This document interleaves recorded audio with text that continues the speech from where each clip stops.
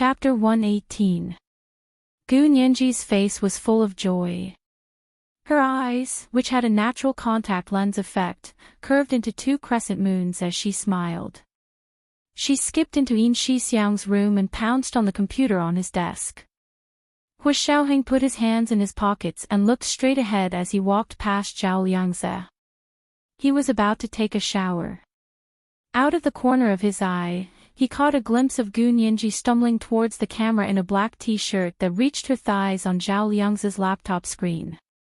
The beautiful face on the screen was like that of a beautiful girl from a manga, as well as those two long legs that were as white as crystal.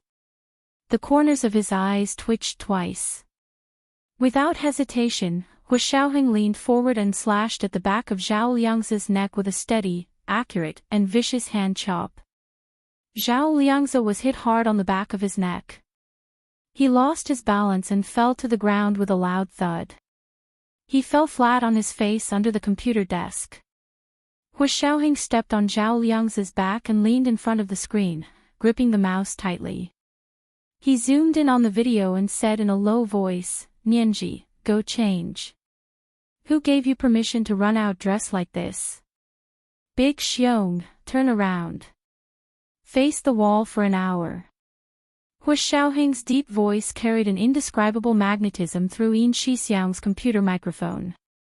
His voice rose slightly at the end, like a hook that made Gu Nianji's heart sway in the air. She jumped and instinctively clutched her chest. "Uncle Hua. I just want to talk to you. I want to hear your voice. I. Can I turn off the camera?" "No need, go change. I'll wait for you." Hu Xiaoheng paused and tapped on the pause button. Gu Nianji hurriedly said, "You promised to wait for me." I'll go change right now." She looked down at herself and her scalp went numb. Pfft. How could she have forgotten about that? Her pajamas were that fish that escaped the net. Today, she had been caught red-handed by the original owner. Gu Nianji's tiny face flushed. She turned to leave Yin Shixiang's room and quickly returned to her own room to change. Poor Yin Shixiang instinctively turned around when Hu Xiaoheng gave the order. He obediently faced the wall and stood in a military posture, not even daring to look sideways. When Gu Nianji returned to her room, she actually didn't have time to find something nice to change into. She hurriedly took off her black t-shirt and put on a tubular, long-sleeved cotton nightgown. She then hurriedly ran back in her slippers. On the other side, Zhao Liangze was immobilized by Hu Xiaoheng's foot. When he heard the computer go silent, he finally called out, "Hu Xiao, please have mercy on me and let me face the wall. My bones have been broken by you." Hu Xiaoheng looked down at him and retracted his leg. He lowered his body and sat on the soft computer chair that Zhao Liangze had been sitting on. Zhao Liangze crawled up from the floor and was about to speak when he saw Hu Xiaoheng glare at him. He quickly made a gesture of gouging his eyes and zipping his mouth, indicating that he did not see anything and would not say anything. Hu Xiaoheng felt annoyed and lightly clicked the mouse. "Go check if the network signal is safe. Check if the image just now has been cached. If it does, delete it from the entire network." Zhao Liangze sighed and rubbed his back that was hurting from Hu Xiaoheng's stomp. He took out another laptop to check the image just now. The system did have a cache, and so did the network. Zhao Liangze glanced at Hu Xiaoheng and secretly bent over the laptop to look at the image with great curiosity. What image had caused Hu Xiaoheng to have such a strong reaction? When he saw that it was only Gu Nianji wearing a long t-shirt, he wanted to roll his eyes at the sky. "Why are you rolling your eyes?" Hu Xiaoheng's voice suddenly came from behind Zhao Liangze. Zhao Liangze did not expect Hu Xiaoheng to walk up behind him again. He forced himself to stop rolling his eyes. Screech. This high-difficulty movement was simply going to make one's eyeballs cramp. "Hu Xiao, you're making a mountain out of a molehill. Nianji's outfit is very normal. All young girls dress like this." I've even seen shorts so short that half of their buttocks are exposed. What is she wearing? Zhao Liangzi rubbed his eyes that were about to cramp with dissatisfaction. Hua Xiaoheng pursed his lips and put his hands in his trouser pockets. He thought about it expressionlessly. This kind of outfit seemed pretty normal, think about it. Whether it's a young girl from our country or a young girl from Europe, Nianji's outfit is really not excessive. Even if she wore this out for a walk, she would still look adorable. Zhao Liangzi pointed at the frozen image and analyzed it carefully. Look, only her collarbone is exposed. The bottom half of her thigh and calf are exposed. She's even wearing slippers. Even her toes aren't exposed. What's the big deal? Is it worth it for you to go through all this trouble for me and Big Xiong? She's just a young girl. She's not even a woman in Big Xiong's and my eyes. Are you unhappy with me? Hua Xiaoheng's voice was even deeper. It sounded like it was coming from his chest. If one leaned against his chest and listened carefully, they would almost hear echoes and resonance. Zhao Liangzi shuddered. He was so scared that he wanted to shrink back. He hugged his head and said, I wouldn't dare. I wouldn't dare. I wouldn't dare. When Hua Xiaoheng had this kind of voice, it was when he was furious. Zhao Liangzi couldn't understand how he had crossed Hua Xiaoheng's bottom line. Hua Xiaoheng was actually angry at himself. He was angry at himself for reacting so strongly. She was wearing a simple long black t-shirt that wasn't revealing at all. Zhao Liangzi and Yin Shixiang couldn't even tell the gender of the t-shirt, but in Hua Xiaoheng's eyes, even though it was only a glimpse, it made his heart skip a few beats. Hua Xiaoheng turned around without batting an eyelid. He returned to the soft computer chair and sat down. He tilted his legs and silently held his breath. No one else was wrong. It seemed like he was the one at fault. He really shouldn't have. His self-control was extraordinary. In just a breath's time, Hua Xiaoheng had already returned to normal. He clicked lightly to open the video and said to Yin Shixiang, Big Xiong, come here. I have something to ask you. Yin Shixiang knew that this meant he would be released from solitary confinement. He let out a long sigh of relief and answered cheerfully. He ran over and flashed a big smile at the camera. He promised repeatedly, don't worry, Hua Xiao. I'll take good care of Nianji. I won't let her go out dressed like that. Gu Nianji had already changed her clothes and was walking over. When she heard how Yin Shixiang had sold her out just to please Hua Xiaoheng, she angrily knocked his head from behind. Brother Xiong. What nonsense are you talking about? Why would I go out in pajamas? Yin Shixiang was very glad that Gu Nianji had come to his rescue. He chuckled and hugged his head as he scurried to the side. I was just giving an example. Don't take it seriously. I'll give it to you. You go first. Gu Nianji rolled her eyes at him and sat down in Yin Shixiang's seat. She looked up to see Hua Xiaoheng's despairingly handsome face on the screen. His usual silent and cold expression made her heart palpitate. It was all too familiar. She felt especially intimate and satisfied. She immediately flashed a cute smile at the camera and said in a sweet voice, Uncle Hua, I'm changing. Does it look good? Yes, it looks good. Hua Xiaoheng said casually. Yin Shixiang and Zhao Liangzi curled their lips at the same time. Damn it. How was that straight-up skirt that resembled a nun's beautiful? These two people should be attending ophthalmologists at the Imperial Military Hospital. This was the first update. The third update would be released at the same time. There was also the second update, and the 2300 plus update. Then there was the third update. Asking for recommendation votes and monthly votes at the end of the month. Our monthly votes will be invalid if we don't vote. Hurry up and vote. Oh, intersection. Oh. Chapter 119. On the surface, Hu Xiao appeared to be overbearing and strict, but he really spoiled Gu Nianji to the core. Even looking at the ugly pajamas, Hu Xiao could see the word good in Hu Xiao's eyes. He really had to give it to him. Zhao Liangze also silently cursed Hu Xiaoheng for being so protective of her. What if Nianji gets married in the future? Zhao Liangze couldn't help shuddering, and silently lit a candle for Gu Nianji's future husband. When Gu Nianji saw Hu Xiaoheng, there was no one else in her eyes. She began to ramble on about all the things she had experienced since coming to the United States. Of course, she cleverly hid the fact that when Shuyi had installed a camera in their old apartment. Hu Xiaoheng remained silent the entire time, quietly watching the video. Gu Nianji was the only one talking. At the end, Zhao Liangze and Yin Shixiang couldn't help yawning. Gu Nianji finally snapped out of her daze and said sheepishly, "Oh, was I too long-winded? Uncle Hua, I'll make it short in the future. Keep in touch." She looked at her watch and saw that it was almost time for afternoon classes. Hu Xiaoheng finally said, "How many of those black t-shirts do you have?" Gu Nianji blushed. As expected, the original owner had caught her red-handed in front of her face. How embarrassing. Gu Nianji stammered, "No.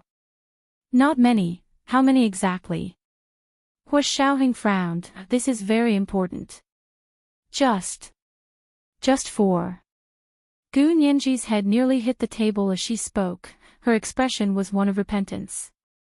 Hu Xiaoheng grunted, "Take them all out for Big Xiong to destroy." Hu Xiaoheng usually only gave orders and never explained. However, seeing how embarrassed Gu Nianji was, he still said, "Those t-shirts of mine all have a special logo. If someone from the United States sees it, it will bring you trouble." Gu Nianji, Yin Shixiang, and Zhao Liangze all understood and worshipped Hu Xiaoheng even more. They really hadn't thought of this. Hu Xiaoheng's black t-shirts were specially made by the Empire's military and had special markings. If the CIA obtained it, even if it was just a corner of the shirt, they might be able to restore the entire shirt. Then, they would be able to deduce that a high-ranking military major general of the Empire or someone closely related to the major general had come to the United States. Thinking about it this way was indeed very disadvantageous to Gu Nianji and Yin Shixiang. "Hu Xiao, I'll destroy it immediately." Yin Shixiang immediately patted his chest and promised. He quickly rushed to Gu Nianji's room and rummaged through the drawers and cabinets for her pajamas. Gu Nianji blushed even harder. She was extremely embarrassed, but she sincerely stood up and bowed her head. "Uncle Hua, I was wrong. I won't do it again." "Yeah, you didn't bring anything else, did you?" Hu Xiaoheng asked worriedly. No. Gu Nianji shook her head like a rattledrum. "Just this one." She was unwilling to give up and pouted. She sounded like she was about to cry. "But I only have these 4. After all these years, she had finally managed to smuggle them out right under Hu Xiaoheng's nose. She felt like crying just thinking about it. Hu Xiaoheng looked at her quietly for a while. He pulled out a cigarette and tapped it on the computer desk. He couldn't find where he'd put his lighter. Zhao Liangze, who was usually very observant, quickly came over and lit the cigarette for him. Hu Xiaoheng took a deep drag and said dryly, "You can pick a few more from my place when you get back." "Really? That's a promise." "You can't lie." Gu Nianji's head snapped up, a dazzling smile on her face. Hu Xiaoheng averted his eyes and lowered his eyes to take another drag of his cigarette. "Yeah." He blew out a ring of smoke, blurring the image in front of the camera. "That's great. Uncle Hua, I have to go to class. I'll contact you tomorrow." Gu Nianji was very satisfied. She waved at the camera and happily turned to leave. When she was out of Yin Shixiang's room and out of sight, Hu Xiaoheng nodded to Zhao Liangze. "Delete all the video of you and Nianji." "Yes, sir." Zhao Liangze understood the rules. He walked back to his computer and began deleting the RAM and cache. Yin Shixiang walked over with 4 black t-shirts. He said to Hu Xiaoheng, "Mr. Hu, should I destroy them now?" Hu Xiaoheng nodded and watched Yin Shixiang put the 4 t-shirts into the stainless steel trash can in the room. He lit the hem of the shirt with his lighter, then threw it in and closed the lid. The black smoke from the burning t-shirts was trapped in the stainless steel trash can. It didn't cause the room's smoke detectors to go off. Yin Shixiang burned the 4 black t-shirts to ash and flushed them down the toilet before sitting back down. He said to Hu Xiaoheng and Zhao Liangze through the camera, "Ninji said everything she wanted to say. I have nothing else to add. But I still have something I'd like Mr. Hu's approval and authorization." He paused, then continued, "It's like this, I want to teach Ninji how to cook." Zhao Liangze coughed violently when he heard this. He gasped, "Big Xiong, what are you doing? Teaching Ninji how to cook? Only you can think of that." "I'm serious." Yin Shixiang had already guessed that they would laugh at him. He quickly explained, "Think about it, Ninji will be 18 in the second half of the year, but she hasn't even cooked rice before. She probably doesn't even know how to wash rice, let alone cook. She's going to get married in the future. With a husband and children, how can she let them eat takeout every day? Even if she has the money, it doesn't make sense. If her husband thinks she's not virtuous and doesn't know how to cook, then the quality of her marriage can't be guaranteed." "Ha, Big Xiong, you're overthinking it. I think Ninji should really call you godfather." Zhao Liangze slapped his thigh and laughed so hard he couldn't stand straight. Hu Xiaoheng frowned. He instinctively didn't want Gu Ninji to learn how to cook. "Big Xiong, you shouldn't care about these things. Just look after her and make sure she gets through the next 6 months safely." "Oh." Yin Shixiang didn't expect Hu Xiaoheng to completely disagree. "You mean you don't want to teach her?" But if he didn't teach her, then he would have to cook every day. Yin Shixiang would rather go on a mission and run through a hail of bullets than run around the kitchen. That would be too degrading. Cooking is such a simple thing. Even if you don't teach Ninji, she'll learn it on her own.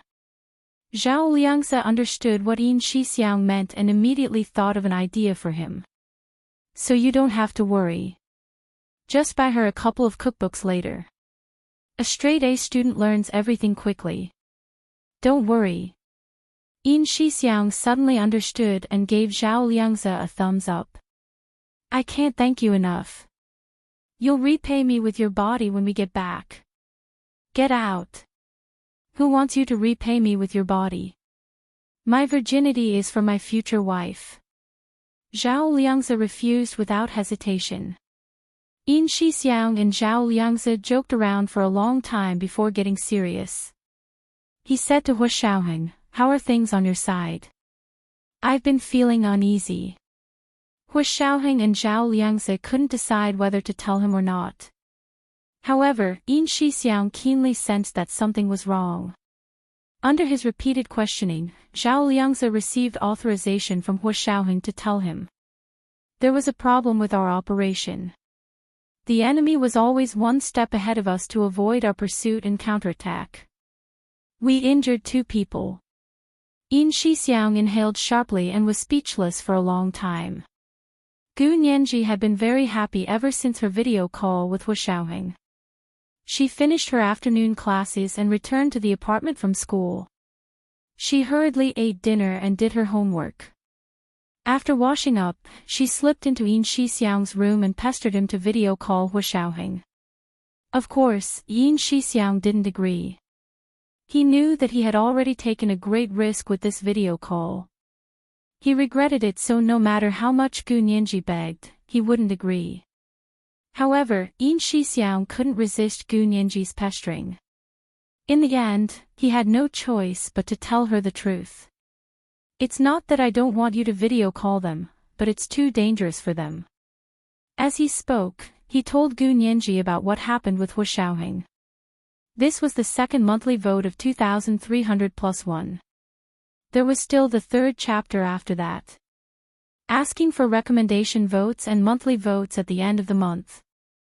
Our monthly votes are invalid if we don't vote. Hurry up and vote. Oh, intersection. Oh. Chapter 120. You're saying that the enemy was always able to evade their attacks and retaliate, and Uncle Hua's team even injured 2 people. Gu Nianji grew nervous. Is Uncle Hua okay? Did you see him get hurt?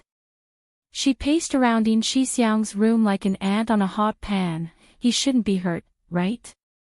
I remember seeing Uncle Hua's head, arms, and legs all fine, but I couldn't see the clothes he was wearing. But Uncle Hua was sitting down and didn't stand up. Maybe his legs were actually hurt. Don't spin so fast, it's making me dizzy. Yin Shixiang shook his head with a wry smile. Don't worry, no one in this world can hurt Hua Xiao. He wasn't the one who got hurt, it was one of our team members. Gu Nianji sighed deeply and pressed her palms together, bowing to the 4 corners of the room, praying to the gods and Buddhas to protect Hua Xiaoheng and keep him safe. Okay, go back and chant, stop praying here. Yin Shixiang looked down on the gods and Buddhas. There was never a savior, the only one who could save us was ourselves. Gu Nianji snorted, I'm asking for peace of mind, don't be sarcastic. She wasn't in a hurry to leave and sat on the 2-seater sofa in Yin Shixiang's room with a frown. But what's going on? Do they have a clue? Not yet. Yin Shixiang slapped the table. I suspect there's a mole. Are you sure? Gu Nianji was confused. If there really is a mole and they know about Uncle Hua's operation, then they would have failed in the Czech Republic, right? That's true. Yin Shixiang fell into deep thought. He crossed one arm across his chest and twisted his jaw with the other as he paced around the room. Why did nothing happen in the Czech Republic, but something happened in Vienna, Austria? Why is the Whitewater security group so powerful? How did they manage to organize a counterattack in 2 weeks?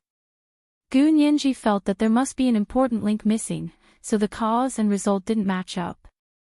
She sat in Yin Shixiang's room for a while before returning to her own room. Since video calling Hua Xiaoheng and his team would pose a major threat to their safety, Gu Nianji didn't ask for it anymore. When she recalled how Hua Xiaoheng and the others had risked their lives to have a video call with them in the afternoon, she felt a sense of lingering fear. If Hua Xiaoheng and the others were in a disadvantageous position because of this reason, Gu Nianji believed that she would not be able to absolve herself from the blame even if she died 100 times. She returned to her laptop and sat down. Her eyes stared at the screen of her laptop. In fact, she wasn't looking at anything. Her eyes weren't even focused. Her fingers clicked on the mouse as she muttered. Someone found our location first. This should be the fault of the navigation system, right?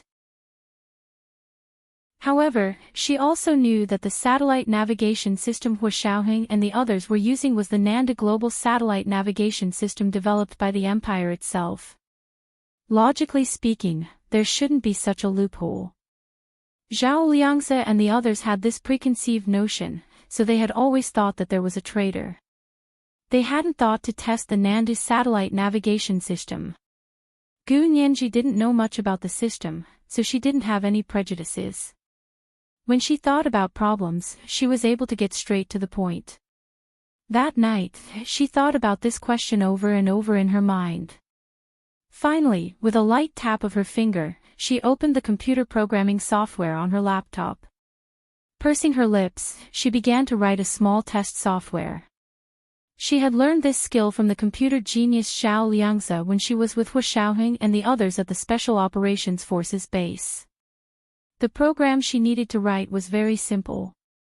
Its main function was to send out some signals to test the safety and stability of the satellite navigation system. She knew the frequency of the Nanda Global Satellite Navigation System, so she quickly began to run the software and continuously send out detection signals to the system. These signals could test whether the system was working properly. Half an hour passed, and her software was still running smoothly. The signals were sent out and reflected back to her laptop with a special receiver. This special receiver was Yin Shixiang's instrument. It could amplify electromagnetic signals, just like the antenna of a television. However, after midnight, the software Gu Nianji had set up suddenly began to beep loudly. Gu Nianji, who had fallen asleep on the table, suddenly woke up with a start. She rubbed her eyes and looked at the screen of her laptop. The software she had written had a large, thick red line on it. In her programming language, it meant that the signal was being recycled. What was going on? Gu Nianji thought she was dreaming. She rubbed her eyes again and pinched herself hard to make sure she wasn't hallucinating. Her software showed that the detection signal sent to the Nanda Global Satellite Navigation System had coincided with another set of unknown signals. When they were reflected back, she had received them all. That was why there were bold, red lines on her computer. Whoosh! What was going on? In a place like the United States, other than Gu Nianji, who else could send a signal to the Nanda Global Satellite Navigation System? Could it be Yin Shixiang? Gu Nianji quickly ran to Yin Shixiang's room door and knocked. Brother Xiong. Brother Xiong. What are you doing? Yin Shixiang was still in a daze and was woken up by Gu Nianji's knocking. He straightened his messy hair and shuffled in his slippers to open the door. What is it? Nianji. You're sleeping. Gu Nianji pointed at Yin Shixiang. Her eyes moved from his fluffy, sleepy face to his wrinkled pajamas. Yes, you just woke me up. Yin Shixiang said angrily, you better have something important to say. Otherwise, no matter how much I love you, I won't let you disturb my sleep. Gu Nianji snorted.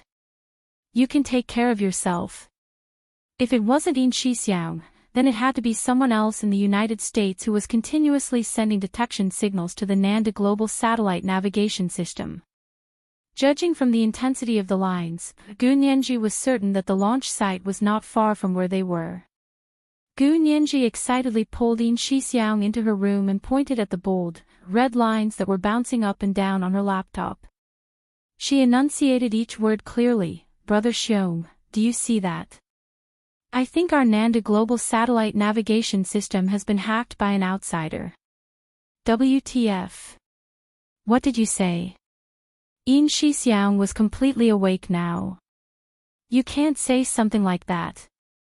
You have to know that the system is the most secretive system in our country. How could it be hacked?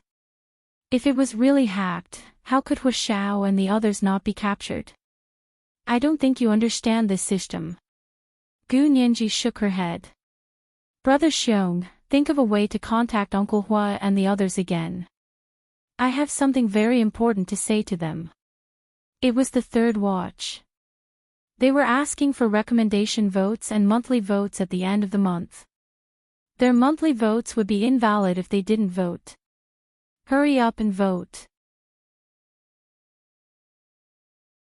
Chapter 121. Yin Shixiang was completely awake now. He combed his messy hair with his hands and stared at the laptop in Gu Nianji's room, which had a thick red line on it. Is this thing really reliable? He walked over and picked up the mouse. He clicked a few times on Gu Nianji's laptop to check her source code. Although Yin Shixiang wasn't as computer savvy as Zhao Liangzi or Gu Nianji, he wasn't a computer idiot.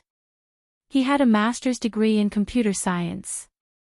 Yin Shixiang sighed in amazement as he read line after line of source code. You're really a genius. If I remember correctly, you only learned computer language from Little Zay for half a year, right? Gu Nianji cocked her head and folded her hands behind her back. She winked at him. Computer language is actually very easy. It has its own context and logic. Also, computer language itself is constantly changing. Even if you have enough experience, you might not be able to beat a newbie. You don't have to make fun of me for being old. Yin Shixiang deliberately glared at her. He was secretly very happy. He had a feeling that Gu Nianji might have accidentally solved a problem that Hu Xiaoheng and the others hadn't been able to solve. What do you want me to do? Yin Shixiang sat down on Gu Nianji's soft computer chair. Gu Nianji pointed at the screen. Brother Xiong, contact Uncle Hua and the others. Don't use instant messaging, use email instead. Use encrypted email and local Wi-Fi. Send it to them and tell them to cut off all communication with the Nanda Global Satellite Navigation System. Since the Nanda system had already been hacked, it was actually safer to use the local network. It was like having a house at home, but the roof was broken and full of holes. It was better to go to the neighbor's house to hide from the rain. Yin Shixiang nodded. I'll send it right away. He used Gu Nianji's computer to send an email to Zhao Liangze. It was 7 a.m. in Vienna, Austria when the email arrived. Hu Xiaoheng and the others were used to waking up early and couldn't sleep. Zhao Liangze went to the kitchen to make coffee and called room service for breakfast. Hu Xiaoheng stood alone by the window and smoked. Suddenly, Zhao Liangze's computer beeped. It was the sound of a special email arriving. Hu Xiaoheng flicked the ash off his cigarette and walked over to Zhao Liangze's computer with a cigarette in his hand. Seeing that it was an email from Yin Shixiang, he thought for a moment and opened it.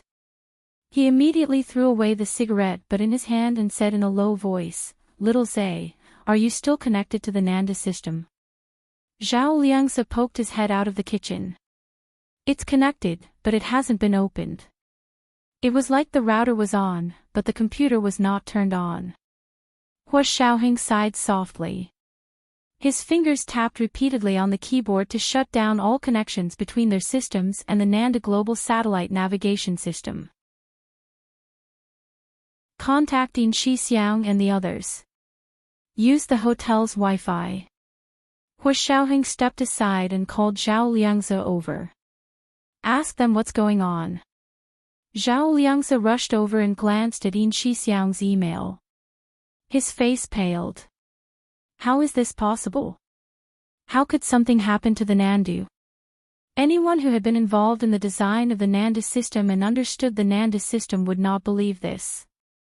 Although Hu Xiaoheng was shocked as well, he had always maintained his composure. No one could see the change in his emotions. He only nodded slightly. If even you didn't think something would happen to the Nanda system, then something must have happened to it. That was the only explanation for why they had been at a loss for so many days. The Imperial Army had already initiated a top-secret investigation to find the spy who might have leaked the information. However, a week had passed, and they still had no leads. If they couldn't take care of the remaining 4 mercenaries in 2 weeks, their deal with Gu Yanran would not be valid. The 6th military region would fail its mission. Hu Xiaoheng would never allow such a failure to happen to the 6th military region, which had just been established. Zhao Liangze checked all the systems and devices again to make sure there were no traces of a connection to the Nanda system. He turned on his computer and connected to the hotel's network. Soon, Yin Shixiang's computer beeped. Zhao Liangze and the others were greeting him. Yin Shixiang heard it and returned to his room with Gu Nianji's computer. Gu Nianji followed him in. Yin Shixiang set Gu Nianji's laptop aside and sat at his desk. He turned on his computer and opened the instant messaging app that was calling out to him. Zhao Liangze's handsome face appeared on the computer screen. Big Xiong, I just got your email. Hey, Nianji isn't asleep either. Zhao Liangze saw Gu Nianji's small face on the screen. In the dark room, the light from the computer screen shone on her delicate features. Her palm-sized face was as clear as a painting. Brother Zay, I have something to tell you. Gu Nianji's expression was very serious, her face tense. Is Uncle Hua here? Yes, speak. Hu Xiaoheng appeared behind Zhao Liangze with his arms crossed. Gu Nianji composed herself and explained the small program and experiment she had done. She then held her laptop up to the camera. Look, the signal reflected back to my receiver is much stronger than the one I sent out. Zhao Liangze was a true professional. He only took a few glances before slamming his hand on the computer desk. Something's wrong. Who's so bold? Who's so good at this? So, the location that's also sending out signals to the NAND system shouldn't be far from where you live, right? Can you find out? Hu Xiaoheng immediately saw through the authenticity of the signals and asked questions that hit the nail on the head. Gu Nianji nodded. I think so too, but Brother Xiong and I still don't know exactly where it is. I know where it is. Yin Shixiang suddenly had an epiphany and thought of a place. He had pretended to be a tourist and visited the place not long ago. Where? Zhao Liangze and Gu Nianji asked in unison. Harvard University's School of Electrical Engineering. Yin Shixiang enunciated each word. If there's a place nearby that's conducting this kind of detection activity, it's the only place that has the necessary equipment and people. That's very possible. Gu Nianji whispered. Harvard University's School of Electrical Engineering is right across from the law school. How about I go there tomorrow morning and see what's going on? Both Zhao Liangze and Yin Shixiang disagreed. No. You don't understand this kind of thing. Let Big Xiong go. Hu Xiaoheng took the mouse and opened a few programs. He said to Gu Nianji, Nianji, go take a look at the School of Electrical Engineering. Don't bring any equipment. Go see who's there and find out what kind of projects they have. Remember not to attract attention. This was the first time Hu Xiaoheng had asked Gu Nianji to do something so serious. She was very excited and nodded quickly. Okay, I'll be there tomorrow. Remember to be careful. Be quick. Hu Xiaoheng looked at his watch. I'll only give you 24 hours. By this time tomorrow, you want results. Is that okay? Gu Nianji gritted her teeth. No problem. After the video call ended, Zhao Liangze said to Hu Xiaoheng with some dissatisfaction, Mr. Hu, Nianji isn't a member of the Special Operations Forces. It's too dangerous for her to do something like this. Hu Xiaoheng toyed with a long cigarette in his hand and said expressionlessly, it's fine. It'll be more dangerous for Big Xiong. Gu Nianji was an exchange student at Harvard and a young girl. If there was a problem with the School of Electrical Engineering, Gu Nianji would be able to find out more easily than Yin Shixiang. This was the first update. There would be a second update in an hour. Monthly votes of 2,400 plus updates. Then there would be a third update. It was the end of the month. Please recommend votes and monthly votes. Your monthly votes will be invalid if you don't vote. Hurry up and vote. Chapter 122. Gu Nianji returned to her room, still very excited. However, she was still young, so she tossed and turned on the bed for a while before falling into a deep sleep. The next day, she opened her eyes and got up as soon as her alarm clock rang. After washing up in a hurry and eating breakfast, she carried her laptop out of the house. She actually didn't have any classes that morning, but in order to find an excuse to go to the School of Electrical Engineering opposite the law school, she still went to the small classroom to study.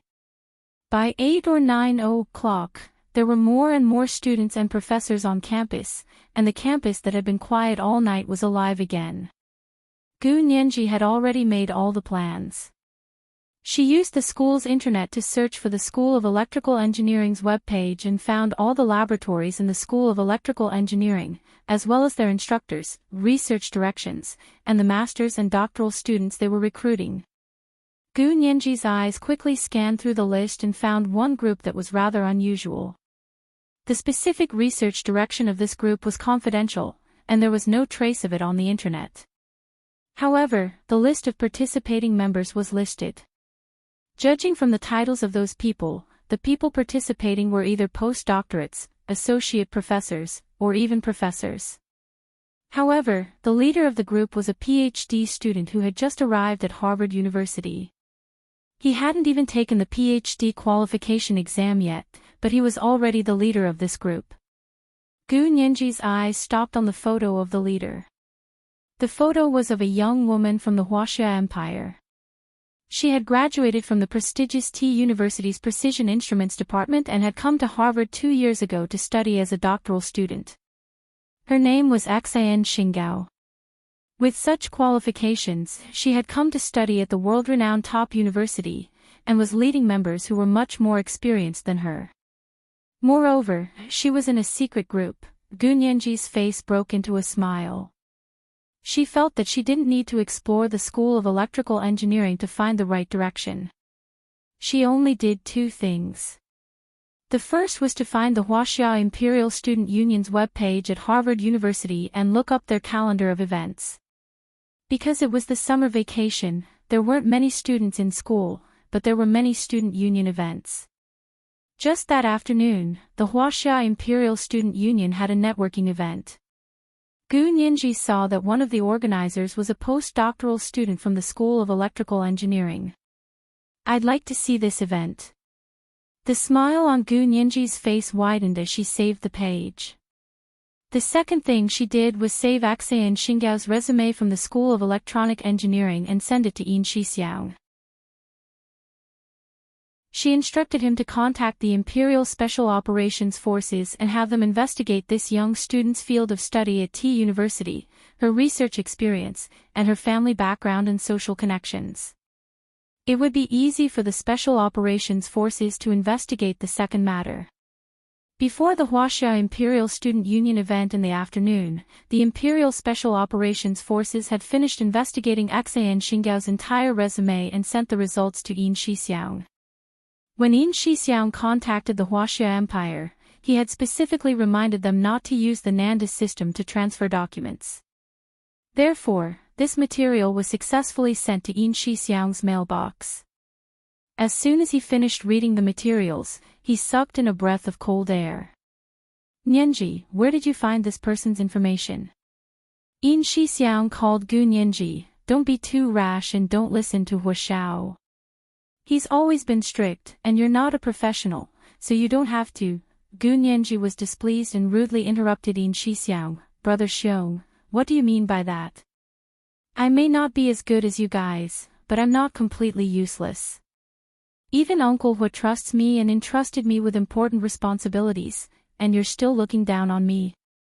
Yin Shixiang laughed bitterly. "How would I dare look down on you? Nianji, I'm just worried about your safety." "I know." Gu Nianji chuckled. "Smart people use their brains, not their guts, to solve problems. Alright, I'm hanging up. I have a party this afternoon." Gu Nianji had just turned off her phone when she looked up to see He Zhichu leaning against the door of the small classroom. He was wearing a smoky gray iron-free Egyptian cotton shirt with his sleeves rolled up. His long, straight legs were tucked into a pair of light gray trousers. He looked down at her quietly, his shimmering, sultry eyes rippling with warmth, but his tall nose and tightly pursed lips made him appear extremely cold and aloof. His enigmatic, contradictory temperament had mesmerized countless women. "Professor He, when did you get here?" Gu Nianji calmly looked at her watch. "You don't have classes today. Am I seeing things? What kind of party are you going to?" He Zhichu asked dryly. "Are you that free?" Gu Nianji. Couldn't she even go to a student council event? Normally, Gu Nianji wouldn't go, since she wasn't a big fan of group activities. But this time, she had a reason she had to go. "It's a party for our National Student Council. I'm new here, so I need to get to know my classmates." Gu Nianji smiled sweetly as she put away her laptop and put it in her backpack. She got up and walked past He Zhichu. "Professor He, are you here for work?" "Where?" He Zhichu's eyes followed her as she moved. "Where is what?" "A party." Gu Nianji looked down at her phone. She had entered the address into her phone. "Oh, it's not far, just 3 blocks away." Gu Nianji looked at the map. I'll drive you there. He Jichu turned to go downstairs. 3 blocks isn't that close. Gu Nianji actually wanted to take the opportunity to go to the School of Engineering across the street to look for someone. She had memorized the organizer's name and resume and planned to get closer. But if He Jichu drove her there, she wouldn't be able to go to the School of Engineering.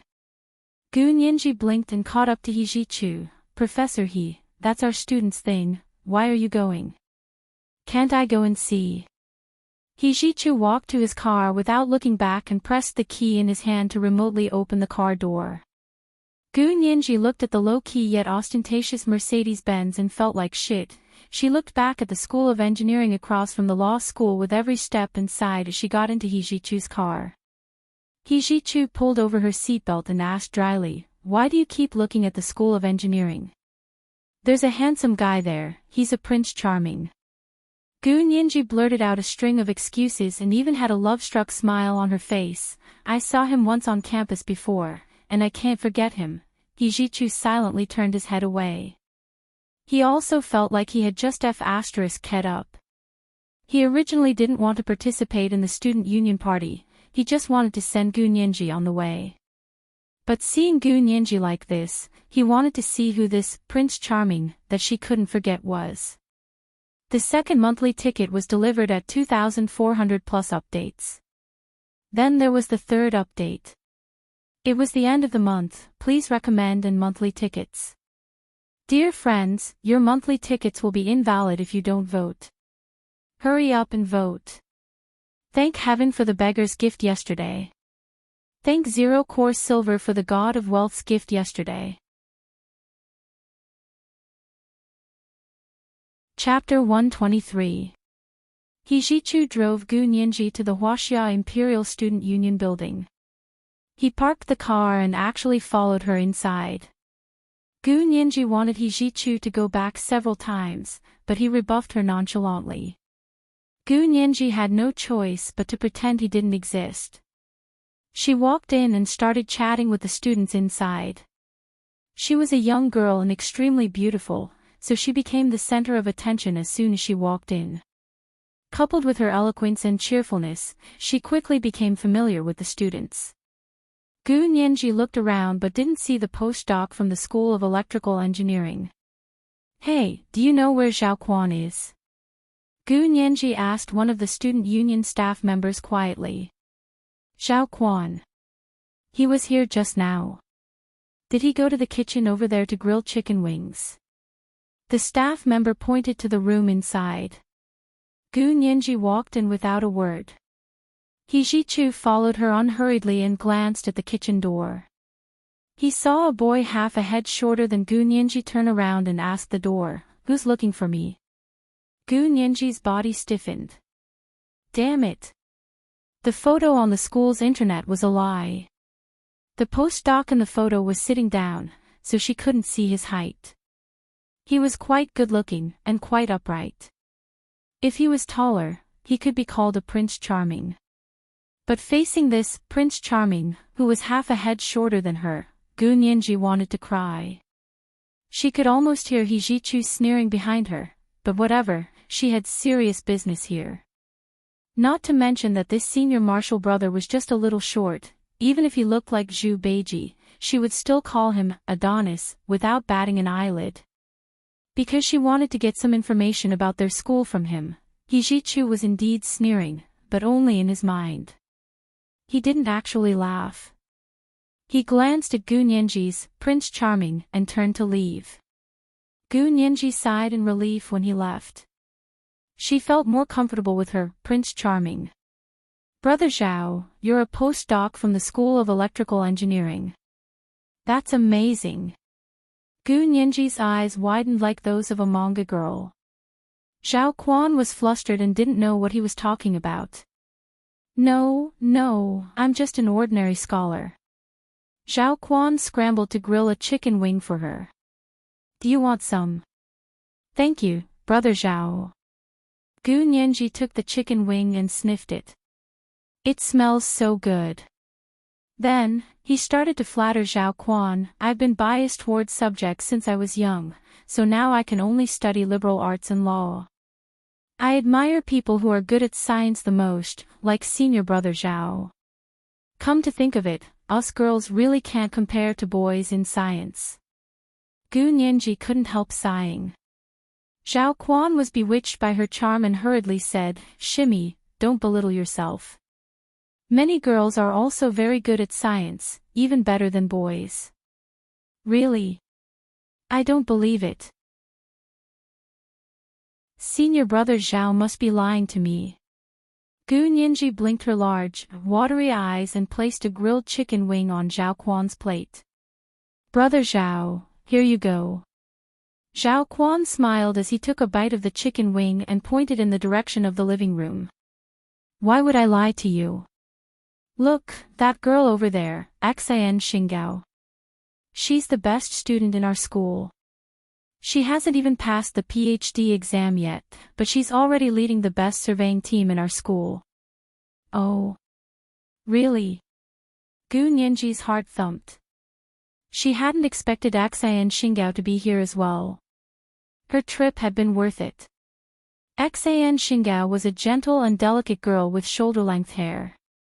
She wore casual clothes and held a glass of beer in her hand as she chatted with the president of the student council. Gu Nianji set down the plate of chicken wings and wiped her hands with a napkin. She handed Zhao Quan a bottle of beer. "Have some beer, senior brother. It goes well with grilled chicken wings and beer." Zhao Quan drank half the bottle in one gulp. "Of course it's true. You can check the school's internet if you don't believe me. It's all public information." "Oh. Then it's probably nothing special." Gu Nianji shrugged. "Maybe she's just lucky." "It's not luck. Did you know? Their surveying team isn't just any surveying team. They're measuring the channel encoding of satellite signals. Did you know that?" Gu Nianji pretended to be confused. She shook her head. "I don't know." "Oh my, why are you talking about this? That's horrible, I don't want to hear it." She giggled and pestered Zhao Quan to tell a few jokes. She saw a female classmate about the same height as Zhao Quan glaring at her. She finally stood up. "I'm going out to take a look.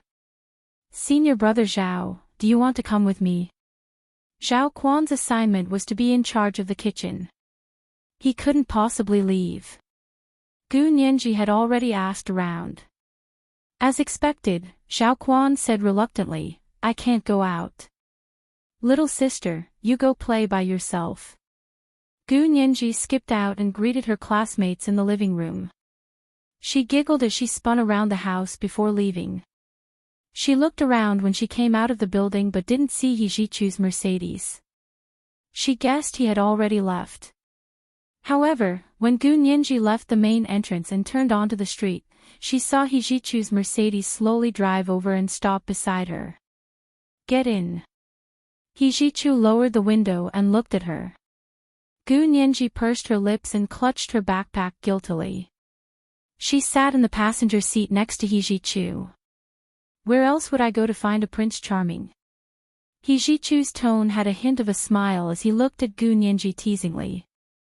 Gu Nianji's head was almost buried in the backpack she was hugging. She muttered, "How can there be so many Prince Charming? It's already good enough to find one today." Ha! He Jichu didn't want to talk anymore. He kept a straight face as he drove her back to her apartment at lightning speed. "Since you're so free, I'll send you a document later. It's a new case we accepted.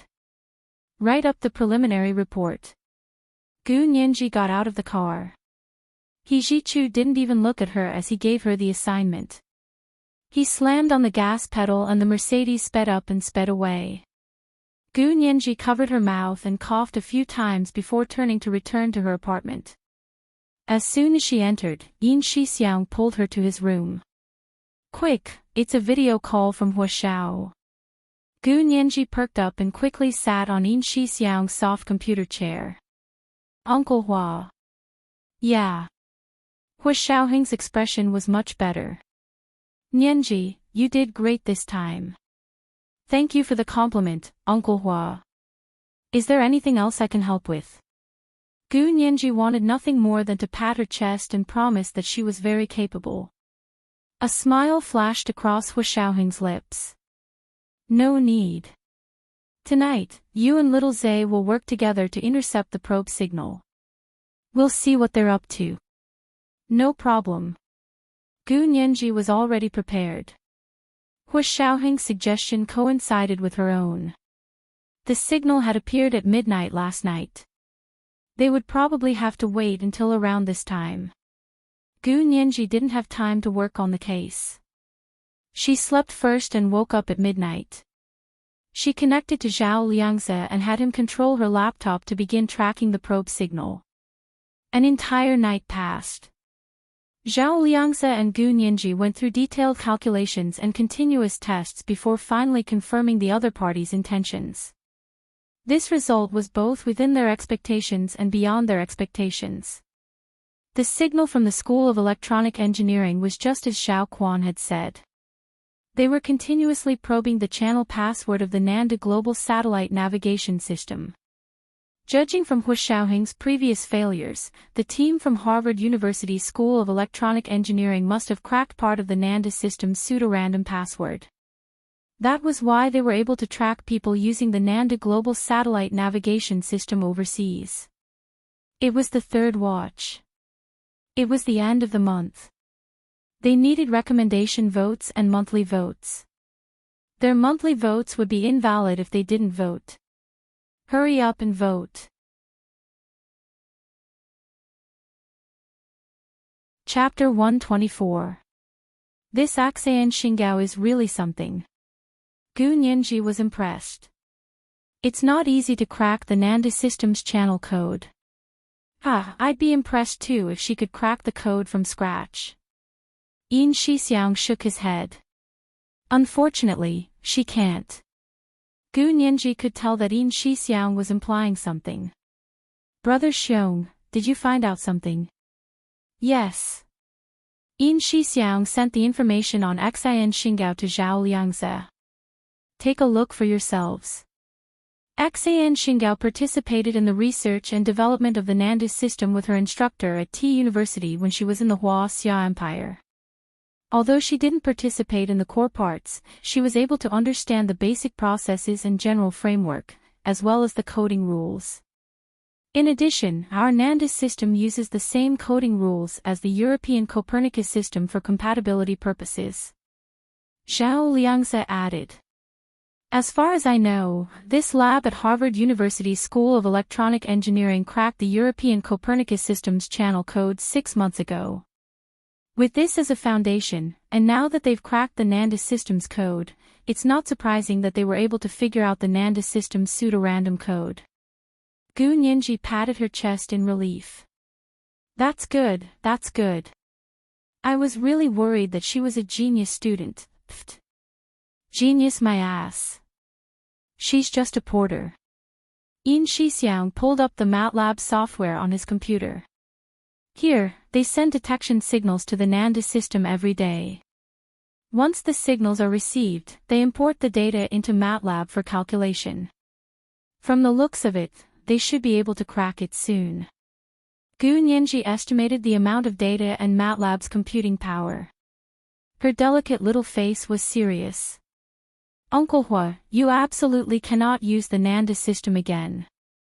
Hua Xiaoheng sat in front of the computer, holding the mouse with one hand and resting the other on the back of the computer chair. His posture was much more relaxed. Nianji, I really have to thank you this time. His voice came from the computer's microphone. It was deep and magnetic, and it went directly into Gu Nianji's ears and into the bottom of her heart. Her ears were numb, and she couldn't help pinching her earlobe to soothe the numbness. She smiled and said, Uncle Hua, I'm happy to be able to help you. She then asked, should we notify the Empire to change the channel password for the Nanda Empire? Will it be a huge loss? On the other side, Zhao Liangze said angrily, the biggest loss was our operation this time. We were careless and fell into someone else's trap. Apart from that, it didn't matter much. This was because the NANDIS system's civilian code had always been free for everyone to use. But whether I voluntarily let you use it or whether you stole my password and used it are two different things. Gu Nianji snapped her fingers. Understood. Isn't it the same as our next-door neighbor cracking our Wi-Fi password and secretly using our network? That sounded like a good analogy. Zhao Liangze and Yin Shixiang laughed at the same time. That's right. This was the principle. The unscrupulous neighbor is tapping on our Wi-Fi. That's so low. Gu Nianji laughed as well. She actually understood what Zhao Liangze hadn't said, otherwise he wouldn't have been so angry. Although Axeyan Xinggao's American team had cracked the civilian code still had some rules to it. If the Americans hadn't discovered the Huaxia Empire's password rules in time, there would have been no end of trouble. Therefore, this blow was not a small one. This can be a big deal. Hu Xiaoheng didn't laugh with them. He pointed at the data analysis on the computer. They definitely won't be able to crack the NANDIS system's military code, because I was the one who created it. Of course, if there's a leak like this, even the most complicated code can be cracked. Zhao Liangze and Yin Shixiang nodded. This time, the civilian code was cracked because of a leak. If Axeyan Xinggao's team wanted to take credit for cracking the code, Yin Shixiang would be the first to object. Did she ask her father for permission? Did she ask her mentor for permission? This information shows that Axeyan Xinggao's father was the director of the Imperial H Province Police Department. That's why she was able to join the NANDIS system even though she was only a junior undergraduate. Yin Shixiang pointed at the results of the Special Operations Force's investigation. Hu Xiaoheng looked at him through the camera. I've already ordered the Special Task Force of the 6th Military Region to investigate the overseas connections of all the people involved in the NANDIS system's development. As for Axeyan Xinggao's father, he's no longer fit to be the director of the Provincial Police Department. Hu Xiaoheng issued an order back home. The military will investigate him and remove him from office on the spot. That problem was solved, but a new one arose. Without the NANDIS system's support, Hu Xiaoheng and his team's operations were many times more difficult. They still had 4 targets that needed to be eliminated. But they had no leads. Without the NANDIS system's guidance and location, they were deaf and blind. Zhao Liangze and Yin Shixiang were distressed. Hu Xiaoheng couldn't help but smoke another cigarette. Gu Nianji saw it and whispered, "Brother Zhe, get Uncle Hu a cup of coffee. Try not to smoke as much as possible." Hu Xiaoheng looked at Gu Nianji's cautious expression on the computer screen. He tapped the table with the cigarette between his fingers and lit it. He pretended not to hear Gu Nianji and calmly took a drag, exhaling a faint white ring of smoke. Gu Nianji pouted. It looked like Uncle Hu wouldn't listen to her. She shifted her gaze to Zhao Liangze. "Brother Zhe, what about your mission? That's what's bothering us. If it doesn't work out, we'll have to do it ourselves." Zhao Liangze ran his fingers through his hair in frustration. He hadn't had a good rest for the past few days. His eyes were dark and his chin was dotted with dark stubble. Gu Nianji had been thinking about this problem ever since she learned that the NANDIS system had been hacked. Now that she understood the NANDIS system's development process and coding rules, she had a bold idea. "Uncle Hu, Brother Zhe, how about this?" Gu Nianji coughed lightly to get their attention. "We can't use the NANDIS system because we don't want to be tracked by the Americans. But what if we use the European Copernicus satellite navigation system?" The European Copernicus satellite navigation system had been developed earlier than the Huaxia Empire's NANDIS system. However, due to various reasons, it had only been built for European use. It didn't cover the entire planet like the NANDIS system. However, Hu Xiaoheng's mission was to be carried out in Europe, so they only needed a navigation system that covered Europe. Use the Copernicus system. Zhao Liangze looked up abruptly. Good idea. But we have to crack the Copernicus code first. Then we can hack into it like the Americans did to our Nanda system. We can use their system. Crack the Copernicus code. Do you have the time? Yin Shixiang sneered. The Harvard team took almost half a year to crack it, and that was under the leadership of a traitor. Do we have that much time? Zhao Liangze was stumped by the question. Gu Nianji looked at Yin Shixiang's solemn expression, then at the crestfallen Zhao Liangze, and finally at the expressionless Hu Xiaoheng. She raised her hand timidly. Let me try. I should be able to crack the Copernicus system civilian code in a day and a night. This was the first update. There would be a second update in an hour. Monthly votes of 2,500 plus updates.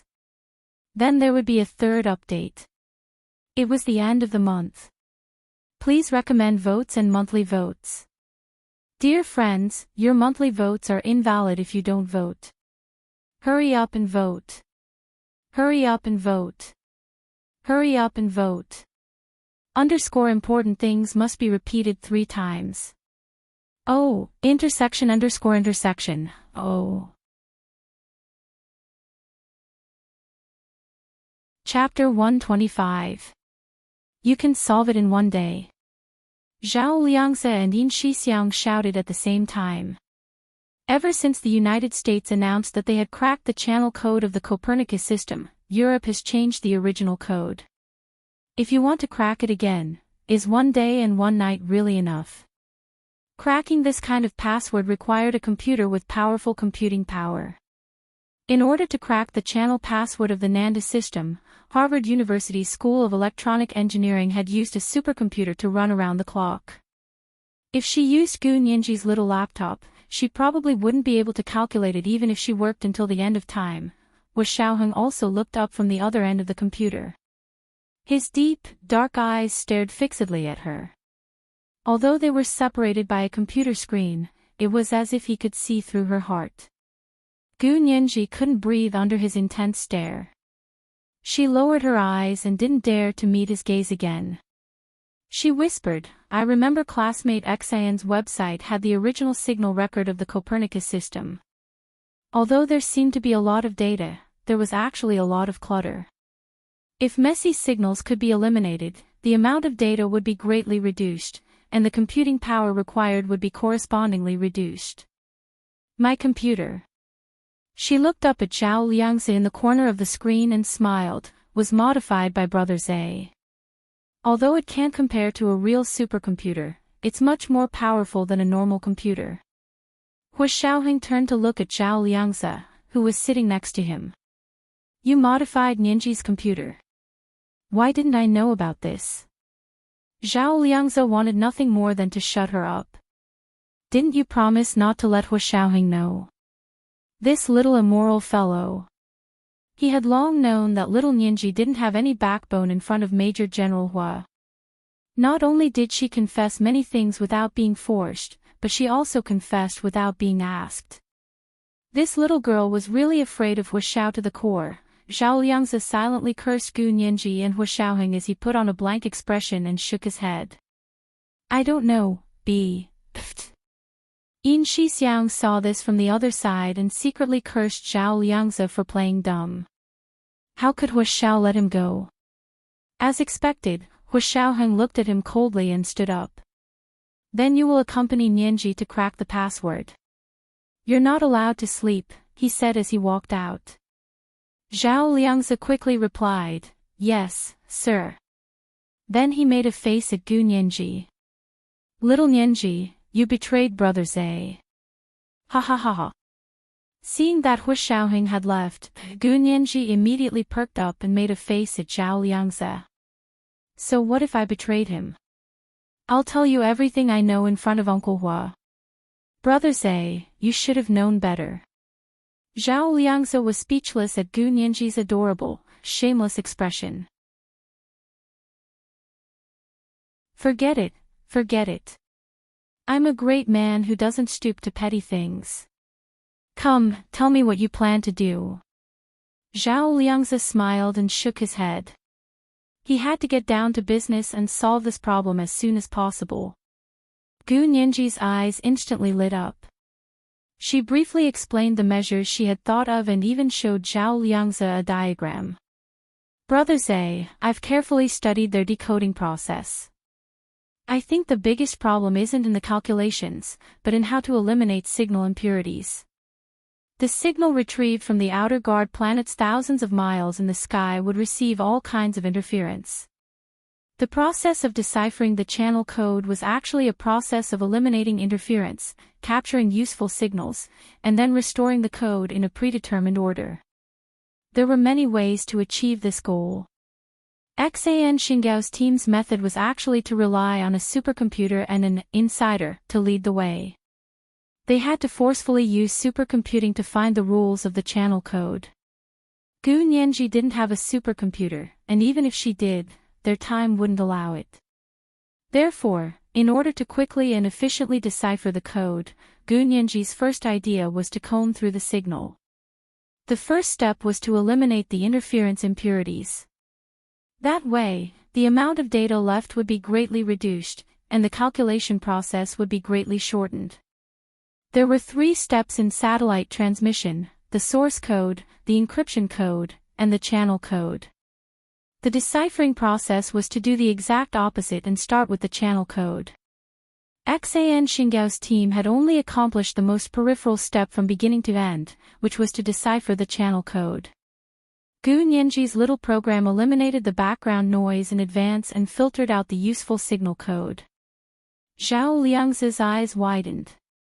He couldn't help but slap the table in praise. Great idea. It was a good idea to take a different approach. How do you plan to remove the interference from the Copernicus signal? Gu Nianji pulled up the little program she had written yesterday.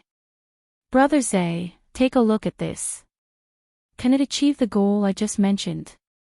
Zhao Liangzi took control of Gu Nianji's computer and directly opened the little program to look through it. As he looked through it, he optimized some areas for her. However, he didn't make any changes to the overall structure of the software. He couldn't help praising her. Nianji, don't study law. Come learn computer science from Brother Zhe. I promise you'll become the greatest hacker in the world. You'll surpass your master and become someone who can step on the shoulders of a giant like Brother Zhe. Pfft. Gu Nianji pouted. You really know how to flatter yourself. Okay, stop talking and let's get started. Okay, did you save the data? Enter it into the computer. Go. Zhao Liangzi turned on his computer and began sending signals to the Copernicus system to intercept the latest signal information. The two of them worked in front of the computer for an entire day and night. They only nibbled on bread when they ate and drank some water when they were thirsty. Other than going to the bathroom, the two of them never left the computer desk. Of course, they didn't sleep either. Because of Zhao Liangzi's help, Gu Nianji didn't even need 24 hours. She only needed 20 hours to crack the Copernicus system's latest channel password and the second layer of encryption. Not only was she many times faster than the American team, but she also went further than them. After cracking the encryption, Zhao Liangzi and the others could use the Copernicus system without fear of being discovered by the people who maintained the Copernicus system. Hu Xiaoheng came back from his morning exercise and heard that the password had been cracked. He patted Zhao Liangzi's shoulder. Go to sleep. We'll move out tonight. Zhao Liangzi immediately stood up. His legs floated in the air as he made his way to his bed. He fell into a deep sleep. He and Gu Nianji had been working under intense conditions for the past 20 hours. It was already very difficult for them to endure it. Hu Xiaoheng looked at Gu Nianji in the video. His voice was much gentler. Nianji, you should go to sleep too. He paused, then asked quietly, are you tired? Not at all. I'm not tired at all. Gu Nianji was so excited by Hua Xiaoheng's concern. I still have something to do. Uncle Hua, just you wait. I'll avenge you. Hua Xiaoheng's lips curved slightly. He shook his head. Be a good girl. He looked at Gu Nianji silently. His cold, heart-stopping eyes were filled with a hint of tenderness that even he didn't notice. Gu Nianji was intoxicated by his gaze. It was almost like hypnosis. Her eyelids drooped and she fell asleep on the computer desk. Yin Shixiang clicked his tongue and carried Gu Nianji to her bedroom. Hua Xiaoheng watched from the video. He pursed his lips imperceptibly and clicked off the video. Out of sight, out of mind, this was the second monthly pass of 2,500 plus passes. Then there was the third pass.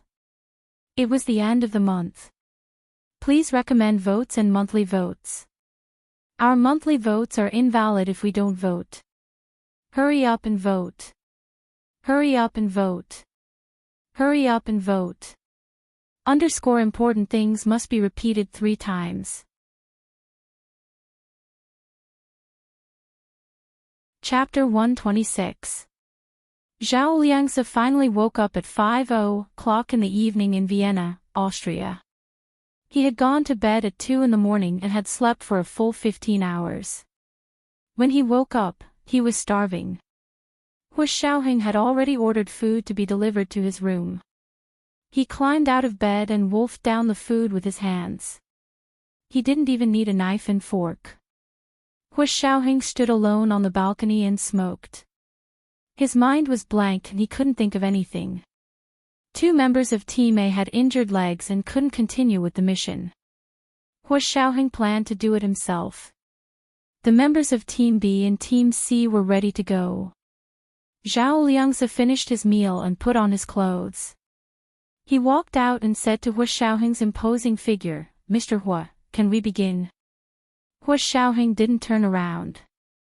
He only nodded. Begin. Zhao Liangzi turned on his computer and began connecting to the European Copernicus satellite navigation system. He had already cracked the password and hacked in layer by layer. Finally, he created an encrypted channel for his team to direct the mission. The 3 men from Vienna had already alerted the enemy. They didn't know where they were now. That was when the powerful and omnipotent social media came into play.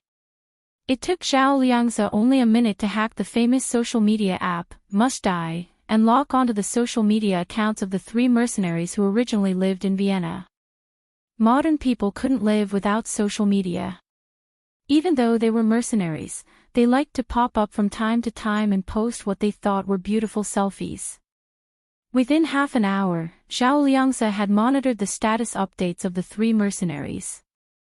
From the internal data display of Must Die, he found the IP addresses of the 3 men when they posted their status updates.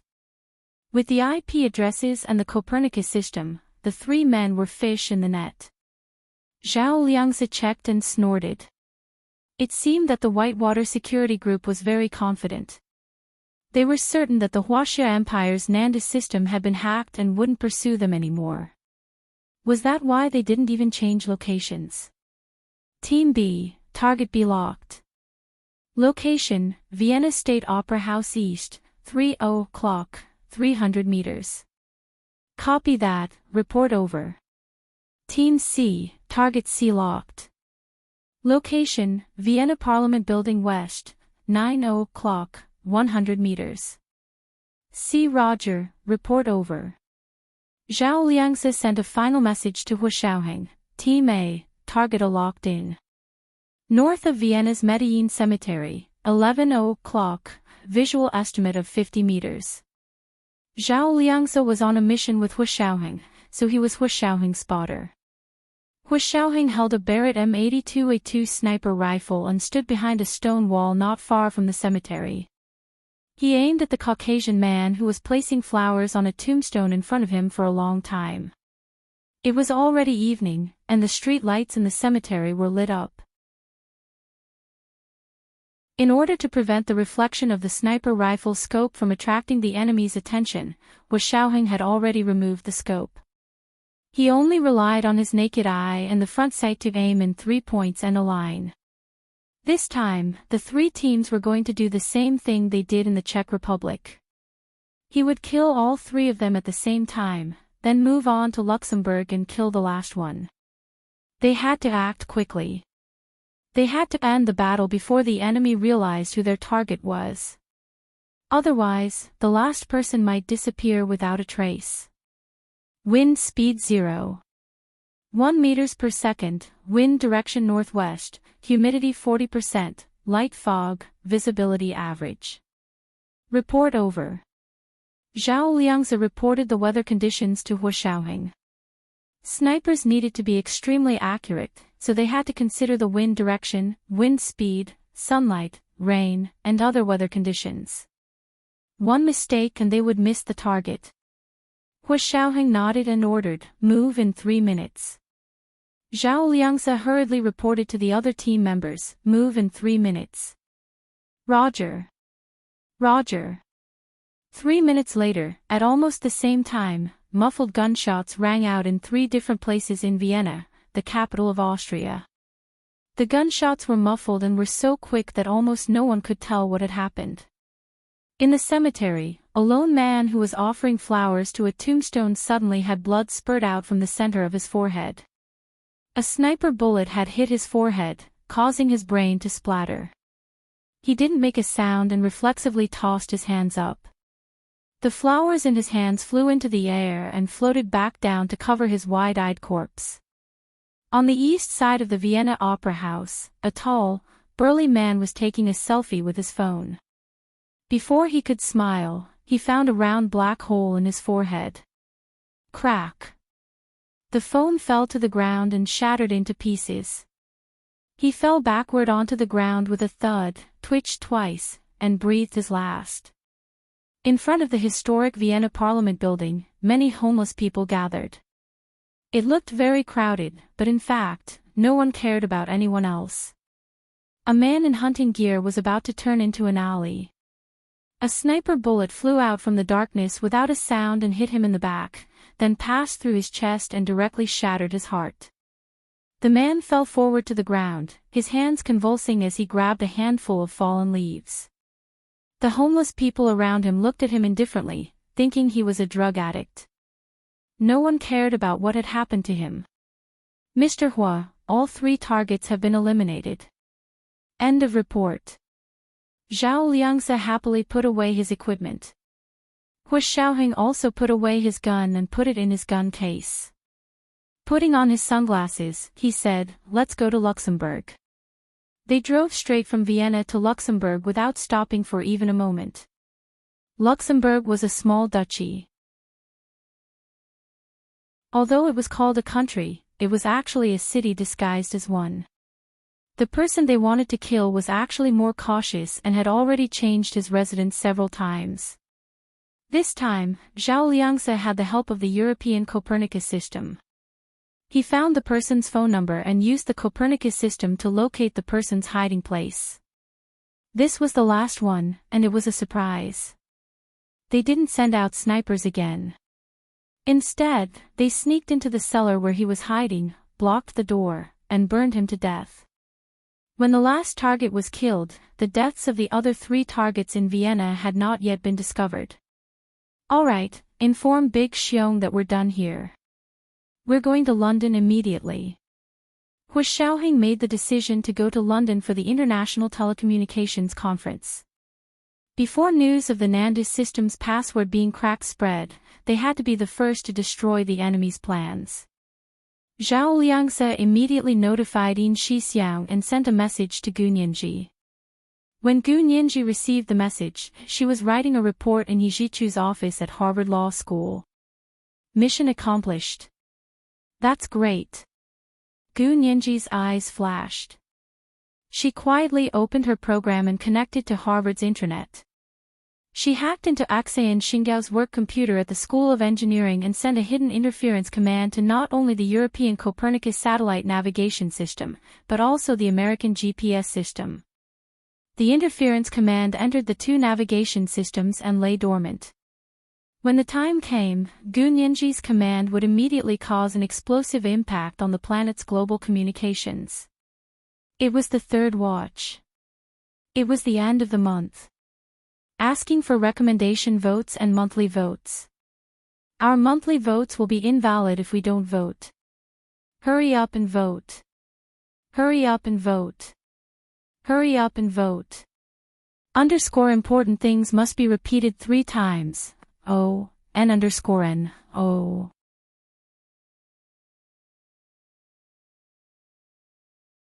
Chapter 127.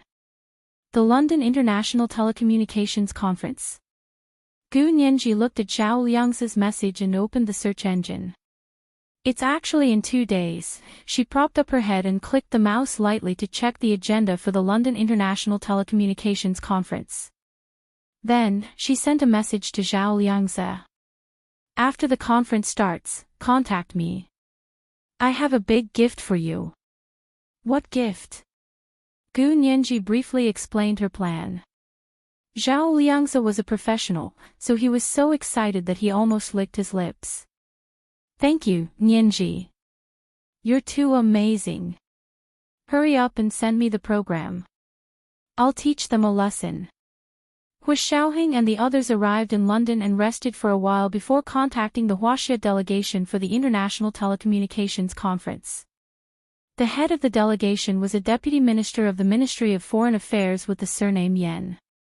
After an hour of private discussion with Hu Xiaoheng, he sent an urgent report to the empire. At 5:00 in the morning on the day of the International Telecommunications Conference, Hu Xiaoheng finally received a reply from the Huaxia Empire asking him to follow Major General Hu's arrangements. Of course, Major General Hu's name was in code, and he didn't specify who it was. Deputy Minister Yan immediately informed all the members of the delegation that there had been a change in plans and that they would be under special orders from the Imperial Army today. Hu Xiaoheng didn't show up directly. Instead, he let Zhao Liangze and Little Su from Team B coordinate. Find someone with a silver tongue and prepare to speak at the conference today. Focus on the commercial value of the Nandu system. Hu Xiaoheng gave the order directly to Deputy Minister Yan. For the sake of confidentiality, only he and Zhao Liangze knew the specific arrangements. At 6:00 in the morning in London, someone knocked on Hu Xiaoheng's hotel room. Zhao Liangze opened the door and saw a tall, fair-skinned beauty standing at the door. Reporting to Chief, First Secretary of the Ministry of Foreign Affairs, Bai Shuang. The beauty stood up straight and nodded at Zhao Liangze with a smile. Bai Shuang's eyes were big, her nose was tall, and her lips were plump. She didn't look like an Asian. She was tall, and she was wearing high heels. A light gray uniform dress suit made her figure stand out. Her chest was high, her waist was thin, and her buttocks were abnormally plump. Zhao Liangze's eyes flashed. This woman probably had some Caucasian blood in her. He opened the door and stepped aside to let Bai Shuang in. Secretary Bai, are you from H province? Come in, the bureau chief is inside. I'm his secretary. Most of the people in H province were of Caucasian descent. Bai Shuang's eyes widened in surprise, and her already big eyes widened even more. Ha! How did you know I'm from H province? May I know your surname? My surname is Zhao. Zhao Liangze led her to Hu Xiaoheng's room and knocked on the door. Chief, Secretary Bai Shuang of the Ministry of Foreign Affairs is here. Hu Xiaoheng opened the door and walked out. He glanced at Bai Shuang. Did Deputy Minister Yan tell you? Yes, Chief. What can I do for you? Bai Shuang respectfully asked. The meeting will begin at 9:00. Deputy Minister Yan said that the situation has changed. May I ask what I should do? That's none of your business. You need to be very familiar with the Nandu system. At 9:00 in the morning, London time, the International Telecommunications Conference started on time. Communication and positioning system manufacturers from all over the world had come here. There were government and private companies. They were all here to find suitable products and understand the most cutting-edge technology development in the communication and positioning industry. This was the grandest and most high-end exchange venue in the global satellite communications industry.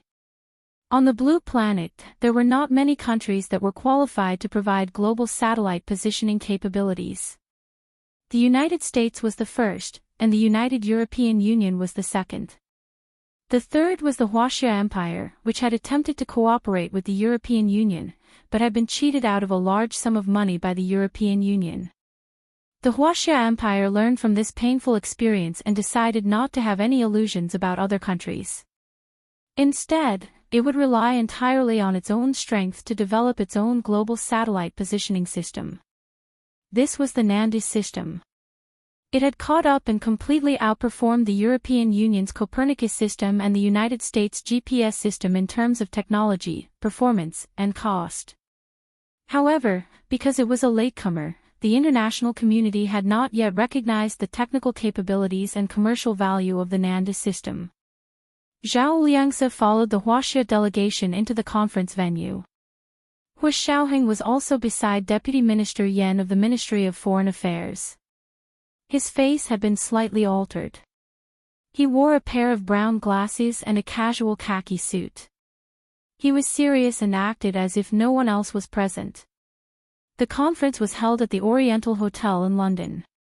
As soon as they entered, they were greeted by a giant LED screen that displayed the blue sky, white clouds, and the endless sea.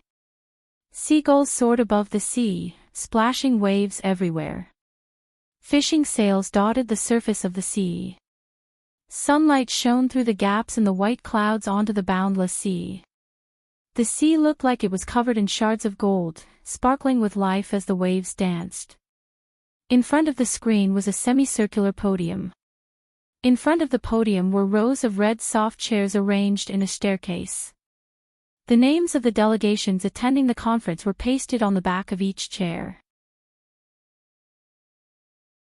The Huaxia Empire's delegation was seated in the first two rows in the middle. Zhao Liangzi followed Hu Xiaoheng and sat down. He turned on his phone and connected to Gu Nianji. They were still using the encrypted channel of the Copernicus system.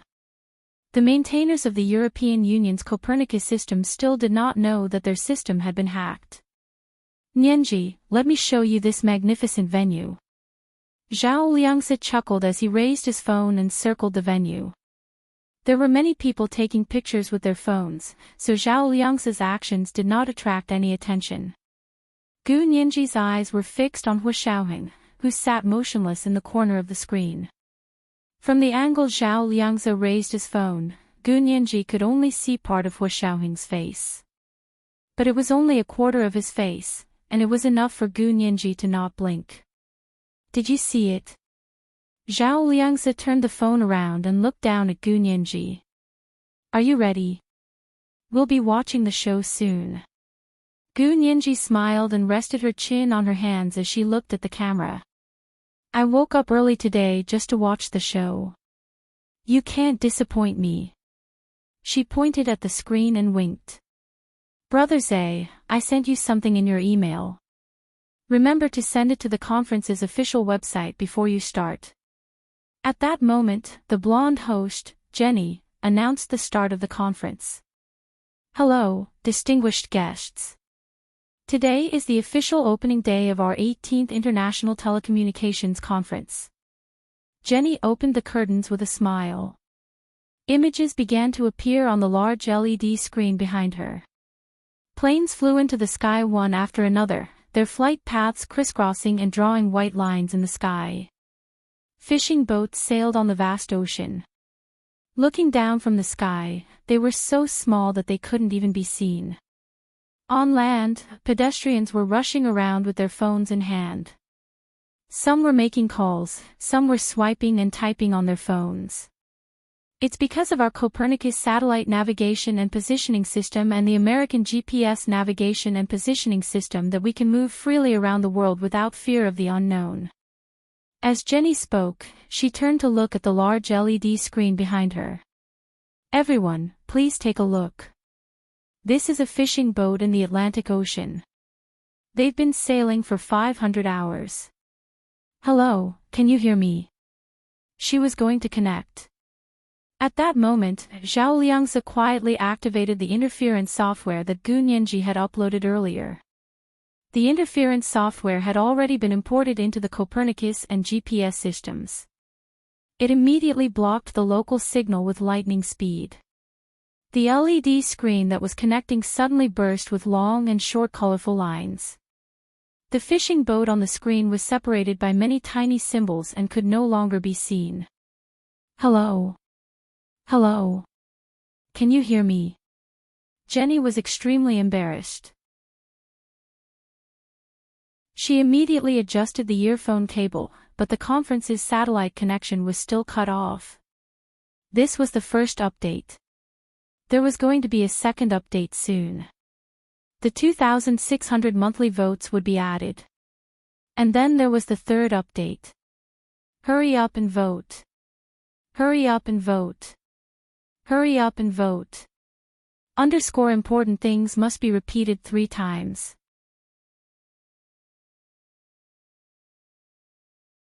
Chapter 128. There was a buzzing sound below the rostrum, along with intermittent sneers. The conference was supposed to showcase the global satellite communication and navigation system, but they had lost track of a fishing boat that had been connected in advance. This was really a huge loss of face. The host of the conference saw that the situation was not good and immediately switched the image to another target. This was also predetermined to be on a research ship in the Arctic. However, this research ship was not as good as the fishing boat from before. There was not even a clear image, and the connection was cut off. The team responsible for the technical aspects of the conference was flushed with anxiety. They typed all kinds of programs in front of the terminal, trying to establish a connection with the satellite, but it was as if there was a door blocking their way. They could not establish contact with the outside world at all. My God! What the hell happened? The Copernicus system is almost paralyzed. Use the American GPS system. The American GPS system is the most powerful. But it's too expensive. Who cares if it's expensive? You have to connect it even if it's sky high. The chairman of the conference was sweating profusely, his bald head glistening with sweat. However, after a long time, they had just established a connection with the GPS system, but they immediately discovered that the GPS system also seemed to have a problem. For some reason, the system was running extremely slowly, and the connection could not be established at all. The bad connection signal kept coming from the other side, which made them jump in anger. Jenny, who was standing on the podium in charge of explaining and marketing, was so embarrassed that she wanted to hide under the table. Hua Xiaoheng turned to look at Deputy Minister Yan. Deputy Minister Yan quickly nudged Bai Shuang, who was sitting next to him. Secretary Bai, it's your turn. Bai Shuang gritted her teeth. Will our Nandu system work? Even the Copernicus system and GPS system were not working. She really had no confidence in the Nandu system. Zhao Liangzi hurriedly uploaded the Nandu system civilian code that Gu Nianji had asked him to upload in advance. He said impatiently to Bai Shuang, hurry up and tell them to switch to the Nandu system. It can help them contact these missing fishing boats and research ships. Go, go. This is an order. Bai Shuang did not dare to hesitate and quickly took the things Zhao Liangzi had given her and walked to the podium. She was an excellent staff member of the Ministry of Foreign Affairs, so she immediately became calm as soon as she reached the podium. She asked in a standard London accent, "Excuse me, Miss Jenny, do you need my help? There's a problem with the satellite system. I don't know how this lady from the East can help us. Are you going to show us some Oriental magic to relieve our boredom?" Jenny, who had blonde hair and blue eyes, said with obvious ill intentions. This obvious contempt completely infuriated Bai Shuang and all the members of the Chinese delegation. At that moment, everyone wished that their country was so powerful that these hypocritical Caucasians had no choice but to bow their heads and lick the boots of the Huaxia Empire, which they had once trampled under their feet. Hee, I don't know magic. Why don't you give us a belly dance while I'm connecting to your electronic system? Bai Shuang winked at her and flashed a big smile. She then handed the thing in her hand to the technical support of the conference. This is the Nanda Global Satellite Navigation and Positioning System developed by our country. It can help you quickly establish a connection with those missing fishing and scientific research ships. The technical support of the conference was desperate. Although they didn't have any hope for the Nanda system, which they had never heard of before, there was no harm in giving it a try, right? However, after establishing a connection, they were shocked to discover that the Nanda Global Satellite Navigation and Positioning System not only had a faster and more accurate connection, but it also had an instant communication function. This meant that not only could they send a message to locate the ship, but the people on the fishing boat could also send a message. Soon, the LED screen on the podium flashed twice, and the interrupted image reappeared. This time, the people on the fishing boat looked anxious, but quickly became extremely happy. They squealed and spoke in Spanish. After the conference's simultaneous interpretation, everyone knew that the fishermen were asking what had just happened and why all the navigation systems had suddenly stopped working. Bai Shuang took the opportunity to grab the microphone from Jenny's hand and explain the situation to the fishermen in fluent Spanish. Because the Copernicus system and the American GPS system have just malfunctioned, the conference will use the Nanda Global Satellite Navigation and Positioning System developed by the Huaxia Empire. This system is compatible with the Copernicus system, so you can use your Copernicus system receiver to receive the Nanda system's positioning and navigation. Remember, the password is... Bai Shuang suddenly slowed down and recited the Nanda system's civilian code word by word. The conference suddenly fell silent. Everyone stared in shock at Bai Shuang, who was reciting the password on the podium. Was this woman from the Huaxia Empire crazy? Did she know what she was doing? She had just revealed such a precious password to the world.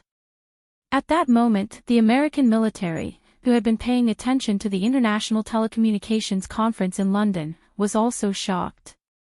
This is too cunning. We can't let the Huaxia Empire succeed.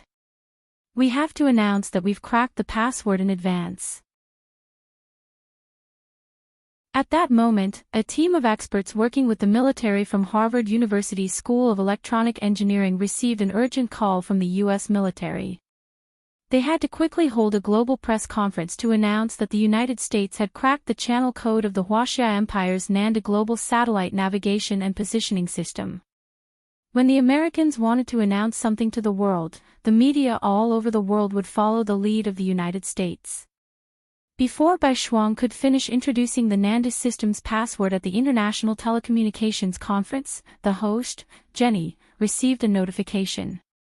She suddenly rushed up and grabbed the microphone from Bai Shuang's hand. She said excitedly, "Dear guests, we have just received breaking news from the United States." As she spoke, she turned around and pointed to the large LED screen behind her. The image on the screen had already changed to the press conference of the satellite mapping team from Harvard University School of Electronic Engineering. "Dear distinguished guests and friends of the press, we have just made a major breakthrough. I would like to announce to you that we have just cracked the channel code of the Huaxia Empire's Nanda Global Satellite Navigation and Positioning System." Clap, clap, clap, clap. The sound of everyone clapping and cheering could be heard on the screen, as well as the sound of champagne bottles being opened. Colored stripes danced in the air, and countless confetti fluttered down. Bai Shuang was stunned. She stood next to Jenny, not knowing what to do. She regretted not explaining the password sooner. Jenny glanced at Bai Shuang proudly. She was overjoyed and thought to herself, "You stole my limelight. You've been slapped in the face, haven't you?" At that moment, Gu Nianji, who had been watching the entire process through Zhao Liang's phone, sneered. She had already prepared for this and had already asked Zhao Liangze to upload the password in advance. Looking down, Gu Nianji quickly typed a few words to Zhao Liangze. "Brother Zhe, pass it to the spokesperson on stage. Let everyone see who is the shameless one." Bai Shuang's phone rang. She looked down and couldn't help but sigh in relief. Looking up, she smiled and grabbed the microphone from Jenny's hand again. She recited the words on the phone without missing a single word. "It's really breaking news. Our delegation has already synchronized the Nandu Systems channel code on the International Telecommunications Conference's website 15 minutes ago. The Americans announced that they had cracked all our passwords in 15 minutes, and now you're blaming me. I really shouldn't have released the passwords in advance."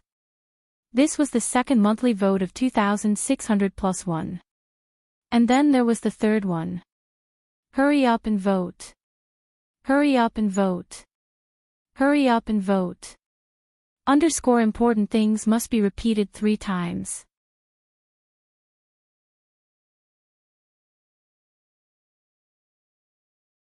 Chapter 129. The global manufacturers, scientists, and technicians, who had been dumbfounded a moment ago, couldn't help but roar with laughter. The Americans had been too careless this time. The password had been made public for 15 minutes, and they still had the gall to announce that they had cracked it. Even if it was really the one who deciphered it, it had to swallow this grievance. What was the point of jumping out in such a hurry to be slapped in the face? Who knows if they cracked it themselves or plagiarized it? How is this plagiarism? At most, it's plagiarism. As Gu Nianji watched the commotion, she quietly posted the story on social media. Suddenly, all the world's flommers joined in and began mocking the Americans for their cracking operation. The Americans were naturally exasperated. They had never expected the Huaxia Empire to be more cunning than they had imagined. They refused to admit that they had fallen into the trap, and even tried to publicize the incident. They didn't want the Huaxia delegation to be in the limelight during the global press conference, so they immediately pushed Xian Xingao out. On the large LED screen of the International Telecommunications Conference, Harvard University's press conference was reaching its climax.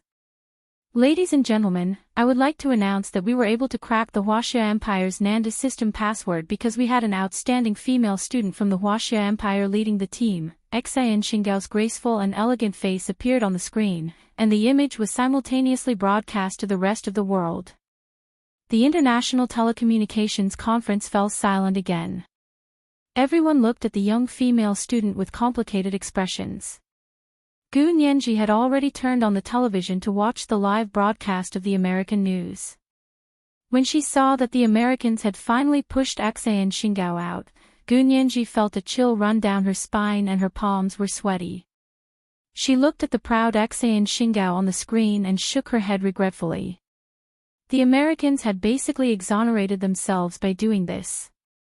It didn't matter if their reputation was good or bad, it was all Xian Xingao's fault.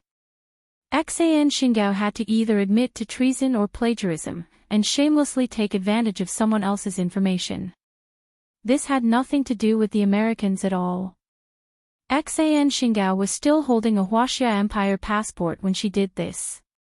She was a citizen of the Huaxia Empire and a foreign student in the United States. Everyone in the Huaxia delegation at the International Telecommunications Conference looked grim, especially the scientists, who were trembling with anger. Xian Xingao received a call and seemed to realize that she was in a precarious situation. At the award ceremony that followed, Xian Xingao gave an emotional speech in defense of herself. "Science knows no boundaries.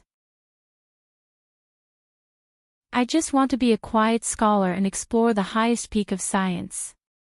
Gu Nianji's last shred of sympathy for Xian Xingao vanished. Explore the highest peak of science.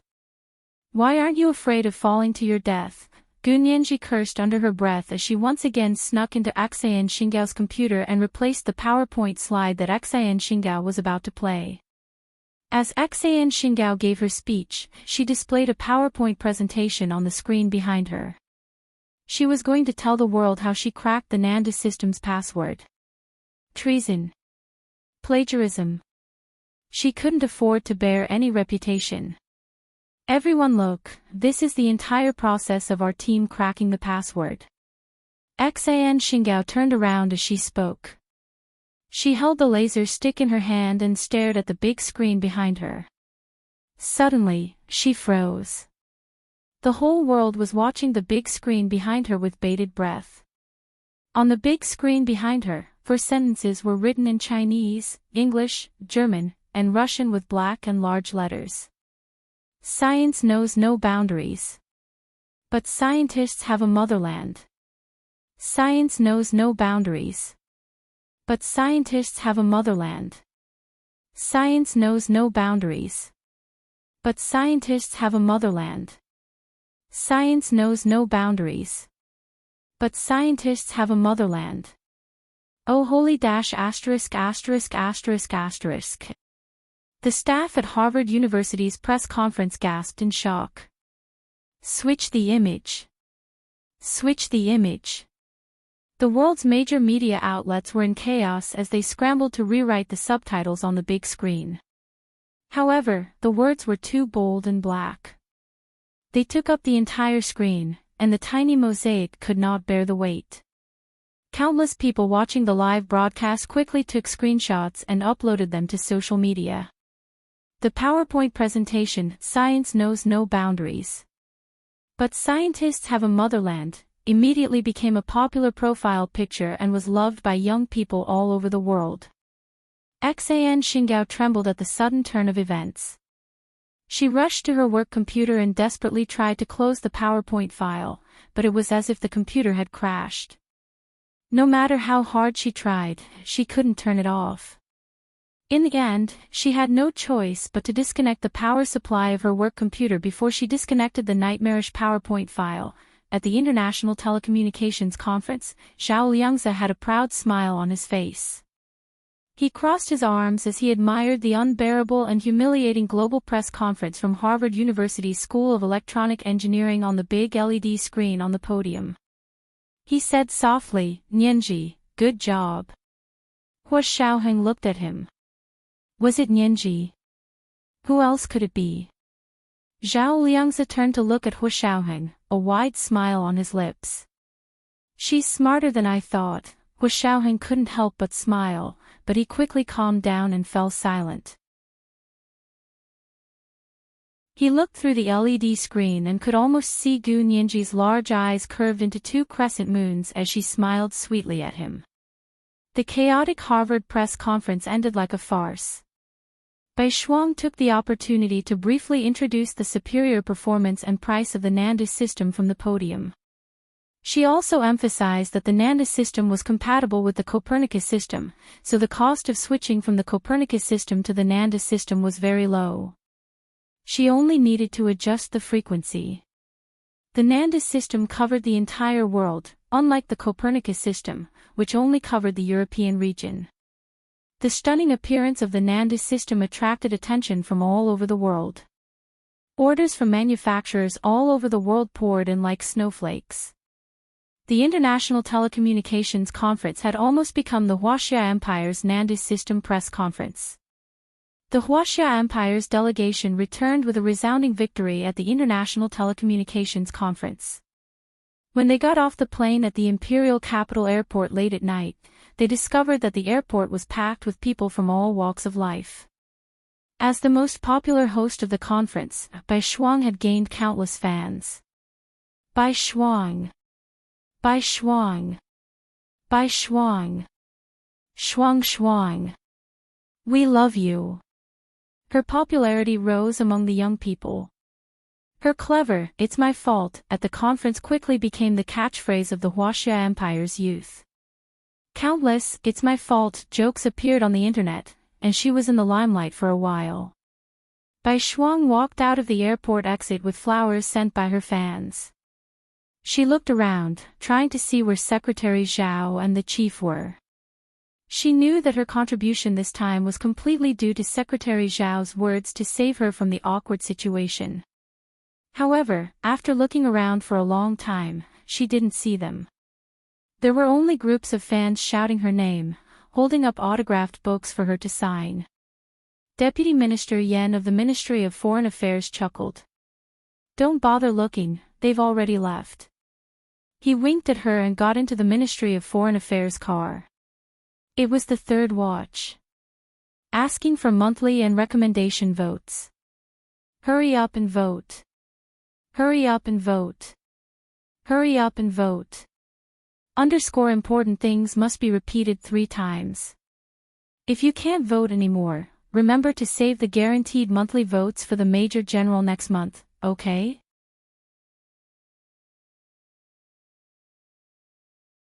Chapter 130. Bai Shuang was a bit disappointed as she stood in the airport lobby with a large bouquet of lilies in her arms.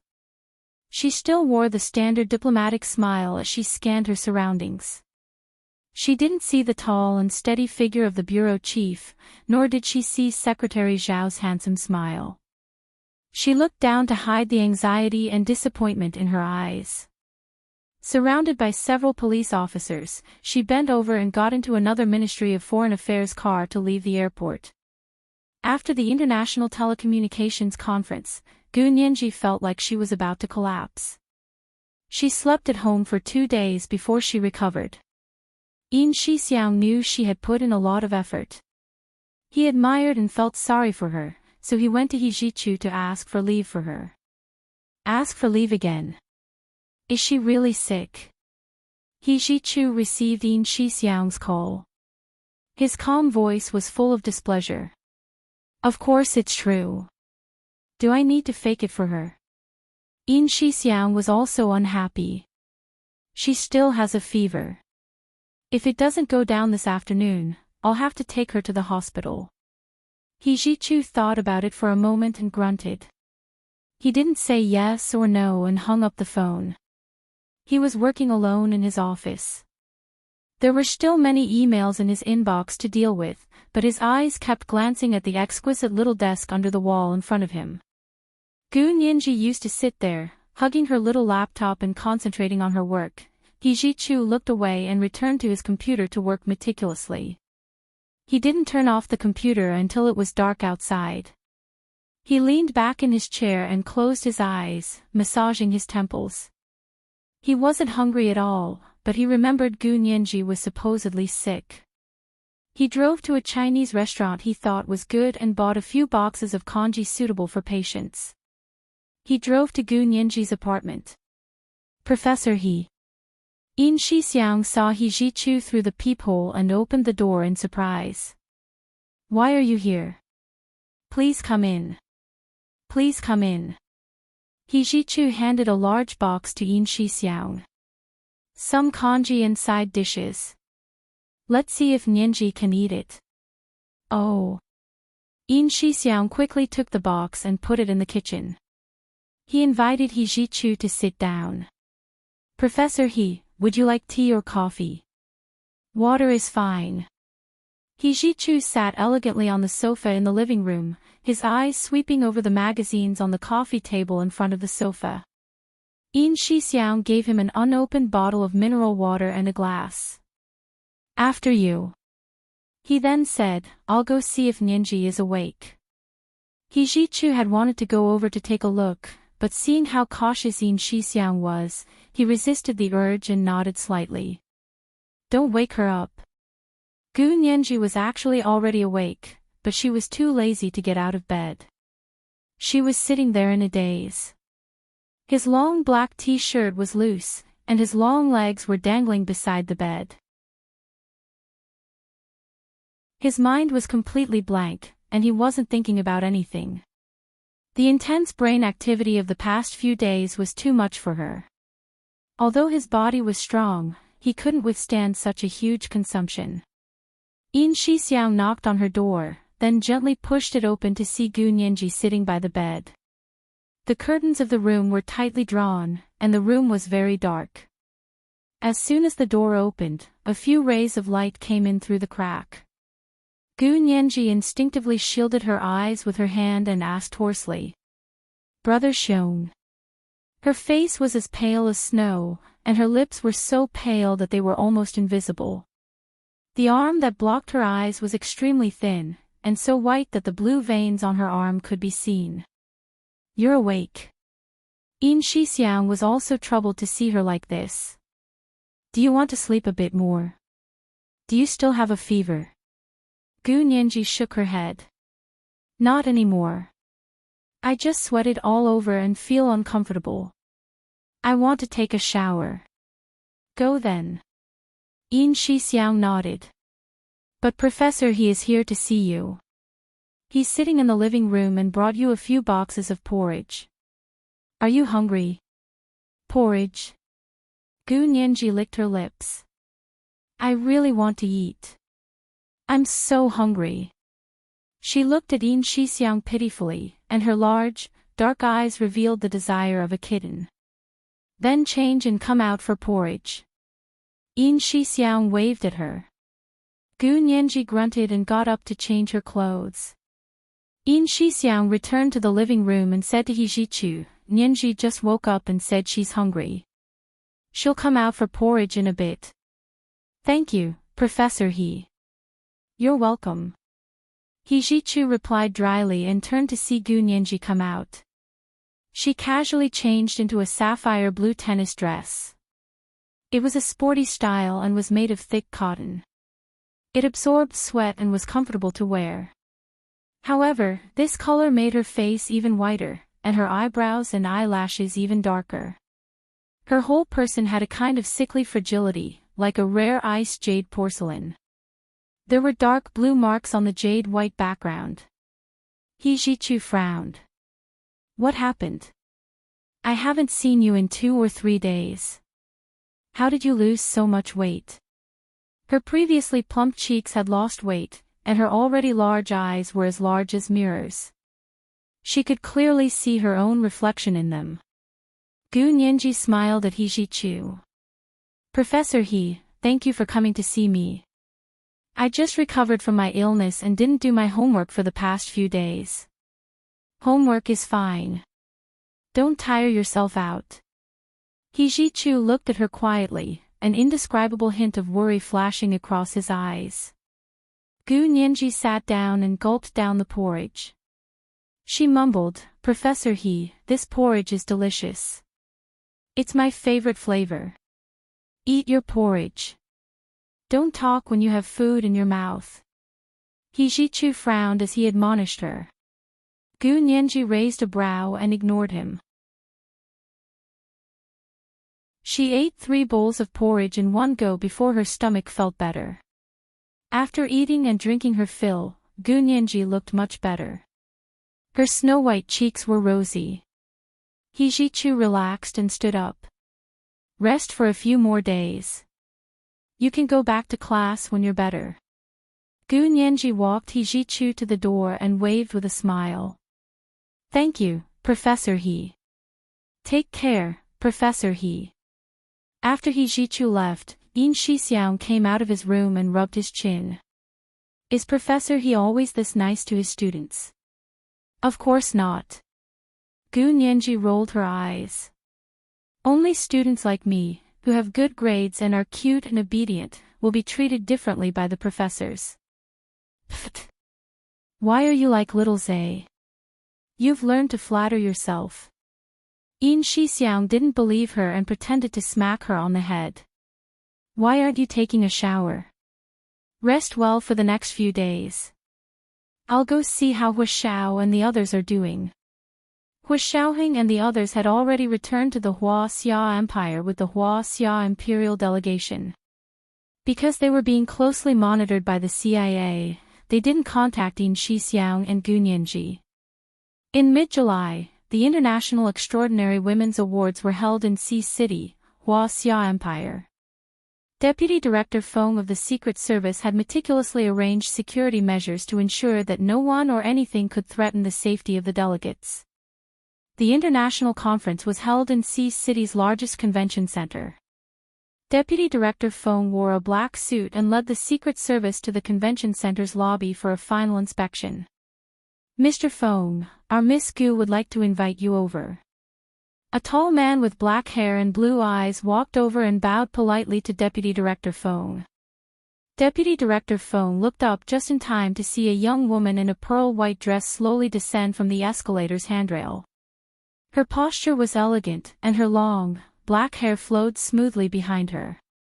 She was a delicate beauty that didn't stand out at first glance, but at second glance, people couldn't take their eyes off of her. I was just about to look for Miss Gu. Deputy Director Fong breathed a sigh of relief. The woman who walked down from the escalator was the Barbados Chinese-American tycoon, Gu Yanran. Although she was only 24 years old, she was already a tycoon with billions of US dollars in assets. This was the first update. She had to go out today, so she couldn't update at the same time. The second update was around 1 p.m., and her monthly vote was 2,700. The third update was around 7 p.m. Alright, it was the last day of July. If you have a monthly vote, then vote. If you don't, then it's invalid. There were also recommendation votes.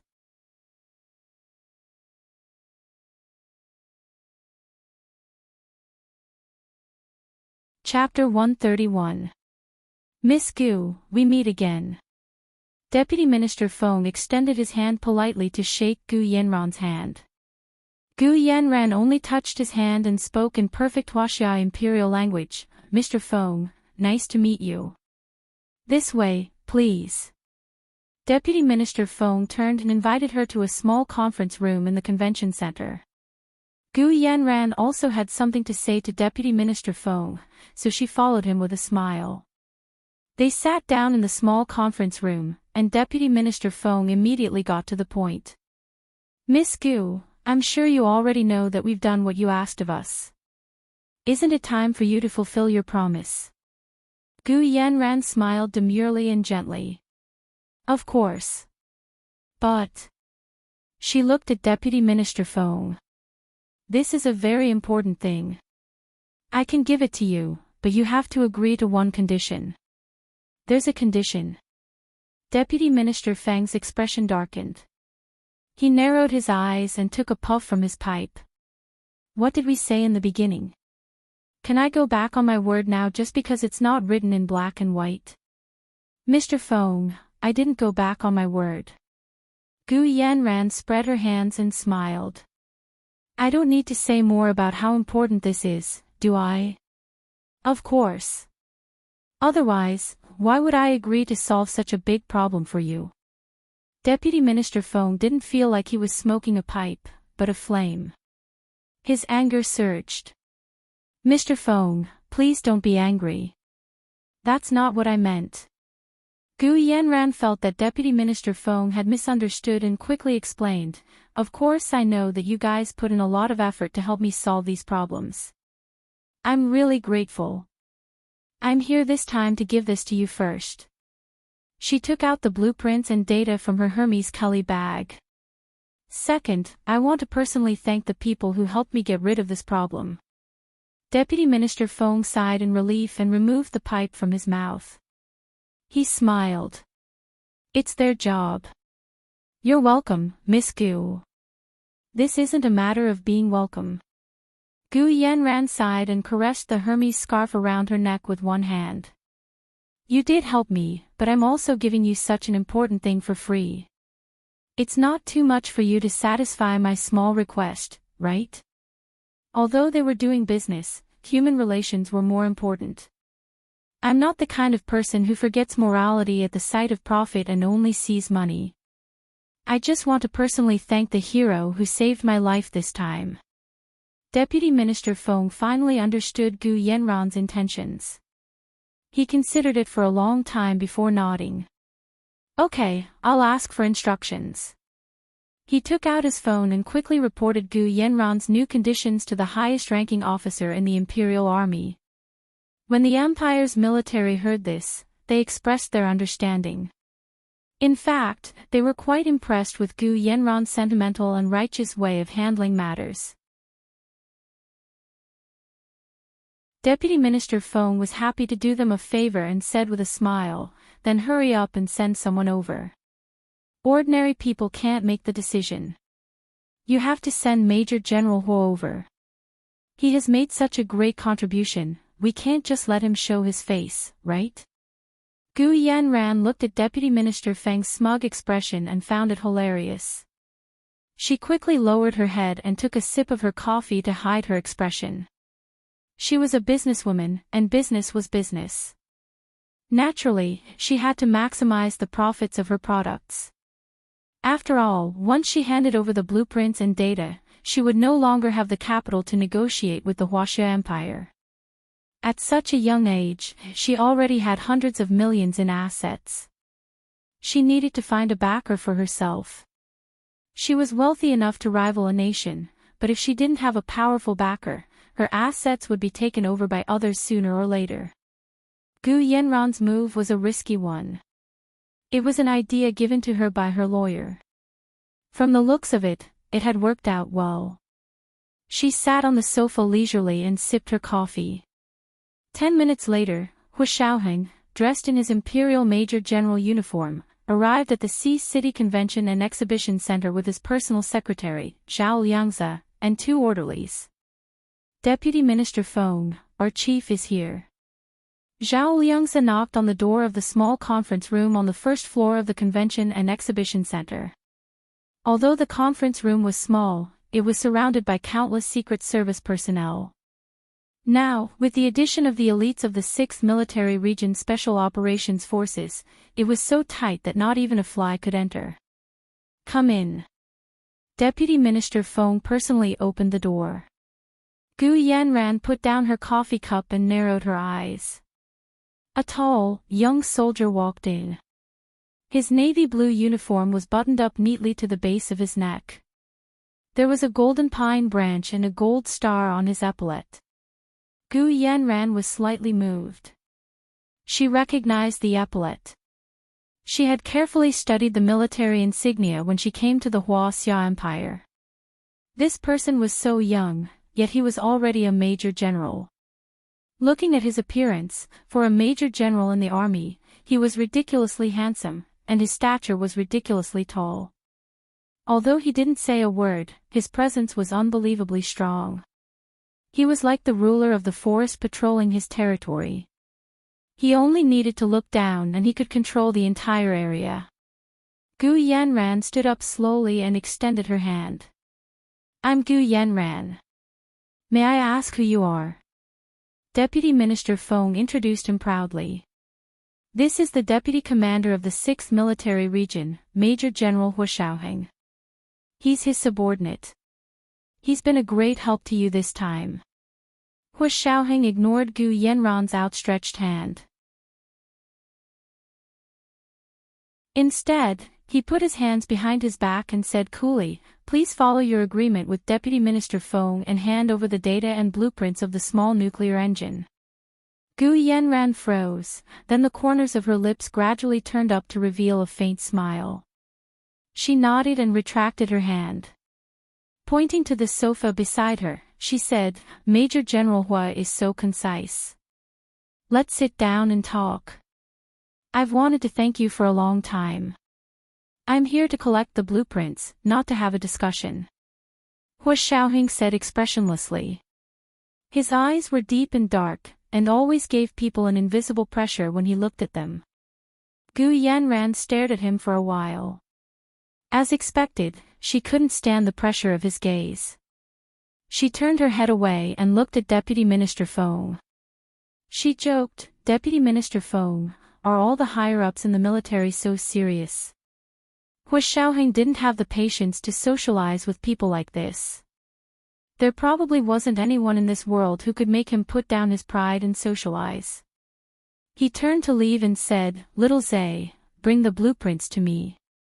The door to the small conference room slammed shut.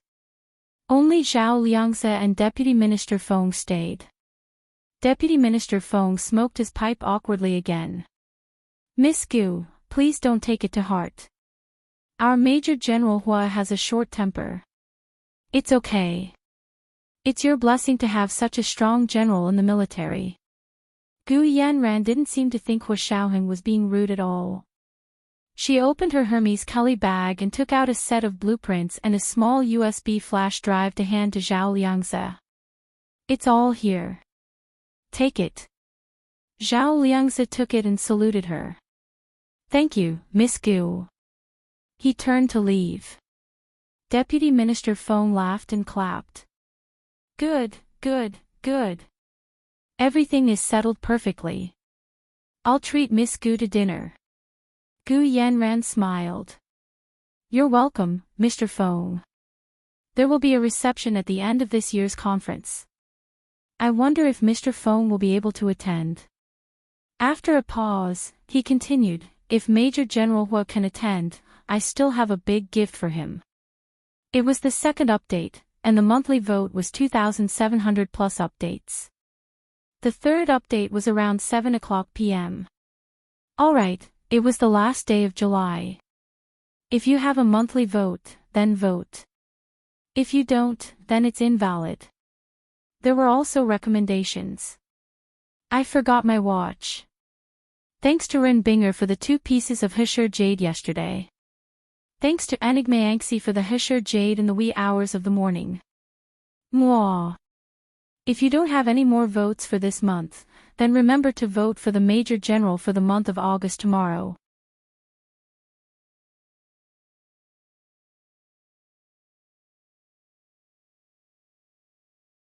Chapter 132. I see. Deputy Minister Feng lowered his head, a cunning glint in his eyes. "I can't guarantee that. You saw Major General Hua's temper just now. He's a soldier, not a diplomat, nor a member of the Secret Service. He really has no obligation to attend the reception." Gu Yanran was disappointed. "Forget it then. I really admire a young officer like Major General Hua. I originally wanted to set up a special military charity fund in your country, specifically for the compensation of soldiers who died in the line of duty and their families." Deputy Minister Feng's eyes lit up. He removed the pipe from his mouth. "Didn't you say you wanted to transfer half of your assets to our country? Then this charity fund. This charity fund is one of the projects that the Gu Corporation is currently discussing." Gu Yanran smiled and added, "Actually, we don't have to set up this charity fund in your country. There are many people from other countries who are interested."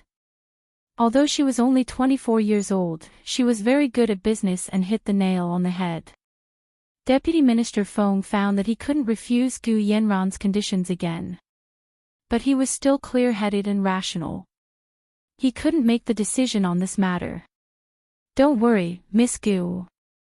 I'll make sure to pass on this to my superiors and see what they think." The 3-day International Extraordinary Women's Awards Conference had come to an end. The last day was the closing ceremony and reception.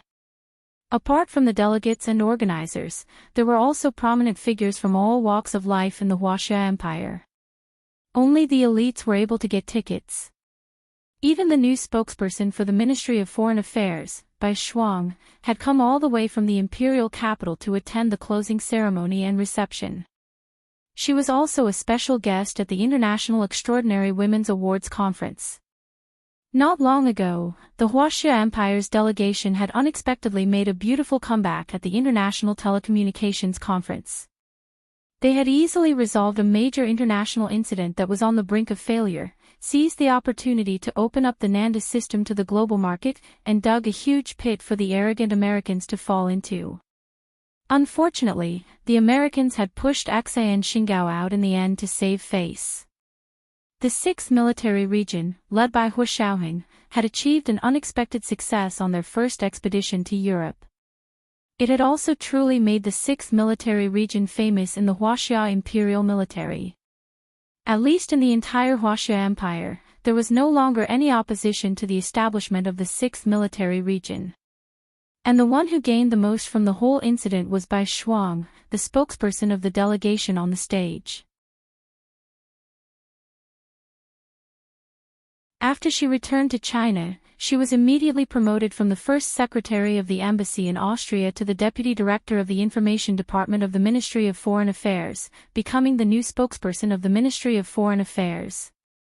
As the fastest promoted female official in the Huaxia imperial government, Bai Shuang was also recognized by the International Extraordinary Women Awards Conference.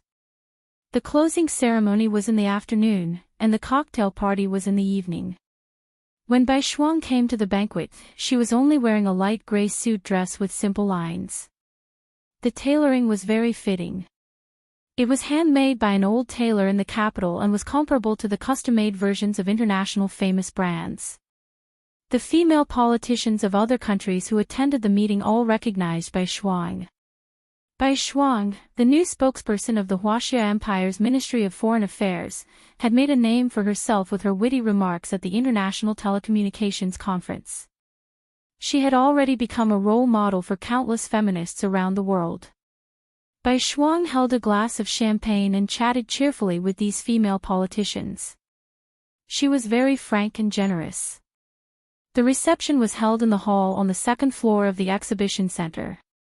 Hu Xiaoheng and Zhao Liangzi stood on the balcony that extended from the hall on the second floor of the reception. They had no interest in listening to the chatter of the women. Hu Xiaoheng wasn't wearing his military uniform.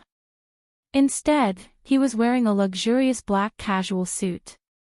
The buttons on his chest were unbuttoned, revealing a white iron-free Egyptian cotton shirt underneath. His sleeves were rolled up, and his matching trousers were straight. He held a cigarette between his fingers as he leaned against the balcony railing, lost in thought. Zhao Liangzi was also wearing a light blue casual suit, white trousers, and a white t-shirt. He appeared more casual than Hu Xiaoheng and made his handsome features look even more charming. He also held a cigarette between his fingers. As he smoked, he looked down at his phone. "Brother Zhe, what are you doing?" It was past 7 in the morning on Gu Nianji's side. She had just gotten up to go jogging. When she came back, she swiped open her phone and saw that Zhao Liangzi had sent her a text message asking how she had been recently. Gu Nianji immediately happily texted Zhao Liangzi. Zhao Liangzi received Gu Nianji's reply and looked at his watch in surprise. According to the time difference, it was only past 7 in the morning on Gu Nianji's side, and it was Saturday there. Why was she up so early on the weekend? Zhao Liangzi replied, "At the reception." As he spoke, he looked at Hu Xiaoheng, who was leaning against the balcony railing and silently smoking. He added, "Hu Xiao is also there." Gu Nianji's interest was immediately piqued. She pestered Zhao Liangzi to watch the live broadcast. Zhao Liangzi couldn't help but snicker. He replied, "What's there to watch? A bunch of women chattering like hundreds of ducks." "Pfft, Brother Zhe, if you talk like that, those people will fight you to the death." Gu Nianji kept begging him, "Besides, I don't want to watch those women. Just let me see Uncle Hua."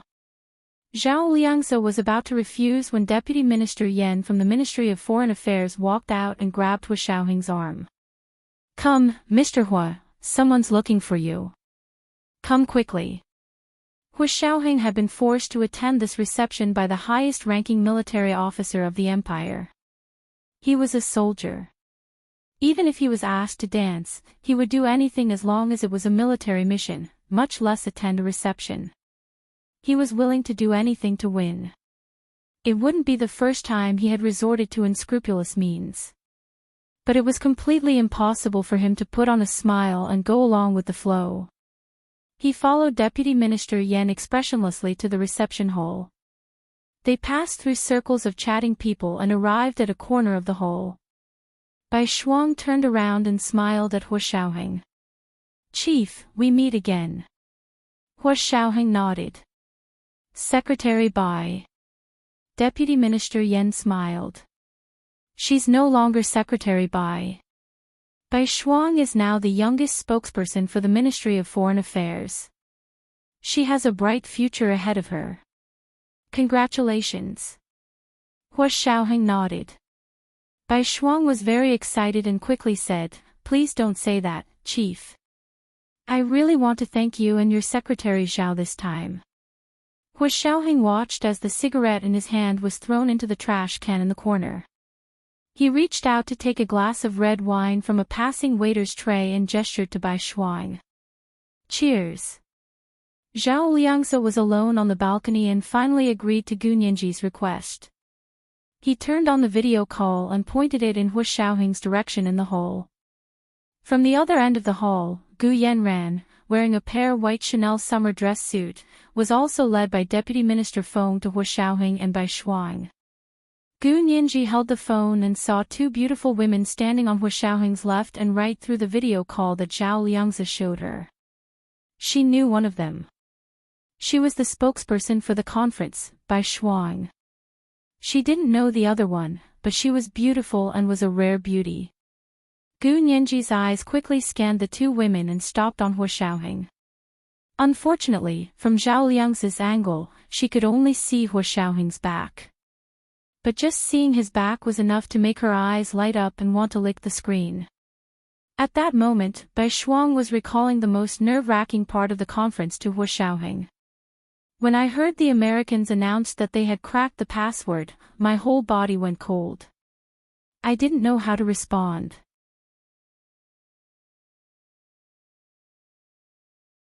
Fortunately, it was you who helped me. The text message that your subordinate, Secretary Zhao, sent to me solved my urgent problem. It was the third watch. Okay, it was the last day of July. If you have a monthly vote, cast it. If you don't, it will be invalid. Also, I forgot to count the recommendation votes.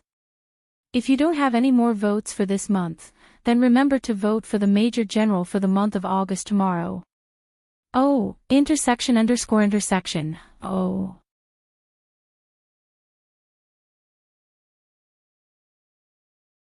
Chapter 133. Hu Xiaoheng's eyes flashed as he recalled the sharp words that had turned the situation around.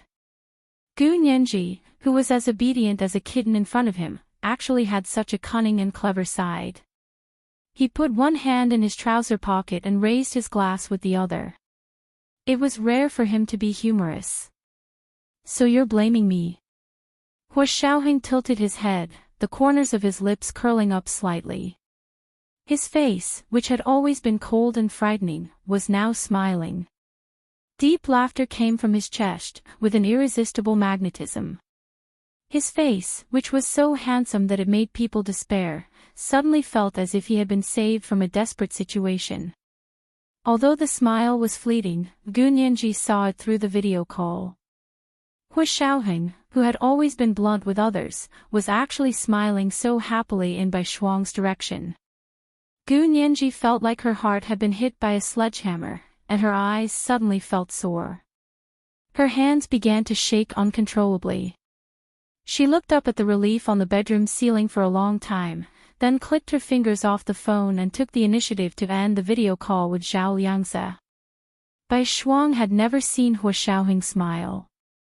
Although the smile was very short, she was still greatly encouraged and couldn't help saying, "Yes, that was a really good sentence. Secretary Zhao helped me so much, so I should thank him properly." Hu Xiaoheng's heart suddenly skipped a beat, and he suddenly felt like he was being watched. He turned around and saw Zhao Liangzi frowning at his phone on the balcony. As soon as Hu Xiaoheng turned around, Zhao Liangzi saw it from his phone. He quickly turned off the video call and looked up at Hu Xiaoheng with a smile and waved. Hu Xiaoheng raised his chin and motioned for him to come over. Zhao Liangzi quickly put his phone in his pocket and ran over with a smile. He took a glass of champagne from the waiter and also raised it to Bai Shuang. "Congratulations, Deputy Director Bai." The spokesperson for the Ministry of Foreign Affairs was a part-time position, and had to be the director or deputy director of the information department. Bai Shuang became the new spokesperson, so she would definitely be promoted to the deputy director of the information department. Bai Shuang blushed, but still graciously clinked glasses with Zhao Liangzi and smiled. "I was just talking to the chief about you. If it weren't for you, my mission would have been ruined." "How could I?"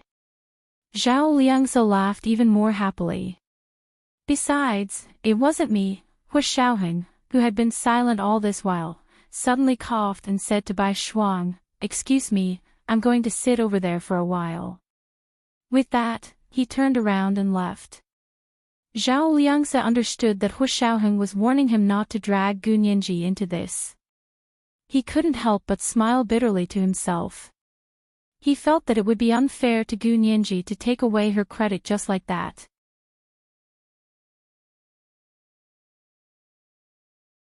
However, he couldn't ignore Hu Xiaoheng's order.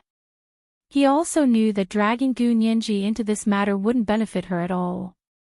Zhao Liangse quickly saluted Hu Xiaoheng's departing figure. "Take care, Chief." From beginning to end, Hu Xiaoheng didn't even glance at Gu Yanran, who was standing on the other side of him. However, Gu Yanran did not feel left out at all. Instead, she stood at the side with interest and listened to their conversation carefully. They were probably talking about official matters, so she didn't really understand. However, she could tell that spokesperson Bai blushed when he saw the tall and handsome Secretary Zhao. Although his eyes were looking at the ground 3 feet in front of him, the corners of his eyes were completely focused on Secretary Zhao. However, Secretary Zhao didn't know whether it was because his heart belonged to someone else, or because he wasn't enlightened, or because he completely looked down on this spokesperson Bai. His demeanor was open and at ease, and it was impossible to tell what he was thinking. Seeing Hu Xiaoheng turn around and walk to the corner of the hall, where he sat down behind a row of indoor green potted plants, Gu Yanran followed him. "Major General Hua, I'm very happy that you came to this reception." Deputy Director Feng is still a man of his word. Gu Yanran smiled and sat diagonally across him. She raised her glass to Hu Xiaoheng's. "Cheers." Hu Xiaoheng rested one hand on the back of the sofa and swirled the wine glass in his other hand. His long legs that were crossed almost took up the entire space of the lounge. "Miss Gu, I have to remind you that the original intention of charity is to help people, not to blackmail them." With that, he put down his wine glass and stood up to walk out without looking back. Deputy Director Feng jumped over from the side and smiled. "Miss Gu, look, Major General Hua is here, right?" Gu Yanran couldn't help laughing and nodded. "Of course, I keep my word." Of course he was here, and he even said something to her, Gu Yanran thought sarcastically. She couldn't expect Hu Xiaoheng to be like other men and kneel down and lick her every time he saw her, could she? What was the point of being such a spineless person? If her huge business empire and family needed a strong backing, she would definitely choose an unruly and aggressive lion, not a dog that only knew how to bark and wag its tail. Gu Nianji lay on the bed in a daze. Her mind was filled with Hu Xiaoheng's faint smile. Her eyes were very sore, but she forced herself to keep them open and look up so the tears wouldn't flow. After an unknown amount of time, her phone suddenly rang. Gu Nianji didn't want to pick it up, but the ringing persistently was too annoying. She grabbed the phone and was about to turn it off when she saw it was Xiao Quan. The Prince Charming from the School of Electronic Engineering. Gu Nianji thought about it and unlocked the phone.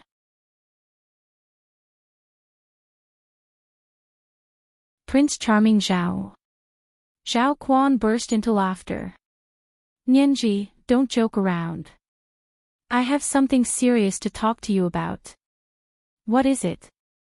Gu Nianji was now very familiar with the Huaxia Imperial Student Union. After Xan Xinggao's incident, the Huaxia Imperial Student Union had issued the harshest condemnation and a statement to draw a clear line between them and Xan Xinggao. Of course, Gu Nianji had played a big part in that. Xan Xinggao was now under the protection of the U.S. military, and they were only students. The only thing they could do was make their stand clear. "It's like this. We have a women's softball match with the Indian Student Union today, but Xan Xinggao isn't on our team anymore. She's joined the Indian team, so we're still missing one player. Do you know how to play softball? Can you fill in for her?" Gu Nianji didn't want to stay home alone and let her imagination run wild. She was extremely depressed and needed a chance to vent her pent-up frustrations. "Softball. Baseball, right?" Sure, I know how to play. Wait, I'll be right there. Tell me the address. Gu Nianji got up with her phone and began rummaging through her closet for her baseball uniform, cap, and bat. It's at the baseball field on the west side. Zhao Quan was very happy. Hurry over, there's a lot of people coming to watch the game today. Gu Nianji's baseball skills had been honed with the special forces in the army, so her skills were passable. However, she didn't usually have many opportunities to play, so she hoped she wouldn't be a burden today. Gu Nianji changed her clothes and came out to Yin Shixiang. Brother Xiong, I want to go out and play. Yin Shixiang saw her change into her baseball uniform and carry a long baseball bat. He laughed. You're going to play baseball? Yeah, we're playing against the Indian Third Sisters today. I'm going to stretch. Gu Nianji waved the bat and gritted her teeth. This was the first watch. Today was August 1st, Major General Hua's day. Everyone, don't forget to vote for him. To celebrate, today was the fourth watch. The second watch was around 10 o'clock, and the monthly vote was 2,800 plus updates. The third watch was around 1 o'clock in the afternoon, and the monthly vote was 2,900 plus updates. The fourth watch was around 7 o'clock in the evening. Also, on Monday, I forgot the recommendation list. Thanks to Yun Han and Yu Qin for tipping me the Heshabi yesterday. Mwah. Oh, intersection. Oh.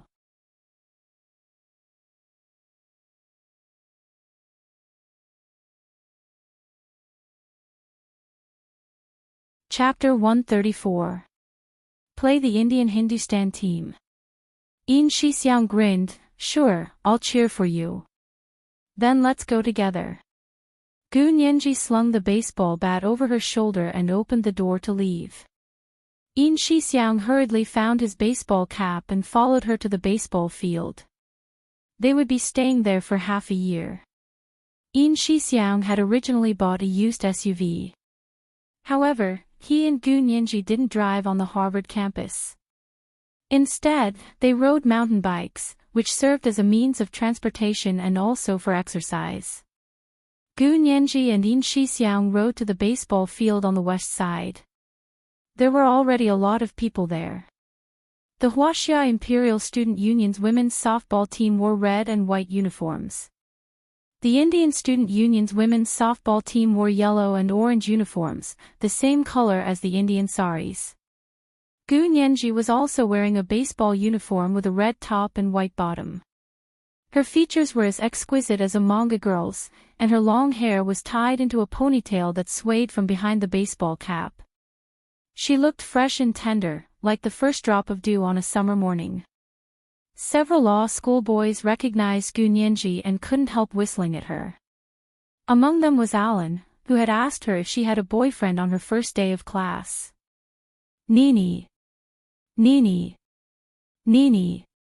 He waved and shouted Gu Nianji's English name, jumping and laughing as he said to everyone, see that cute beauty? She /S mine. She /S mine. Yin Shixiang found a place to sit with a wide smile. He watched Gu Nianji's nimble running figure and felt the joy of having a daughter in his family. Nianji, you're finally here. Look, we're already behind 5-1. Zhao Quan ran over, sweating profusely. Do you really know how to play? Gu Nianji looked at the score on the field. As expected, they were losing badly. Xan Xingao was wearing the Indian team's uniform and was chatting happily with an Indian man. Zhao Quan followed Gu Nianji's gaze and whispered, that's her boyfriend. Pfft. Gu Nianji said angrily, she deserves to smell like curry for the rest of her life. Zhao Quan chuckled. Just ignore her.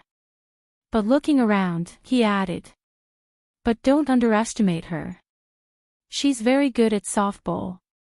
Out of the 5 points of the Indian team, 3 were scored by her alone. Gu Nianji waved the baseball bat in her hand. Don't be afraid, let me do it. As they spoke, the referee blew his whistle. The Huaxia Empire women's team had already occupied 3 bases.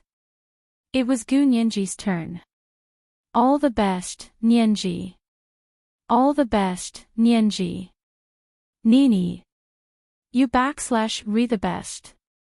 Gu Nianji waved at everyone and went on the field with the bat. The opponent's pitcher was very muscular and tall. His entire body was almost twice the size of Gu Nianji. She looked at Gu Nianji's tall and slender figure and suddenly raised her leg. She swung her upper arm with all her might, and the softball slammed into Gu Nianji's bulging chest. The angle of the throw was very tricky. If it was a male team member, this kind of fighting style wouldn't be a big deal. However, the way the female team members were playing was somewhat despicable. Under normal circumstances, the batter would avoid this kind of disgusting ball. However, as the batter, Gu Nianji's mood was so depressed that she wanted to vent. Therefore, when she saw the tricky and disgusting ball fly by, she didn't avoid it. Instead, she quickly moved to the side, then leaped up and swung the bat with both arms. She aimed at the bottom of the fast softball and hit it hard. Whoosh! The softball was hit diagonally by the bat and immediately bounced back.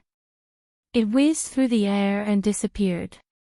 Gu Nianji threw down the bat and quickly ran to first base, second base, and third base. Before the opponent could find the softball she had hit, she had already returned to home base. Home run! Home run! She /s got home run. The Huaxia Empire Student Union suddenly erupted.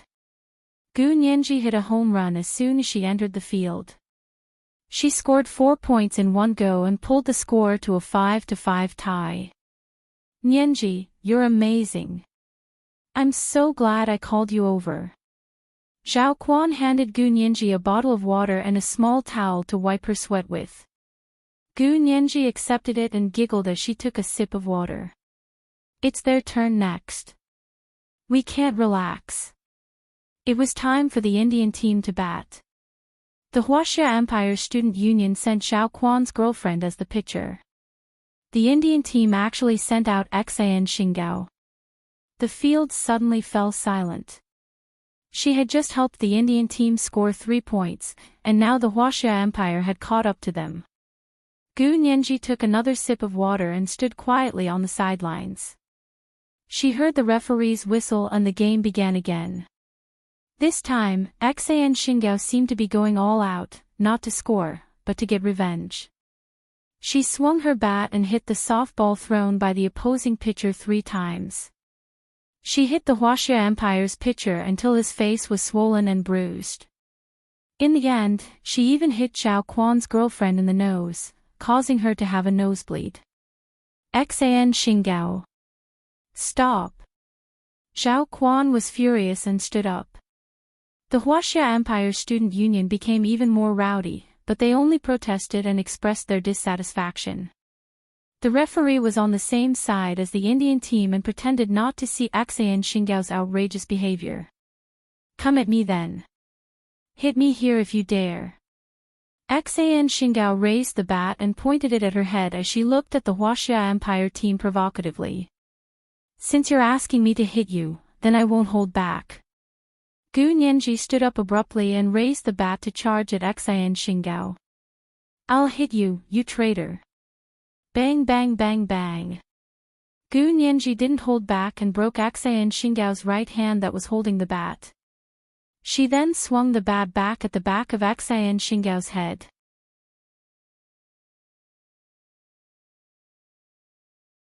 Xian Xingao hadn't expected someone from the Huaxia Empire team to actually dare to hit her. She screamed as she clutched her broken right wrist. The sharp pain in the back of her head caused her to roll her eyes and fall limply to the ground. She's hitting me. She's hitting me. When the girls from the Indian team saw this, they all rushed forward and raised their bats to attack Gu Nianji. Although Gu Nianji was skilled and swung the bat around, she couldn't handle the sheer number of opponents. Her face was grazed by one of the bats and immediately swelled up. Go! Hit her hard. The girls from the Huaxia Empire team finally recovered and charged at the Indian team with baseball bats. They surrounded Gu Nianji and prevented anyone else from hitting her. Yin Shixiang watched in shock as the two groups of women fought on the baseball field until he saw the red and swollen marks on Gu Nianji's face. He rushed in to protect her head and rescue her. Beep! Beep! Beep! Someone called the police. At this time, Harvard University's campus police rushed over with electric batons and pistols. They separated the two teams who were fighting and escorted them to the police car and took them away. Gu Nianji was no exception. She was pulled away from Yin Shixiang and taken to a police car. Yin Shixiang broke out in a sweat and suddenly remembered He Zhichu. He immediately called him. Professor He, Nianji was taken away by the campus police. Today was August 1st, Major General Hua's birthday. Everyone, please don't forget to vote for him. To celebrate, today was the fourth watch. This was the second watch. The monthly vote was 2+1. The third watch was around 1 in the afternoon. The monthly vote was 2,900+1. The fourth watch was around 7 in the evening. Also, I forgot the recommendation list on Monday. Thanks to Yunhan and Yuqin for tipping me the heshibi yesterday. Mwah.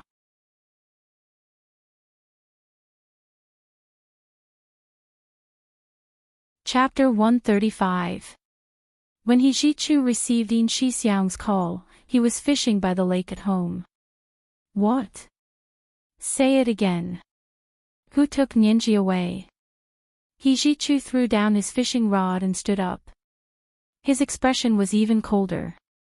Although it was a hot summer day, the people around him suddenly felt cold. It's like this. Nianji was originally playing softball with the Indian team, but something happened. The other team provoked her by throwing a ball at her teammates. You know how Nianji is. She's young, so she rushed up and started fighting. Yin Shixiang gripped his phone and stamped his feet. He was sweating profusely. Go and see. Anyway, it was a mess on the field. Nianji was the first one to attack, and she may have been a bit heavy-handed. Both the Indian team and her team were arrested and sent to the campus police. He Zhichu didn't say anything else. He hung up and strode to his garage. Not long after, a Lamborghini roared out of the garage and drove towards Harvard's main campus. At the Harvard campus police office, a group of girls in baseball uniforms were being held in two separate locations. Soon after, people came to complete the procedures and take their own people away. Only Gu Nianji refused.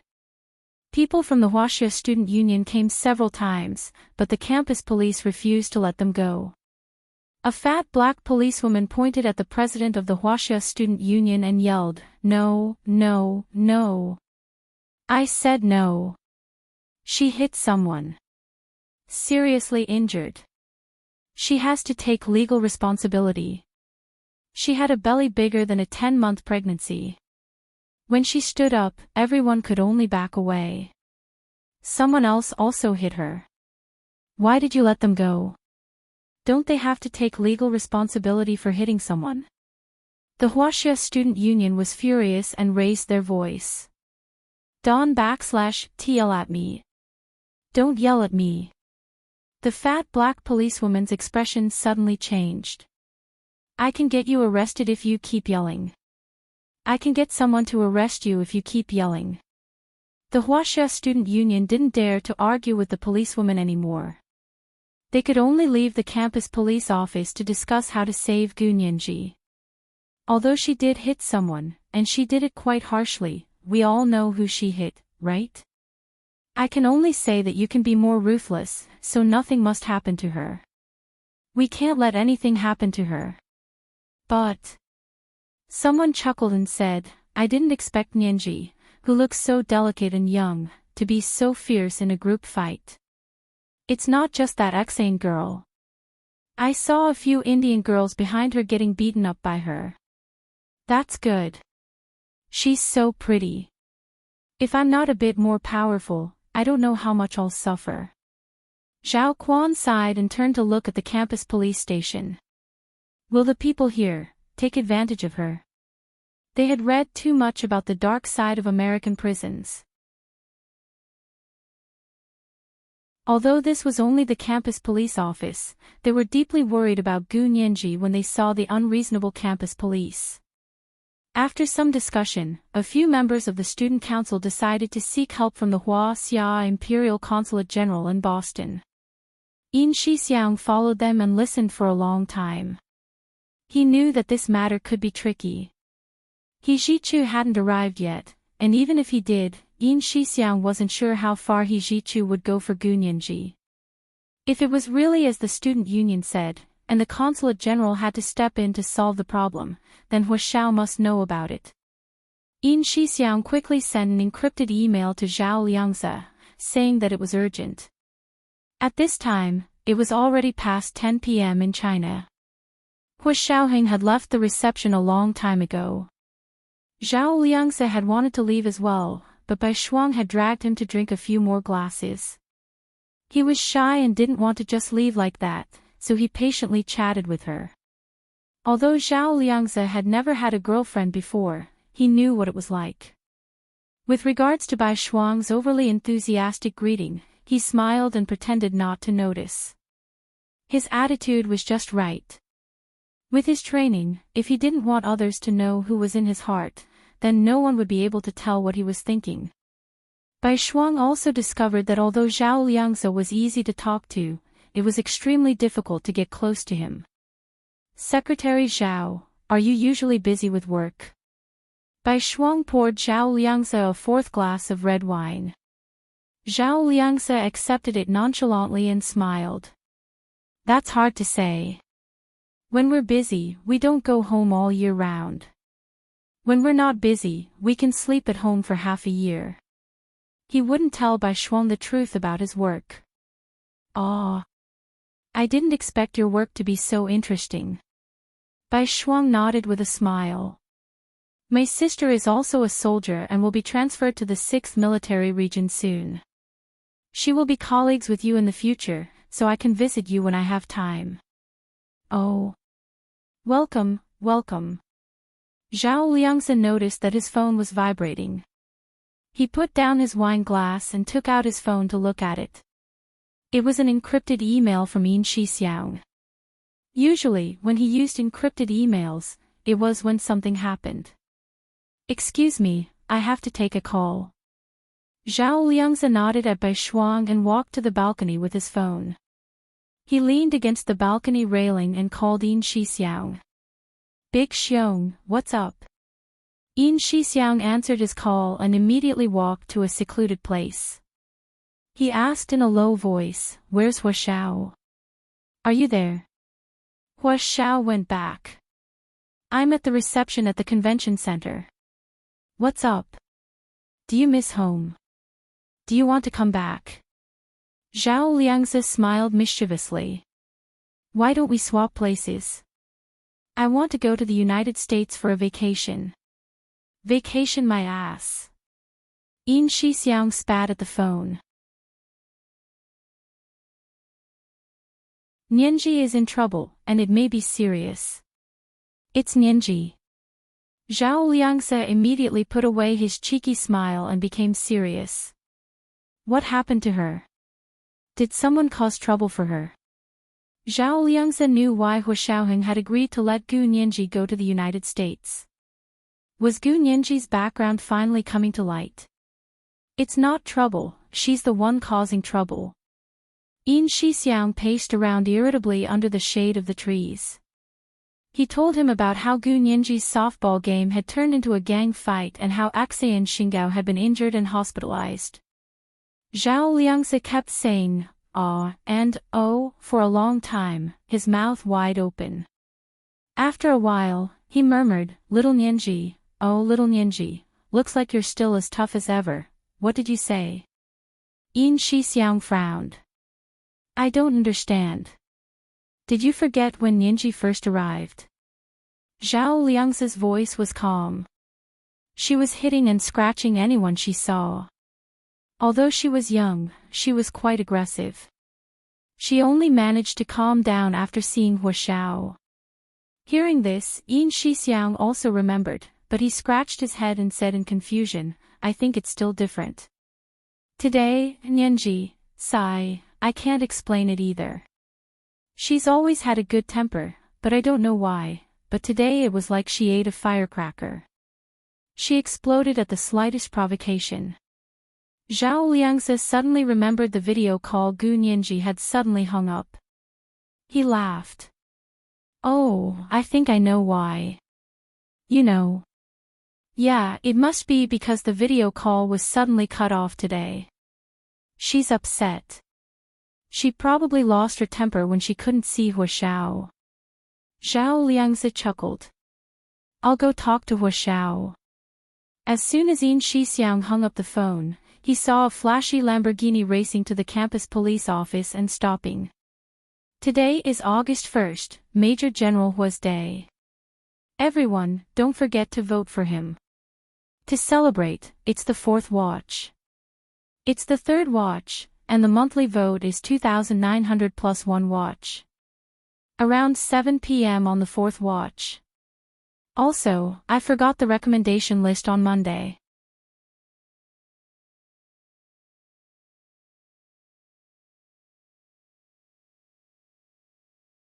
Chapter 136.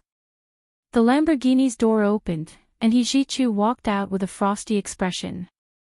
He wore a tailored light blue striped shirt with simple lines, and black hunting pants. The hem of his shirt was tucked into his belt, and the combination of wild elegance and elegance was actually very harmonious. Yin Shixiang hung up the phone and was about to follow them to take a look when he turned his head and saw a few Mercedes-Benz cars driving over one after another. Several tall white men in suits and leather shoes walked out of the cars, holding briefcases in their hands. They looked like elite lawyers at first glance. Yin Shixiang stopped in his tracks. These people were probably He Zhichu's helpers. Yin Shixiang was happy to see He Zhichu supporting Gu Nianji so openly, but there was also a hidden sense of worry and unease. They were all adults and generally knew that there was no such thing as a free lunch or free benefits in this world. However, as Gu Nianji's professor, it made sense that He Zhichu was protecting her at a critical moment. Yin Shixiang narrowed his eyes and decided to wait and see. He didn't want to make a mistake and make a fool of himself. He Zhichu put his hands in his trouser pockets and walked to the reception desk of the campus police office with a dark expression. He said coldly, "Where's Gu Nianji?" "I'm her professor, and I'm here to take her back." The fat black policewoman sat behind the reception desk and didn't even look up. "I'm sorry, but Gu Nianji can't be bailed out." "Bail? Who said I wanted to bail her out?" He Zhichu's voice was even colder as he knocked on the policewoman's computer. "Get her out right now, or I'll sue you for illegal detention. You'll spend the rest of your life sweeping landmines in prison." "Oh. Didn't you say you wouldn't bail her out? Why do you want me to let her out now?" TSK. The fat black policewoman looked up arrogantly and sized He Zhichu up. There were so many professors at Harvard, and this policewoman barely knew any of them. She didn't need to know them because they had nothing to do with her work. He Zhichu's brows furrowed even tighter. It's really hard to talk to people who don't know the law. You're not at the police station, so you don't have the right to mention bail. I'll say it again, let Gu Nianji out. Otherwise, you can find someone to bail yourself out at the police station. He Zhichu picked up his phone to call the police as he spoke. Only then did the fat black policewoman realize what was going on. She stood up from her seat in fright and pointed at the corridor on the side while trembling. She's over there, the 3rd room." He Zhichu immediately turned and walked to the other side of the corridor. In the detention room of the campus police office, Gu Nianji's hands were raised high and cuffed to a metal frame. Fortunately, she was tall enough, otherwise she would have to stand on her tiptoes. An older Caucasian campus police officer smiled at Gu Nianji, his cloudy eyes revealing a hint of lasciviousness. He stood in front of Gu Nianji and looked her up and down. Gu Nianji's hands were raised above her head as she was handcuffed to the metal frame. This position made her chest stand out even more, her waist even slimmer, and her legs even straighter. "Little girl, your skin is really good. I can't even see your pores up close." The old Caucasian campus police officer spoke as he extended a hairy hand to touch Gu Nianji's red and swollen cheek. "Poor thing, how did you get beaten up like this?" Gu Nianji turned her head abruptly to avoid the old police officer's hand. Click. The sound of a gun being cocked came from the door. "Extend your hand another centimeter and I promise it won't grow on your wrist anymore." He Jichu's icy expression appeared at the door of the detention room. He held a shiny silver gun in his hand, the black muzzle pointed at the old police officer's wrist. The old police officer turned around and froze. He slowly raised his hands in surrender and said, "It's a misunderstanding. It's all a misunderstanding. Misunderstanding." He Jichu raised his phone with his other hand. "I already took pictures of what you just did. I can send you to prison for a few hundred years if I want to."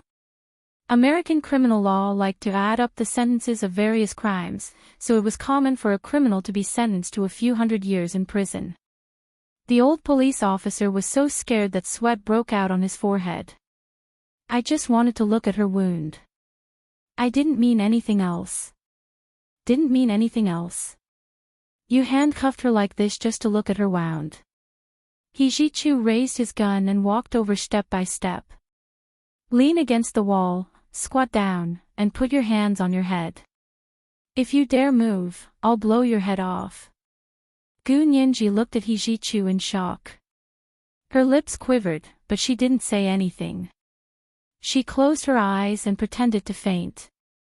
He Jichu turned around to see that Gu Nianji had fainted and couldn't help smiling. He muttered to himself, "At least she's not that stupid."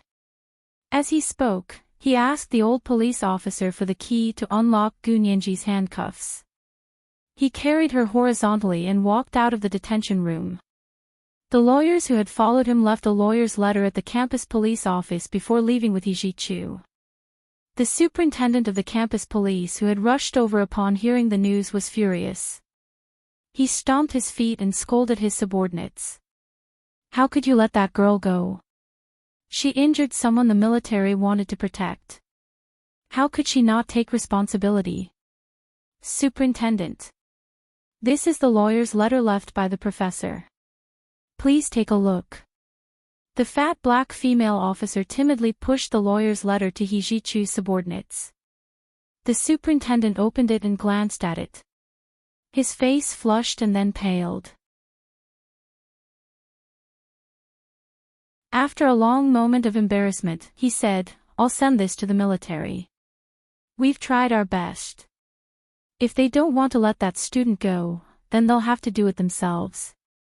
He Jichu carried Gu Nianji into his Lamborghini and placed her in the passenger seat. He fastened her seatbelt and went around to the other side to start the car. The motorcade then drove to the Harvard Medical School affiliated hospital. The injuries on Gu Nianji's face required a doctor's certificate. As soon as they arrived at the Harvard Medical School affiliated hospital, He Jichu's phone received a call from the U.S. military. "Professor He, please hand over Gu Nianji. She injured one of our people and must take legal responsibility. Lieutenant Colonel Peter, since you're being so aggressive, we'll see you in court." He Jichu hung up without hesitation and ordered his subordinates, "Immediately sue the U.S. military for lynching my student. I'd like to see if the U.S. law or the U.S. military is more powerful." It was only a matter of minutes for a lawyer to submit a complaint to the court. 15 minutes later, Lieutenant Colonel Peter received news that Professor He Jichu from Harvard Law School had sued him and his department in the State Circuit Court. F*CKU. How dare you sue me? Lieutenant Colonel Peter lost his temper, but after his subordinates informed him of Hijichu's status, he had no choice but to calm down. The military was powerful, but could he order them to directly kill Hijichu? Of course not. Before he gave the order, Hijichu would probably have already taken him to military court and locked him up for hundreds of years. Today was August 1st, Major General Hua's day. Everyone, please don't forget to vote for him. To celebrate, today was the fourth watch. This was the fourth watch. Today's fourth watch had already been completed. Good night, everyone. Also, on Monday, I forgot to list the recommendation tickets. Oh, N_N, oh.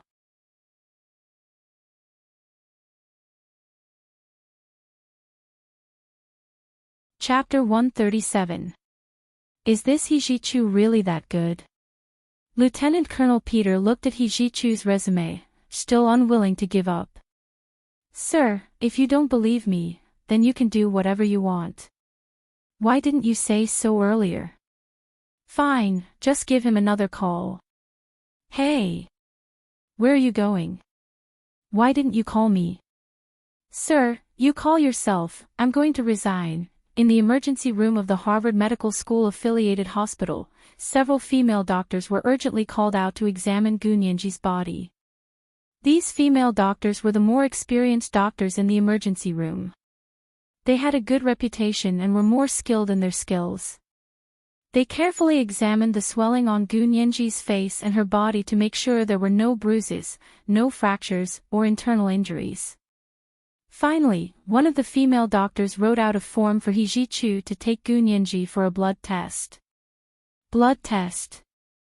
Hijichu froze and quickly glanced at Gunyenji. Why do we need a blood test? Is there something wrong with it? It's a routine test, but it's fine if you don't want to. You'll be fine if you don't have a high fever or faint after 36 hours of observation. The female doctor had only requested a blood test after seeing Hijichu's reaction. Blood tests were usually required for major checkups. Hijichu pushed the form back. That's not necessary, just give me a proof of injury. This was a reasonable request, so the female doctor didn't refuse. She quickly printed out a proof of injury and signed her name. Gunyenji kept her eyes closed the entire time, only fluttering her eyelashes to show that she was awake. After a flurry of activity, Hijichu finally brought her back to his detached house by the lake at around 4 in the afternoon. It was Gunyenji's first time at Hijichu's house, so she couldn't help looking around curiously. The house was very large, and the lawn in front and behind the house was probably 2 or 3 acres. Further north of the lawn was a small mountain with a clear lake at the foot. The mountain was covered in green, so thick that it reflected the lake at the foot of the mountain like it was made of high-quality jade. Gunyenji covered her swollen face with an ice pack and stood in front of the French windows on the second floor. She looked out at the beautiful scenery and shook her head. Professor He, I didn't expect your house to be so big and in such a good location. Hijichu put his hands in his pockets and stood beside her. He looked at the scenery outside the window and was silent for a while. Only half of that mountain is mine. Gunyenji, people who flaunt their wealth are the most detestable. How could he let others live? But the entire lake is mine. Hijichu gave her a sidelong glance. Do you want to go swimming? Thanks, but I've just been injured, so it's not suitable for me to do any strenuous activities. Gunyenji placed the ice pack on the table and sighed softly.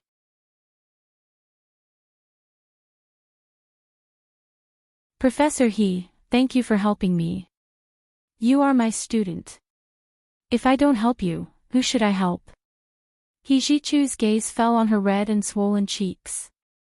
His shimmering almond-shaped eyes were filled with pity, and his lips were pursed into a thin line.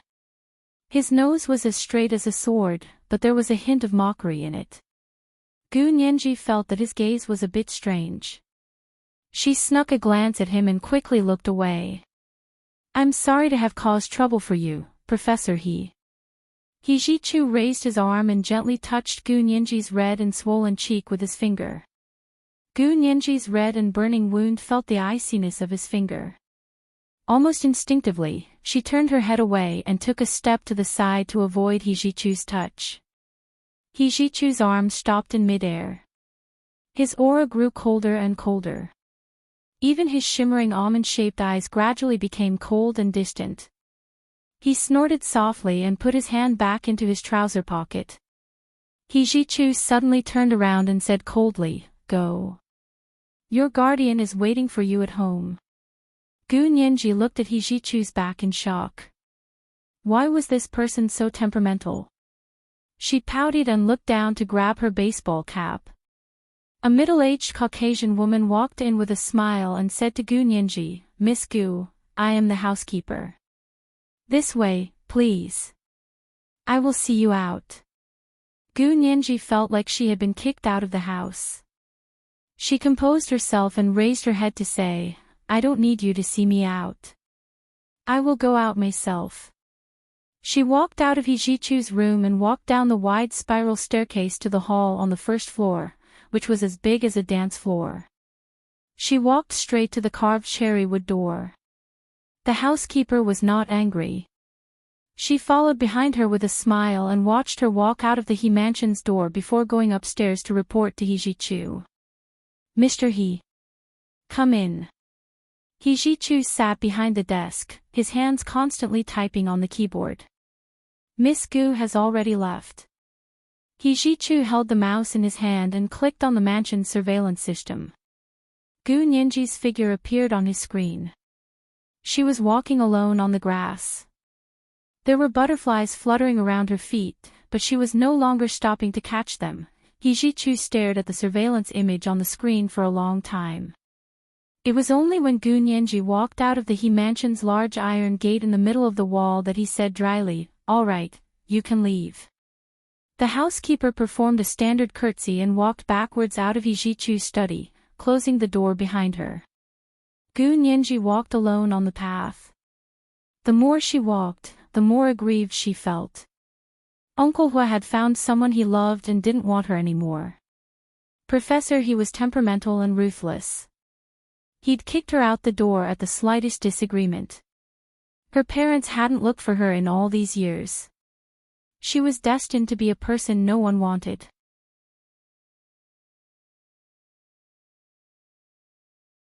Gu Nianji stopped and looked back at He Jichu's detached mansion. She stomped her feet and wanted to give it the middle finger. It took a lot of effort to control herself. She didn't want anyone to see her and say she was rude. She turned around and continued walking alone. She had never been to He Jichu's home before, but she knew his address and had searched for it on a map. Now all she had to do was take out her phone to find her way back to the apartment. She took out her phone and thought of Yin Shixiang. She didn't know where he was going. She slid open her phone to call Yin Shixiang, but it showed that he was still on the phone. She bit her lip and clenched her fists. She rushed forward as if she was mad. She had been walking alone on the tree-lined path for almost an hour. Her legs were so tired she couldn't lift them. But the apartment was still quite a distance away. Should she take a break by the side of the road? Gu Nianji looked up and looked around to find a place to rest. At this moment, her cell phone suddenly rang. Could it be Brother Xiong? Gu Nianji quickly picked up her phone and saw that it was Mei Xiaoan calling. International long-distance roaming. What was he doing? Gu Nianji answered, "Hello. Class rep." "Nianji. You're still calling me class rep? It took me a while to find you." Mei Xiaoan's relieved voice came from the phone. Gu Nianji listened to the voice. Why was it getting closer? She raised her head and saw a tall and thin man holding a phone. He was smiling as he walked towards her. Why did that man look so familiar? Gu Nianji stopped and narrowed her eyes. It really was Mei Xiaoan. Why was he in the United States? "Nianji, what's wrong?" Mei Xiaoan walked to her side. Why is your face swollen? He reached out and lifted Gu Nianji's chin to examine it. Xiaoshuan, why are you here? Gu Nianji's voice trembled violently. She couldn't believe her eyes or her ears. When she was at her weakest, when she needed someone by her side the most, why was it Mei Xiaoan who appeared? Was this God's will? Mei Xiaoan gently brushed her hair away from her forehead. Why am I here? Of course I missed you, so I came to see you. You heartless little thing, you forgot about me as soon as you arrived in the United States, didn't you? He pulled Gu Nianji into his arms with a slight force. This was the first update. She had been quite busy lately and couldn't write 3 updates at once. It was better to be apart. The second update would be around 1 p.m. Monthly votes and updates would be 3,000. The third update would be around 7 p.m. Early August. Asking for guaranteed monthly votes and recommendation votes.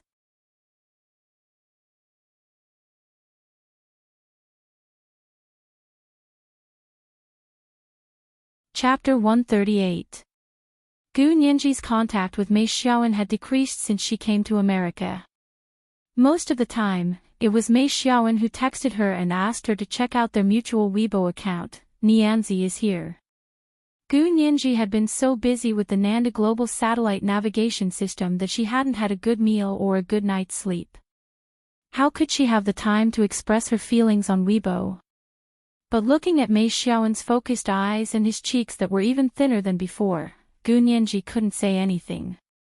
Mei Xiaoan hugged Gu Nianji and rubbed the top of her warm head.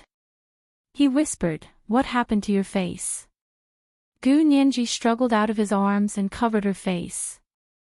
She pouted, "Someone hit me." "What? Who hit you? How dare they hit you? Did you call the police?" Mei Xiaoan grew serious. "I don't believe that nobody in America cares about this." Gu Nianji hung her head in embarrassment. "I hit you first." Mei Xiaoan was speechless. Then they must have crossed the line. Nianji was defending herself, right? Mei Xiaoan held her shoulders and comforted her gently. He was obviously biased and was always on Gu Nianji's side. What Gu Nianji needed the most right now was this indiscriminate attitude of standing by her side. Her mood instantly improved. She smiled at Mei Xiaoan. "Xiaoan, why did you come to America all of a sudden? Are you on vacation?" Mei Xiaoan turned to walk with her. He draped an arm over her shoulder. "I came here just to see you. Why don't you believe me?" "I'm so surprised, I can't believe it." Gu Nianji giggled but walked slower and slower. She was even limping. Although there weren't any obvious injuries on her legs today, she had been kicked several times. Coupled with the fact that she had been walking for more than an hour, her legs were so numb that she could barely feel them. She was practically walking step by step. Mei Xiaoan sensed that she was struggling and tilted his head to look at her. He quickly walked a few steps and squatted down in front of her. "Come, I'll carry you." "Ha!" Gu Nianji was at a loss. "I am fine." "All right, you're limping, you can't walk anymore." Mei Xiaoan turned around and smiled. "If I had known, I would have driven my rental car over." "Where did you park the car?" Gu Nianji asked curiously as she lay on his back. Mei Xiaoan slipped his arms under her calves and stood up with her on his back. "Nianji, why are you so thin?" Mei Xiaoan thought the girl on his back was too light. "Isn't it good to lose weight?" Saying that a woman has lost weight is the biggest compliment. Gu Nianji was smug. "It means that I'm controlling my weight well." Mei Xiaoan couldn't help but laugh as he shook his head. He chatted casually with her as he carried her back to her apartment. "We're here, Xiaoan. Thank you for bringing me back." Gu Nianji was sweating all over and very uncomfortable. She wanted to go back and take a shower first. "Where do you live?" "Give me your phone number and address." Mei Xiaoan had wanted to pick her up for dinner. But seeing how badly injured her face was, he knew she wouldn't want to go out and embarrass herself. He regretfully took out a card from the hotel and placed it in Gu Nianji's hand. Hilton Hotel, 3rd floor, room 356. My phone number hasn't changed. You can call me. Gu Nianji nodded. I'll treat you to dinner at my place tomorrow. I'm really in a bad state today. I need to go home and clean up. Xiaowen, I'm so sorry. Don't say sorry. Mei Xiaowen patted her head. Thank goodness I came. You're alone here. Take care of yourself and don't make me worry. Gu Nianji's heart warmed at his words. She nodded profusely. I know. I'll be more careful in the future. It was an accident. All right, I know you too well. You're weird, but you're still a girl. Even though you're good with words, what if someone gets angry and starts a fight with you? You'll be in big trouble. Mei Xiaowen sighed as he patted her shoulder. Go back. I'll watch you go in. No, you go first. I'll watch you. Gu Nianji insisted on seeing Mei Xiaowen off. Mei Xiaowen couldn't dissuade her. He squeezed her hand and turned to walk to a black Buick parked in the parking lot. He turned back to wave at her before getting into the car and driving away from Gu Nianji's apartment building. Gu Nianji returned to her apartment and opened the door with her key. The apartment was quiet. Yin Shixiang wasn't in the living room. She limped in and went straight to her room. Yin Shixiang's door was tightly shut. He was standing in front of his window and talking quietly on the phone. Hua Xiao, little Zay told you already, right? What do you plan to do? Hua Xiaoheng's voice was low and thick. You said He Zhichu has already taken Nianji away. Yes, he's already taken her away. The U.S. military refused to let Nianji go and angered He Zhichu. Later, I heard He Zhichu even sued the U.S. military. They don't dare to act rashly anymore. Yin Shixiang reported everything he had heard today. Hua Xiaoheng was silent for a moment. His voice was emotionless. Okay, we'll bide our time and observe the situation. I'll send someone to inform the consulate general and tell them to ignore it. Ha! Yin Shixiang jumped up when he heard this. He couldn't help raising his voice. No way.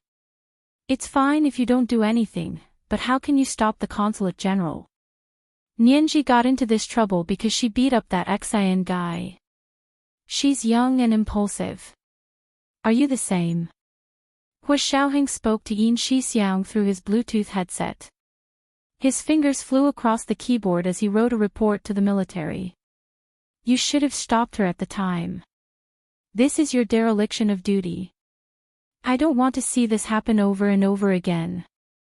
If it happens again, you can go back and ask little Zay to come over. Yin Shixiang took a few deep breaths, stood up straight, and said in a gruff voice, Yes, sir.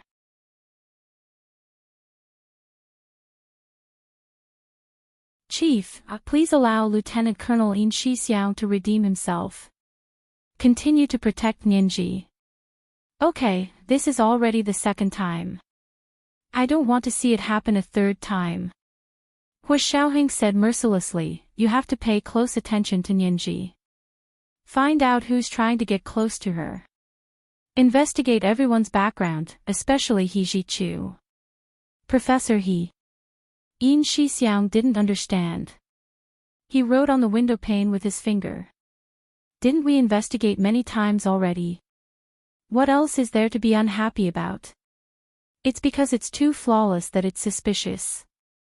From his resume, he has nothing to do with Nianji. Why would he treat her so well in just a few short months? Don't tell me that every professor treats their students this well. Hua Xiaoheng closed the computer after he finished writing the report. Yin Shixiang stammered, Mr. Hua, do you think there's another reason? What reason? Hua Xiaoheng walked out as he took out a cigarette and lit it. That's right. Did he Jichu fall for Nianji? After all, Nianji is getting older and more popular. Mr. Hua, you don't know how many people like her here. Hua Xiaoheng's hand holding the lighter paused. He maintained the posture of lighting the cigarette. After a while, he calmly extinguished the lighter and said slowly, probably not. He Jichu is a professor. If he dares to do anything to Nianji, I'll ruin his reputation. Continue to observe and report back. This is the second chapter. Monthly votes of 3,000 plus chapters. The third chapter is around 7 p.m. Early August. Asking for guaranteed monthly votes and recommendation votes. Also, if you want to join the group, you can do so now. The larger group only needs to subscribe to the Major General. The book review section has a post welcoming everyone to join the Major General's group. After you reply, you just need to indicate the username of the reply when you apply.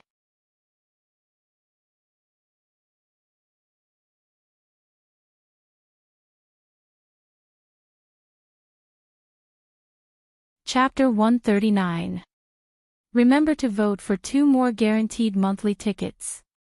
Remember to vote for 2 more guaranteed monthly tickets. Remember to vote for 2 more guaranteed monthly tickets. P.S. Chapter 136 of Chapter 2, I Ruined His Reputation, has been updated at 1 p.m. You can see it if you scroll forward.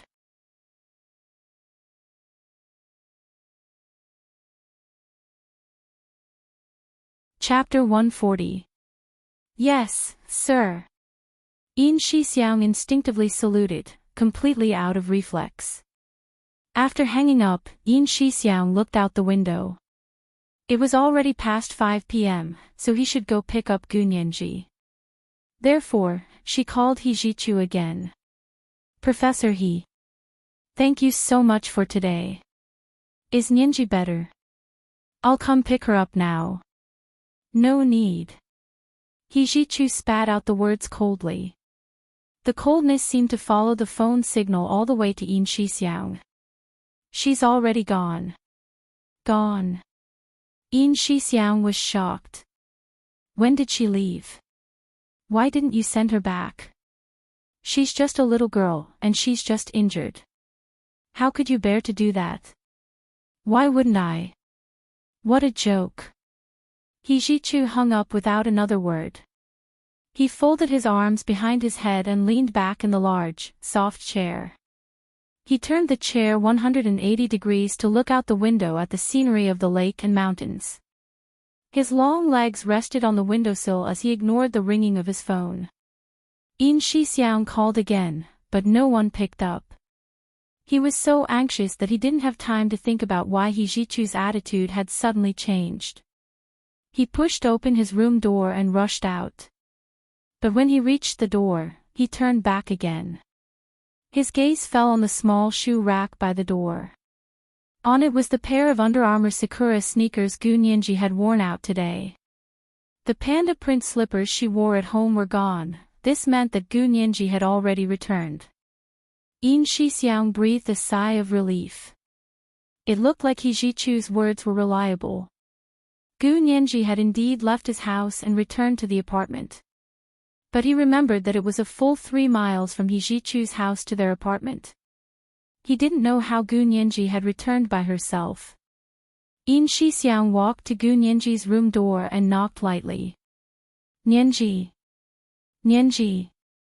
Are you back? Gu Nianji hugged the panda pillow and curled up behind the bay window curtains. She was completely hidden. Yin Shixiang called her a few times before she replied with a muffled Yin Shixiang quickly opened the door. Luckily, the door wasn't locked. As soon as Yin Shixiang entered, he looked around but didn't see Gu Nianji. He looked again and found Gu Nianji's panda slippers under the bay windowsill. So he was hiding on the windowsill. Yin Shixiang walked over slowly.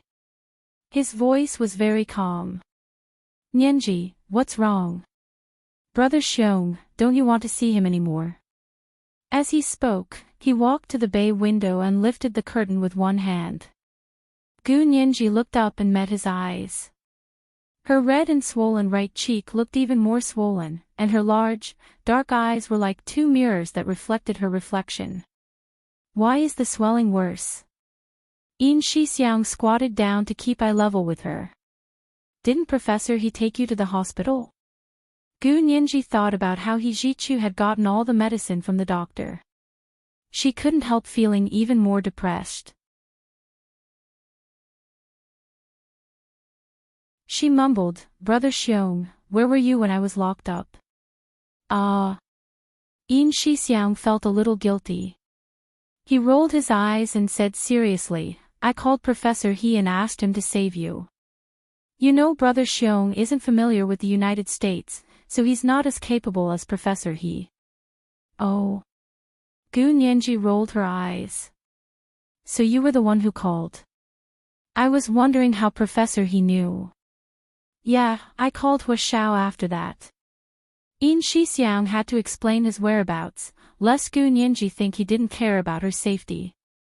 Gu Nianji's heart skipped a beat when she heard this. She looked down and buried her swollen right cheek against the panda pillow. She asked quietly. Uncle Hua knows. Yin Shixiang didn't tell the truth. Hua Xiao is very busy, so he doesn't know yet. Little Zay said he would tell him when Hua Xiao gets back. But you're fine now, so you don't have to tell him anymore, right? Gu Nianji thought about it. Her long eyelashes fluttered, and she finally said dejectedly, forget it, don't tell him. Uncle Hua might scold me if I tell him. Instead of studying, he only knew how to play, and even got into a gang fight. Gu Nianji thought she could imagine Hua Xiaoheng's stern, solemn expression, and perhaps a look of deep disappointment in his eyes. Yin Shixiang raised an eyebrow and sat next to her. He patted her shoulder and comforted her. Nianji, tell me the truth. When has Hua Xiao ever scolded you? Gu Nianji was speechless. He doesn't talk most of the time. Yin Shixiang chuckled. Gu Nianji was furious. She pushed Yin Shixiang, her eyes red. Brother Xiong, you're adding fuel to the fire. I'm already very upset, and you're still talking about it. Fine, I was just joking. I was just teasing you. Yin Shixiang carried her down. Here, I have some top-notch ointment. Apply it on your face. I guarantee the swelling won't be visible by tomorrow. Really? Gu Nianji looked at Yin Shixiang suspiciously. There's such a good ointment. The famous improved green ointment, an ancient Huaxia medicine formula, made by Chen Lai. You deserve it. Yin Shixiang dragged Gu Nianji to his room and rummaged through his drawers for the improved green ointment, which could treat soft tissue bruises. He carefully applied it on Gu Nianji. As soon as the ointment touched her face, Gu Nianji felt a penetrating coolness seep into her skin. The burning sensation immediately subsided. This was definitely much better than the Western medicine prescribed by American emergency room doctors. Gu Nianji also believed that ancient Huaxia medicine was definitely better for the skin. She felt much better. She took the improved green ointment from Yin Shixiang and asked, Do you have any ointment for muscle soreness? I walked for an hour today. My legs are about to break. You walked for an hour? Yin Shixiang was shocked. When did you walk for an hour? Doesn't Professor He drive a Lamborghini?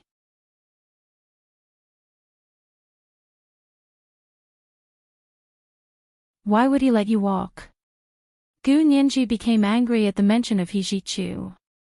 She pouted unhappily. Professor He kicked me out and didn't send me a car. I walked back alone. What? Yin Shixiang jumped 3 feet into the air and almost flew into a rage. He roared, he made a seriously injured little girl like you walk for more than an hour. Yes. Gu Nianji nodded. Isn't that too much? It really is too much. Yin Shixiang punched the wall. He was deeply ashamed of what he had just said to Hua Xiaoheng. He took back his words. He didn't believe that He Jichu had taken a liking to Gu Nianji. As long as a man loved a woman, how could he bear to let her suffer like this? Besides, Gu Nianji was still injured. No, I have to call him. This kind of thing has to be explained clearly. What if something happens to you? Can he afford to compensate you? Yin Shixiang kept calling He Jichu's number in his anger. He Jichu was annoyed and finally blocked Yin Shixiang's number. Gu Nianji grabbed Yin Shixiang's hand and shook it. Brother Xiong, stop calling. I'll tell you something. I met someone on the way back. Can you guess who it was? How would I guess? There are so many people in this world. You've really tested me. Yin Shixiang panted heavily as he suppressed the anger in his heart. Gu Nianji giggled as she got him a drink. It was our university class rep, Mei Xiaoan. It was the third watch. It was the beginning of August. Were there no more guaranteed monthly votes? Asking for guaranteed monthly votes and recommendation votes. Also, if you wanted to join the group, you could do so now. The larger group only needed to subscribe to the Major General. There was a post in the book reviews section welcoming everyone to the Major General's group. After the relatives replied, they only needed to specify the username of the reply when they applied.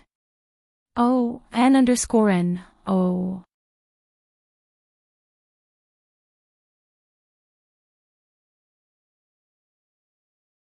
Chapter 141. Mei Xiaoan. He's in America. And you met him. Yin Shixiang took a sip of his drink. His anger towards He Jichu subsided slightly as the cold drink entered his mouth, but Mei Xiaoan's message quickly grabbed his attention again. How could it be such a coincidence?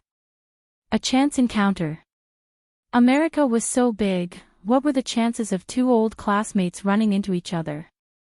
Gu Nianji sensed Yin Shixiang's resistance and dissatisfaction towards Mei Xiaoan.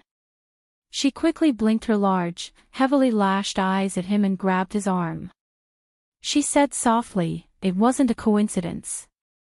I keep in touch with Xiaoan via text, and I gave him my address, so it wasn't hard for him to find me. He's really nice to me, and when I couldn't walk anymore, he carried me back." Yin Shixiang snorted and deliberately ignored Gu Nianji's fawning smile. He crossed his arms and looked up. Even if he knew the address, he should have come to the apartment to find you, right? But he ran into you on the way. What's the meaning of that?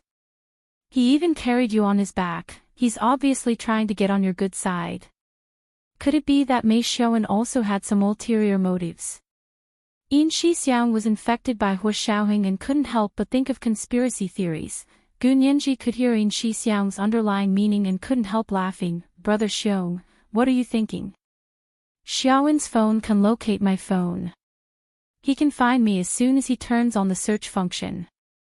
Mei Xiaoan must have turned on the tracking function to see if she was home as soon as he arrived at Gu Nianji's apartment, but she wasn't there. He followed the location provided by the phone and happened to run into Gu Nianji, whose legs were numb from walking. Yin Shixiang slapped his forehead. "No, his phone can't have this function. I have to think of a way to get him to delete it." He then warned Gu Nianji, "You have to be careful too. Why did you let him locate your phone? Did he give birth to you or raise you? You heartless little thing, you don't want us now that you have a boyfriend?" Gu Nianji had been called heartless twice today, and her heart was filled with mixed emotions. She hung her head beside Yin Shixiang and muttered, "You guys don't want me anymore. Why are you blaming me for being heartless?" Who doesn't want you?" Yin Shixiang rolled up his sleeves to make Gu Nianji laugh. "Tell me, Big Xiong will challenge him to a duel." Gu Nianji looked up and smiled. "Are you really going to challenge him to a duel?" "Of course. The number of people in this world that your brother Xiong can't beat can be counted on 5 fingers. Can you beat Uncle Hua?" "It's too difficult. Let's try another one." Bah! Gu Nianji gave Yin Shixiang a shove. I knew you couldn't beat Uncle Hua, so don't brag in front of me. Go and make me supper, I'm starving. Okay. I bought prawns and fresh scallops.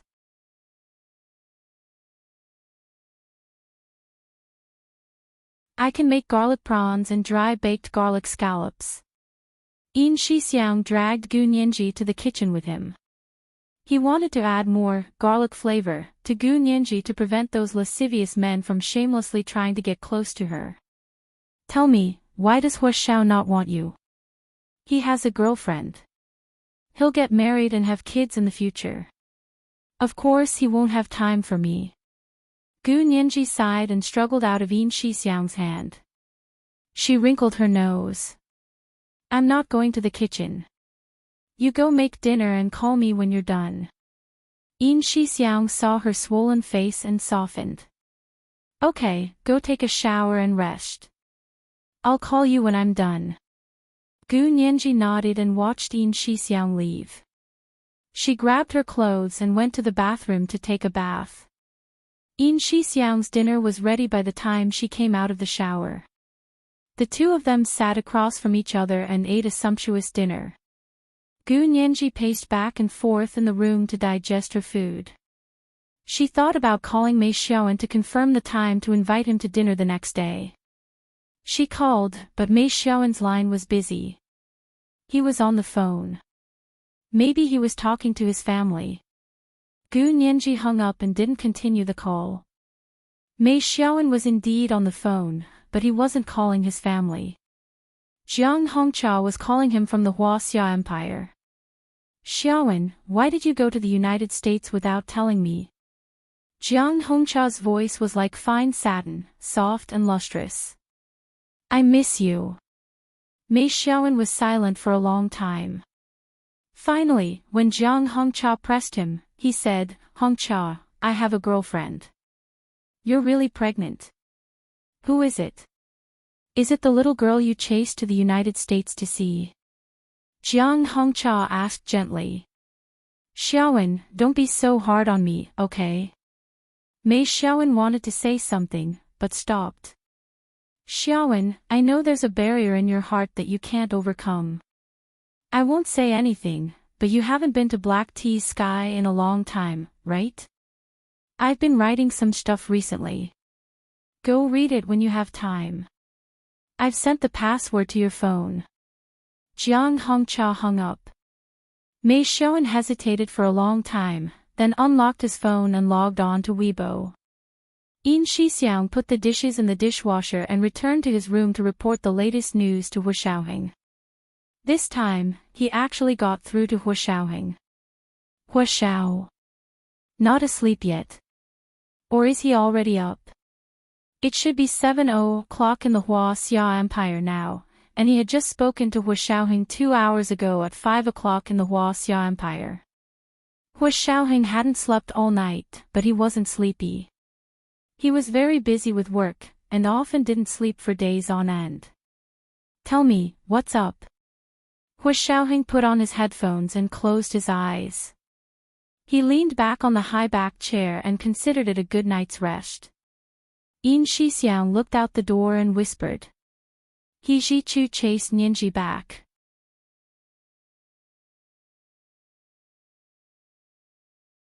I don't know what Nianji did to piss him off, but he made her walk back alone. It was a 3-mile walk, and she took an hour. Hua Xiaoheng shook his head nonchalantly. A 3-mile walk took an hour. You should make sure Nianji continues her morning exercise. She can't fall behind in the 10-kilometer cross-country run. Yin Shixiang was speechless. Hua Xiao, you're focusing on the wrong thing. But he didn't have the guts to argue with Hua Xiaoheng. He chuckled and said, Mei Xiaoan is here, apparently to see Nianji. Hua Xiaoheng didn't open his eyes. He rubbed his forehead and asked nonchalantly, why did he go to the United States? Did he see Nianji? He saw her. That kid was lucky. He chased Nianji back by Hejichu and met her halfway. He even carried her on his back for a while.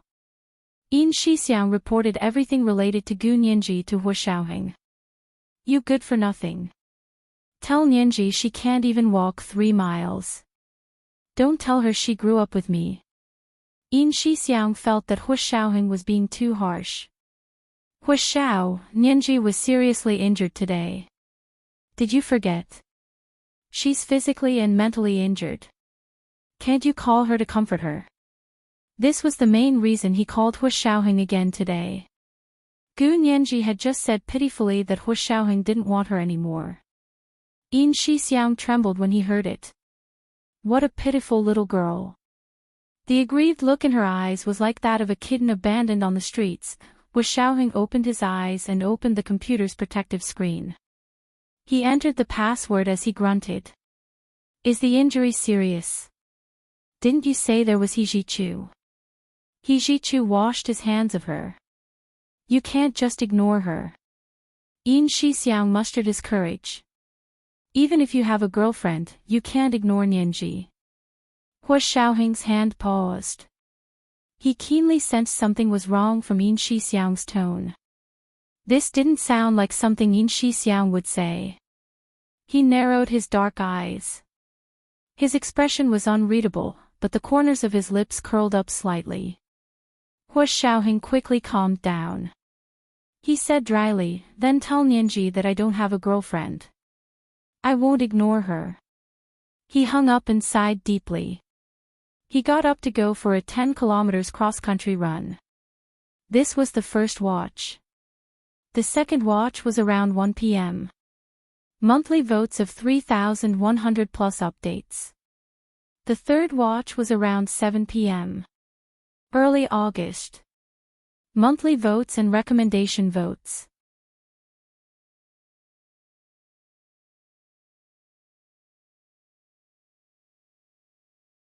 Chapter 142.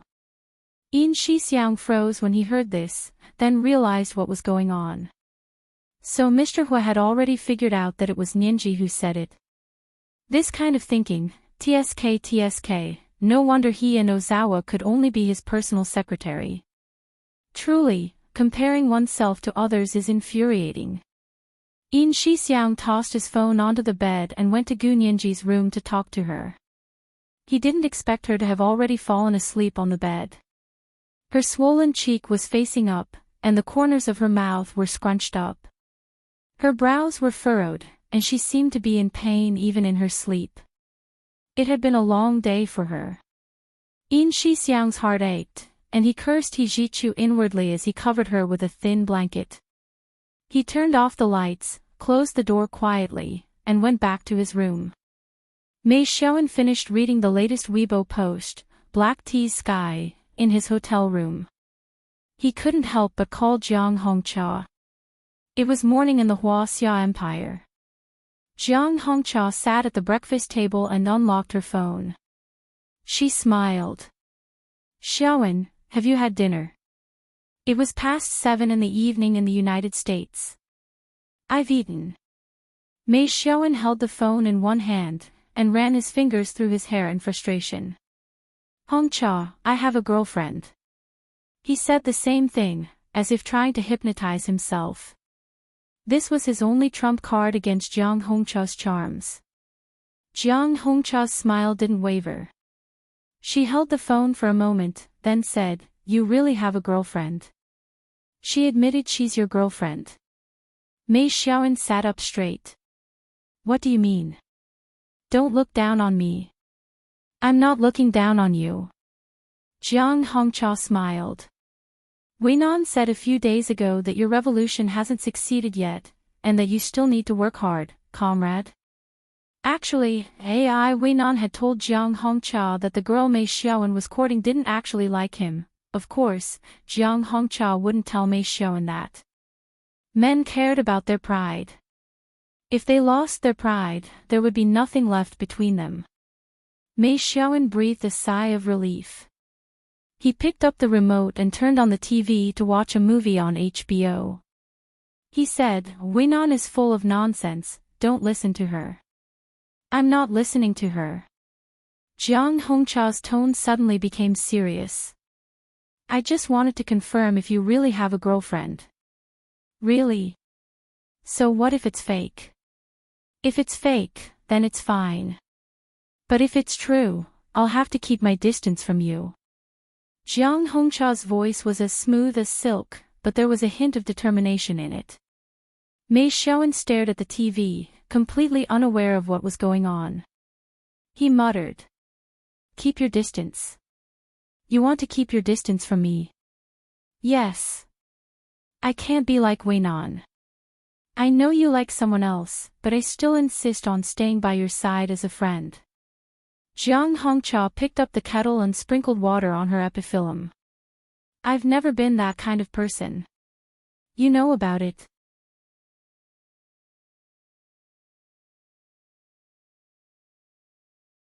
Mei Xiaoan was surprised. When they were dating in high school, Ai Weinan stayed by their side as a good friend. Of course I know. Do you think I'm stupid? Jiang Hongcha chuckled as she put down the watering can. She stroked the epiphyllum's leaves and placed a rainflower stone in the pot. So you don't mind? Mei Xiaoan thought of their first love in high school, and all their firsts. His heart softened. Jiang Hongcha was obviously thinking of their first love. Her voice was even sweeter. Of course not. Why would I mind? You don't even like her. Just let her stay by your side. Her witty and generous words had a double meaning, and Mei Xiaoan's heart went numb. He couldn't resist it at all. As expected, the only person who could affect his emotions the most, the one who was most in tune with him, was Jiang Hongcha. However, when he thought of Jiang Hongcha's foreign boyfriend, Mei Xiaoan felt uneasy. He suppressed the restlessness in his heart and said carefully, I'm sleepy. I'm jet-lagged. I'm going to take a shower. I'll call you tomorrow. He hung up. Jiang Hongcha stared at her phone. She couldn't believe that Mei Xiaoan had hung up on her. When had Mei Xiaoan ever hung up on her in all their years of dating? It looked like Gu Nianji really was special to Mei Xiaoan. Jiang Hongcha was terrified for the first time. How could there be so many people who wouldn't give up until the bitter end? They just hadn't met a better one yet. Once they did, they would fall in love with the new. Jiang Hongcha was scared. She was worried that Mei Xiaoan would really end up with Gu Nianji. Anxious, she dialed Ai Weinan's number. She had been away all these years, and Ai Weinan had been by Mei Xiaoan's side. She should know everything about him, right? Gu Nianji woke up the next day to find that her swollen cheeks had completely gone back to normal. There were only a few red marks left, like red veins under her fair skin. They should be completely gone in a few days. She held the bottle of improved green ointment that Yin Shixiang had given her. She wanted to give it a thumbs up. It was so useful. Brother Xiong must have gotten it from Uncle Hua. She would ask him to stock up on it when she got home. Yes, and Uncle Hua had promised to pick out some black t-shirts for pajamas when she got home. She couldn't forget. Even if he already had a girlfriend by then, she would still remind him to keep his word. Gu Nianji pursed her lips and recorded these two things in her phone's notepad. The date of the reminder was set to be the day she returned to the Empire in 6 months. It should be the day before Christmas. She cleaned herself up and changed into a polo and denim shorts. She said to Yin Shixiang, Brother Xiong, I'm inviting Mei Xiaoan here for dinner today. What do you think we should cook? Yin Shixiang realized that he really had become Gu Nianji's cook. He couldn't help feeling depressed. After a while, he said, let's eat out.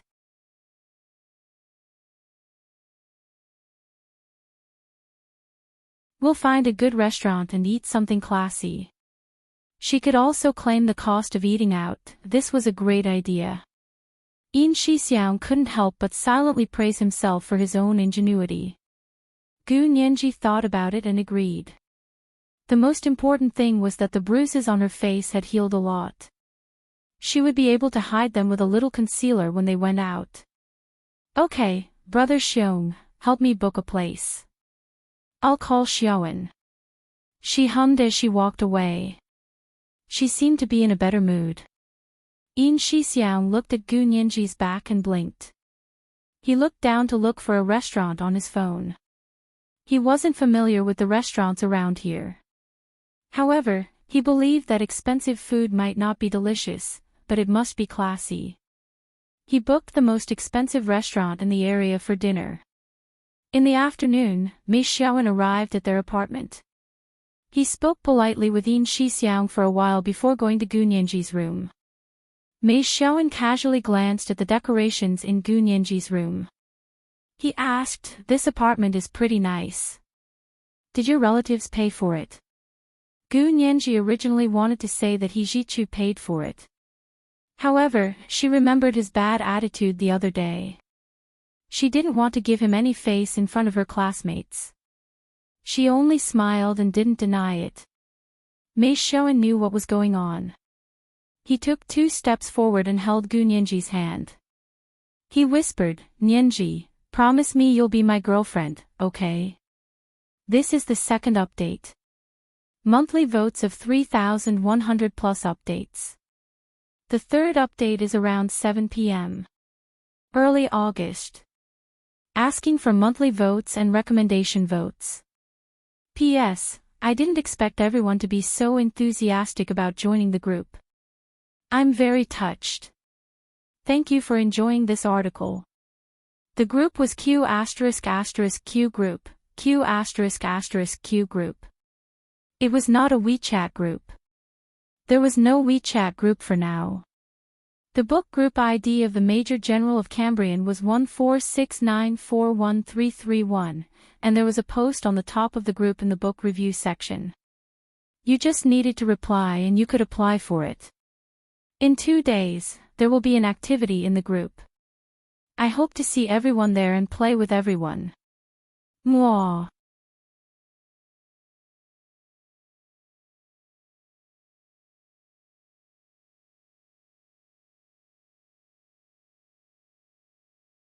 Chapter 143. Mei Xiaowen's palms were sweaty and even slightly trembling. Gu Nianji could feel how nervous he was. Looking up at his gentle face and the hopeful eyes behind the gold-rimmed glasses, she felt warm and touched. So it wasn't that no one wanted her, so there were people who wanted her. The corners of Gu Nianji's lips slowly curled up into a crescent shape, and her red lips curved into a seductive arc. Mei Xiaowen's heart pounded as he instinctively wrapped his arms around her waist and lowered his head to kiss her lips. Don't. Gu Nianji quickly pushed him away and took 2 steps back, blushing. Don't be like this. Mei Xiaowen's breathing was a bit unstable as he looked at Gu Nianji's half-lowered head, revealing the fair nape of her neck. He wanted to touch it. He took a step forward and Gu Nianji took 2 more steps back, almost touching the windowsill. You don't want to be my girlfriend. I really like you. Mei Xiaowen was hurt. He had pursued Gu Nianji for so long and didn't expect this to happen. Xiaowen, you really want me to be your girlfriend? Gu Nianji glanced at Mei Xiaowen. Then can you agree to one condition? What condition? I'll definitely agree. Mei Xiaowen's mood instantly improved. He looked at Gu Nianji with joy in his eyes. Gu Nianji smiled and tilted her head. Wait for me for half a year. If you don't change your mind in the next 6 months, I'll be your girlfriend when I come back at the end of the year. What do you think? Gu Nianji said this because she remembered Ai Weinan saying that Mei Xiaowen's first love had broken up because they were in a different place. Gu Nianji had to stay in the United States for half a year and was in a different place from Mei Xiaowen. She wasn't sure if they could get past this hurdle. Mei Xiaowen was slightly taken aback. He clearly didn't expect Gu Nianji to still refuse to be his girlfriend even after he had pursued her all the way to the United States. However, he had to admit that unlike before, Gu Nianji had given him a clear answer this time. As long as he waited until the end of the year, she could be his girlfriend if he wanted. Thinking about it this way, he actually had the initiative in his hands. Mei Xiaowen quickly accepted Gu Nianji's proposal. Okay, I'll wait for you. I'll pick you up at the airport on the day you return half a year later. Although there were still many uncertainties, Gu Nianji's heart skipped a beat when she heard what he said. Will you really pick me up? If you're still this good to me in 6 months, I'll be your girlfriend. Mei Xiaowen was satisfied and pulled her into his arms for a hug. Yin Shixiang called out from outside the door, it's getting late, isn't it time to eat? Gu Nianji pushed him away. I'll take you out for dinner. Mei Xiaowen smiled and took her hand, walking out with her. Yin Shixiang looked at them coldly from the door. What are you doing in the house? So long.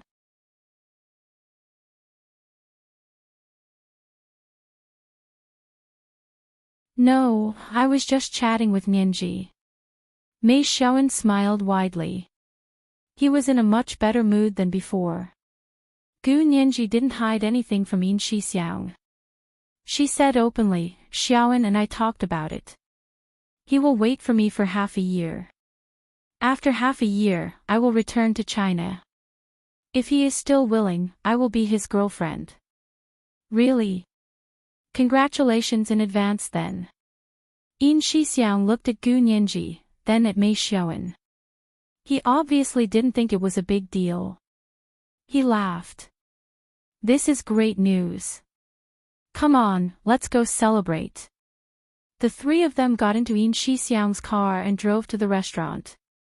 It was the most expensive restaurant within 50 miles.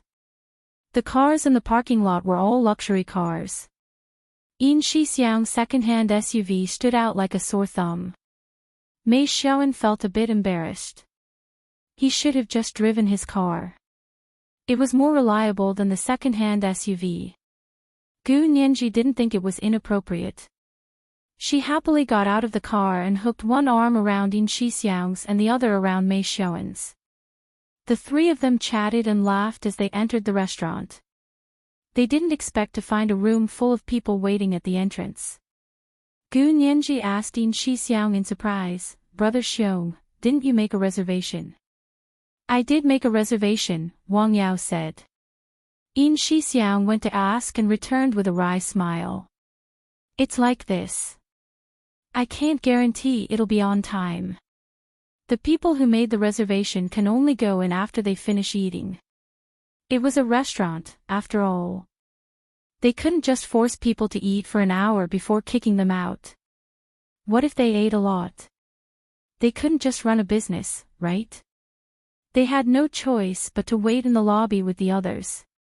Yin Shixiang held his phone and sat on a bench in the corner, bored. He was playing games. Gu Nianji and Mei Xiaowen stood next to a large potted plant beside the entrance and whispered. They talked about where their classmates had gone after graduation and what happened in college. They had a great time and didn't feel bored at all. However, after waiting for almost an hour, Gu Nianji's legs were sore again. Mei Xiaowen held her arm. Let's go find a seat over there. Gu Nianji nodded and followed him inside. At that moment, the restaurant doors opened again. 2 managers and a senior manager hurried over. They stood by the door and bowed. Welcome, welcome. The senior manager had just been ignoring the waiting customers, but in the blink of an eye, he was bowing to someone else. Gu Nianji didn't know which important person had come. Gu Nianji pouted, her eyes filled with undisguised disdain. She turned her head to sneak a peek. She ended up meeting a pair of cold, sultry eyes. Gu Nianji's cheeks immediately burned. Even her concealer couldn't hide the sudden blush on her face. Mei Xiaowen also turned to look and froze. Standing at the entrance was a tall, handsome man.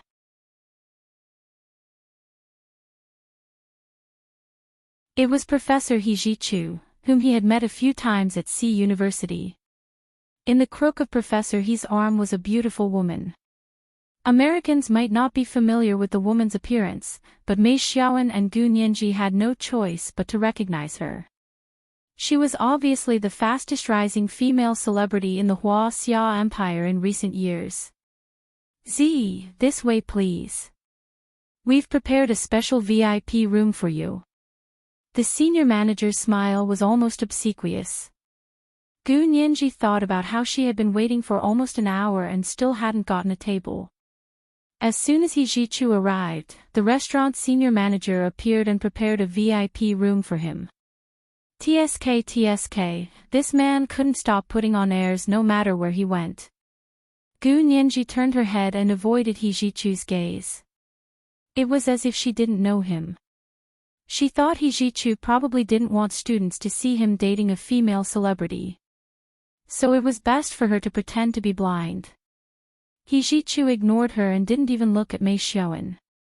He held the female celebrity's arm and walked past Gu Nianji to follow the restaurant manager to the VIP room.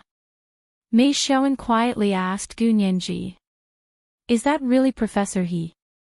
I didn't think he was that good to be dating a female celebrity of that caliber." She was a genuine female celebrity who had won an international award. She wasn't someone who could be compared to an 18-line, all-faced internet celebrity. Who knows? He's obviously a playboy. Gu Nianji thought He Jichu had already fallen for her, so she secretly gossiped about him behind his back. He Jichu's almond-shaped eyes were indeed quite attractive. Unexpectedly, as soon as Gu Nianji finished speaking, 2 coughs came from behind them.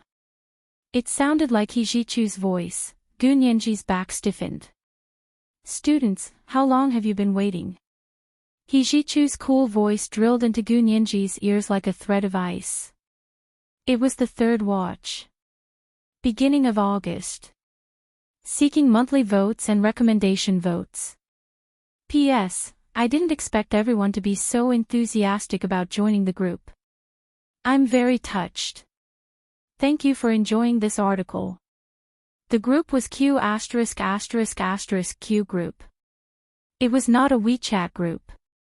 There was no WeChat group for now. The book group ID of the Major General of Cambrian was 146941331, and there was a post on the top of the group in the book review section. You just needed to reply and you could apply for it. In 2 days, there will be an activity in the group. I hope to see everyone there and play with everyone. Mwah. Oh, intersection. Oh.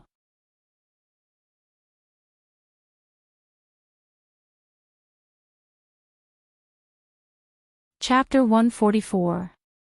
Gu Nianji and Mei Xiaoan couldn't pretend they hadn't seen it since he'd said, "Classmate." They both turned to face He Jichu. He Jichu was dressed in light-colored casual wear, his hands in his trouser pockets. His eyes lingered on Gu Nianji and Mei Xiaoan's intertwined hands for a moment. There was no harm without comparison. Mei Xiaoan had always been a male idol in girls' eyes, but in front of He Jichu, who was mature and elegant, he was just a big boy who didn't know what to do. Standing in front of He Jichu, Mei Xiaoan felt uncomfortable for the first time.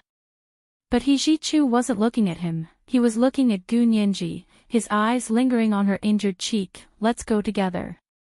My place is big." He was inviting them to the VIP room for dinner.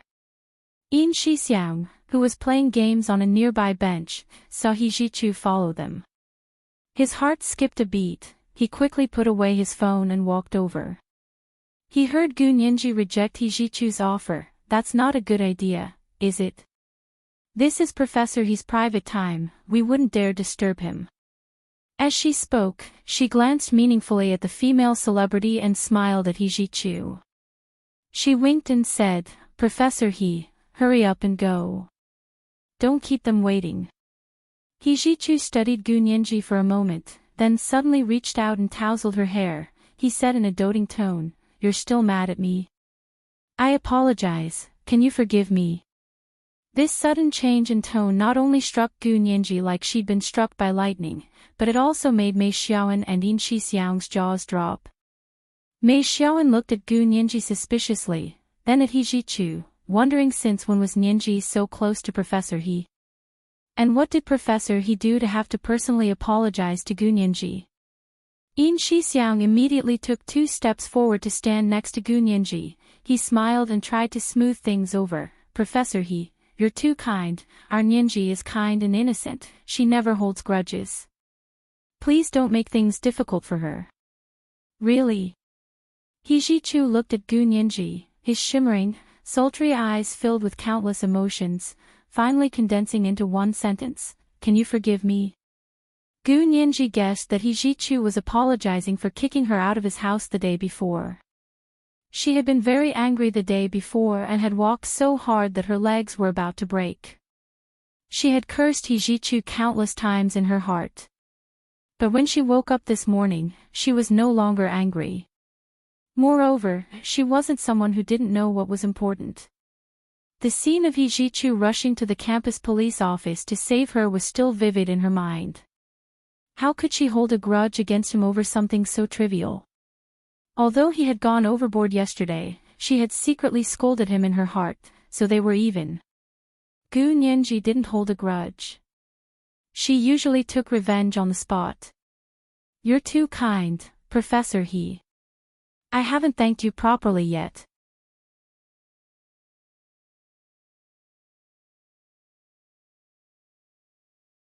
If you hadn't arrived in time, I wouldn't have been able to sit here and wait for my meal. Gu Nianji smiled. Her curvy lips were bright red, and her soft texture was simply tempting. He Ji-Chu's gaze moved away from her red lips. That's good. He didn't insist that Gu Nianji and the others eat with him in the VIP room. Instead, he called the restaurant's senior manager over and whispered a few words in his ear in French. The senior manager nodded repeatedly and turned to Gu Nianji and the others in English. Please follow me. There's a table for 3 over there. I just got someone to add it. This was probably because of He Ji-Chu. Gu Nianji nodded to He Ji-Chu with a smile. Thank you, Professor He. She quickly followed the senior manager to find a table. Mei Xiaoan also nodded to He Ji-Chu. Professor He, we'll be going then. He Ji-Chu grunted in acknowledgement. He watched as the two of them went after Gu Nianji before turning to go to the VIP room. Lawyer He, were those 2 your students? The female celebrity asked curiously. The young girl just now was too attractive. The female celebrity was also famous for her beauty, but she didn't have the slightest advantage in front of this young girl who hadn't even grown up yet. It wasn't that the young girl was prettier than her. No matter how beautiful an unripe fruit was, it wasn't as alluring as a ripe fruit. However, there was an irresistible allure within the unripe fruit. This was no ordinary fruit. He Ji-Chu grunted and picked up the menu to order. He didn't seem to want to discuss the matter any further. However, the female celebrity couldn't help herself. She wasn't sure what position the young girl held in He Ji-Chu's heart. She picked up the menu and looked at it a few times. She asked tentatively, that young girl is very starstruck.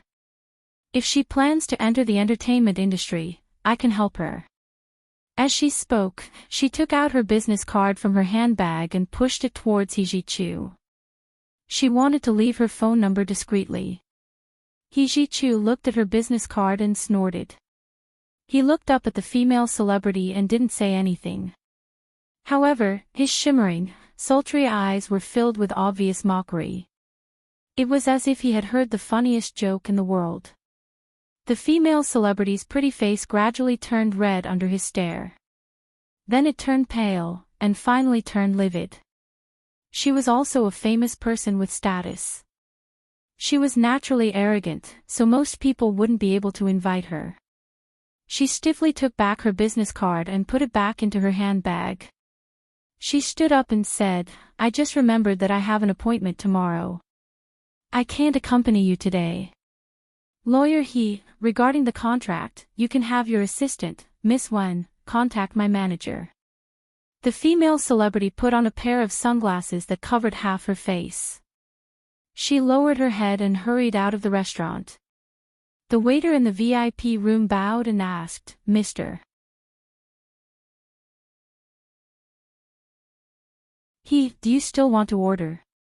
He Ji-Chu leaned back and rested one arm on the back of the chair. He looked through the open door and happened to see Gu Nianji and the others at the makeshift table. The three of them sat around a small round table and were eating happily. Gu Nianji's guardian said something, but Gu Nianji was laughing so hard she almost collapsed on the round table. The moment she looked up, Gu Nianji saw He Jichu sitting alone in the VIP room across from her. The door was wide open, and the room was illuminated by the lights. Everything was resplendent. He Jichu, however, sat there ramrod straight. He was like a pale ink, and a sense of desolation washed over her. He Jichu raised his glass to Gu Nianji from afar. Gu Nianji pursed her lips and raised her glass to He Jichu's. Yin Shixiang saw this and turned to look. He said in surprise, "Huh? Where's his female companion?" Gu Nianji shook her head. "I don't know. I don't know what she's up to." The waiter who was taking care of their table said quietly, "Mr. He's female companion just left to attend to something." As soon as he finished speaking, He Jichu had already stood up and walked out of the lavishly decorated VIP room. He came to Gu Nianji's table. He patted Mei Xiaowen's shoulder. "It's late, I have something to attend to. I'll take you out tomorrow." As he spoke, he left a business card for Mei Xiaowen and nodded at Yin Shixiang. He didn't even look at Gu Nianji as he turned to leave. Mei Xiaowen was ecstatic. He held up He Jichu's business card and said to Gu Nianji, "Nianji, this is Professor He's personal business card. Normal people can't get a business card like this." Gu Nianji was also happy. She chuckled. "Then go to bed early tonight. I don't know where I'll take you tomorrow." She then pretended to be jealous. "Professor, he has never taken me and Brother Huang out before." "Xiaowen, Professor, he seems to have taken a liking to you." Mei Xiaowen laughed. "How could that be? But I'm quite surprised that Professor he remembered my name." This was the first watch. The second watch was around 1 p.m. Monthly votes for 3,200 plus updates. The third watch was around 7 p.m. Early August. Monthly votes and recommendation votes. Oh, ___, oh.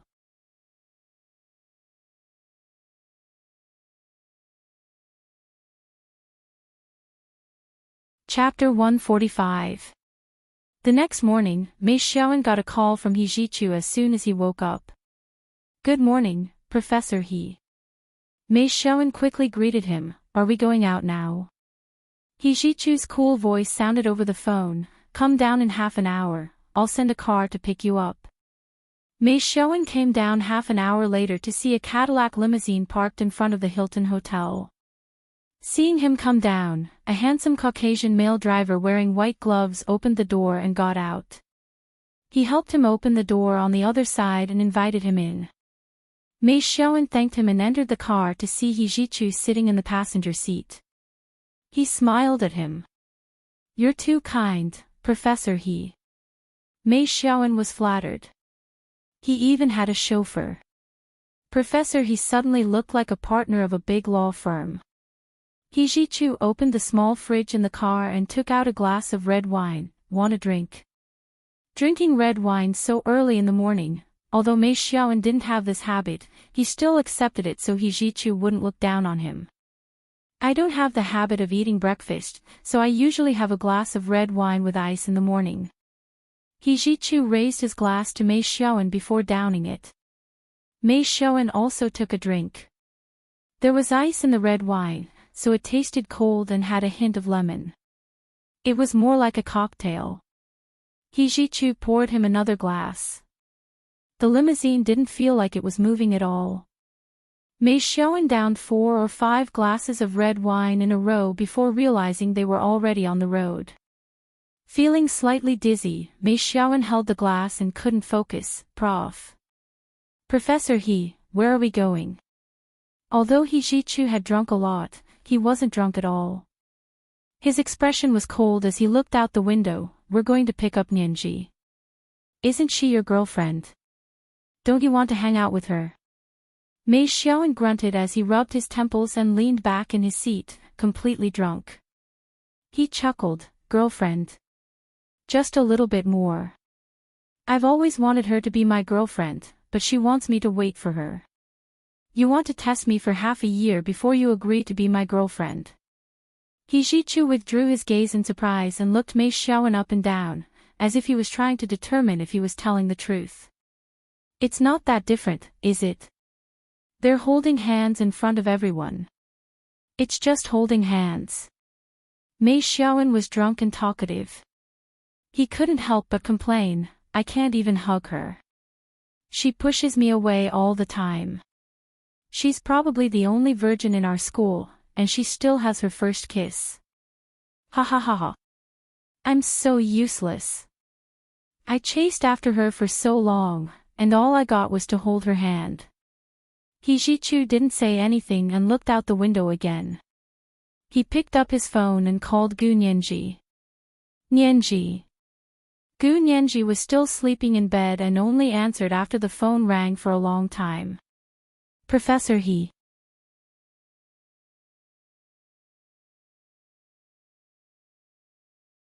Gu Nianji woke up as soon as she heard He Jichu's voice. She sat up in bed, but her voice was still sleepy and hoarse. "What's up? I'm taking Mei Xiaoan to Harvard today, and I just remembered that you still need to get your injury checked out. I'll pick you up." He Jichu hung up. Gu Nianji didn't even have a chance to object. Thanks to Chen Lai's improved green ointment, the injury on her face had completely healed. Why would she need to go to the hospital?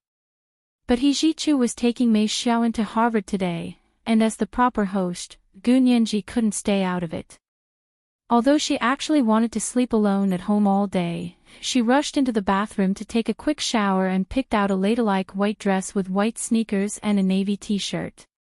Her long hair was tied back with a hairband and she wore a navy baseball cap. She carried her small backpack and said to Yin Shixiang, "Brother Xiong, Professor He is taking Xiaoan to Harvard. I want to go have some fun." Yin Shixiang poked his head out of the room. "When are you coming back?" "I don't know. Probably in the evening. I'll call you." Gu Nianji's phone rang as she spoke. She glanced at it and said, "I have to go, they're already here to pick me up." She opened the door and ran out. Not long after Gu Nianji left, Yin Shixiang came downstairs in disguise and followed them to Harvard. He Jichu's limousine was very flashy, and Yin Shixiang couldn't miss it even if he wanted to. When they arrived at Harvard, Gu Nianji happily pointed out the various buildings to Mei Xiaoan and told him which faculty they belonged to. She then took him to the law faculty building to look around and take a few photos. Mei Xiaoan smiled. "I can show off to everyone when I get back that I've been to Harvard before too." "In your dreams." Gu Nianji gave him a sidelong glance and joked with him, making He Jichu's presence seem unnecessary. However, He Jichu didn't seem to mind. He followed them unhurriedly, and at some point, a cigarette appeared in his hand. He stood in a smoking area on Harvard University. Gu Nianji turned around and saw the flickering cigarette between his fingers. Her eyes flashed. He Jichu sensed something and looked up to see Gu Nianji staring at the cigarette between his fingers. "Okay, I won't smoke anymore." He chuckled as he threw the cigarette into a nearby trash can. Gu Nianji pursed her lips and didn't say anything. She turned to point to the School of Electrical Engineering building across from the law faculty. She said to Mei Xiaoan, "That's the School of Electrical Engineering. I know a few Chinese students there." "Yes, Nianji has a male idol there." He Jichu folded his hands behind his back and stood on the other side of Gu Nianji. He squinted at the School of Electrical Engineering building. Male idol. Mei Xiaoan's heart skipped a beat. He looked at Gu Nianji in shock. "Who?" Gu Nianji blushed and said sheepishly, "Professor, he was joking."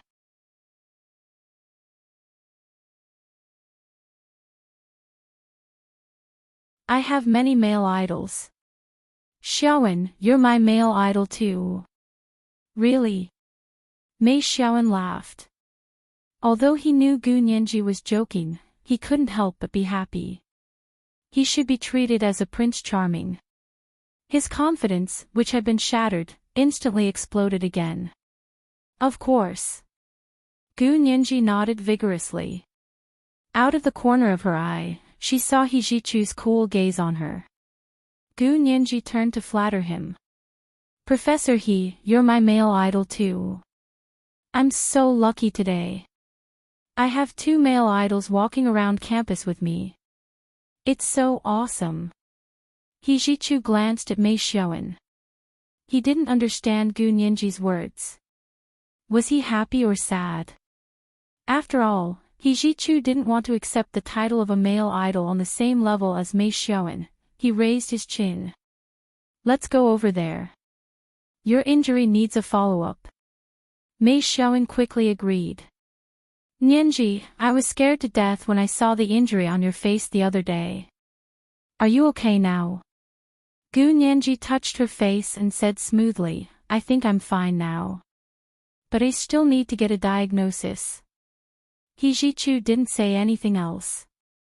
He took Gu Nianji and Mei Xiaowen to the Harvard Medical School affiliated hospital. This time, he was looking for a dermatologist. Dr. Thomas, thank you for your help. He Jichu pulled Gu Nianji over. Look at her face. She was beaten up 2 days ago.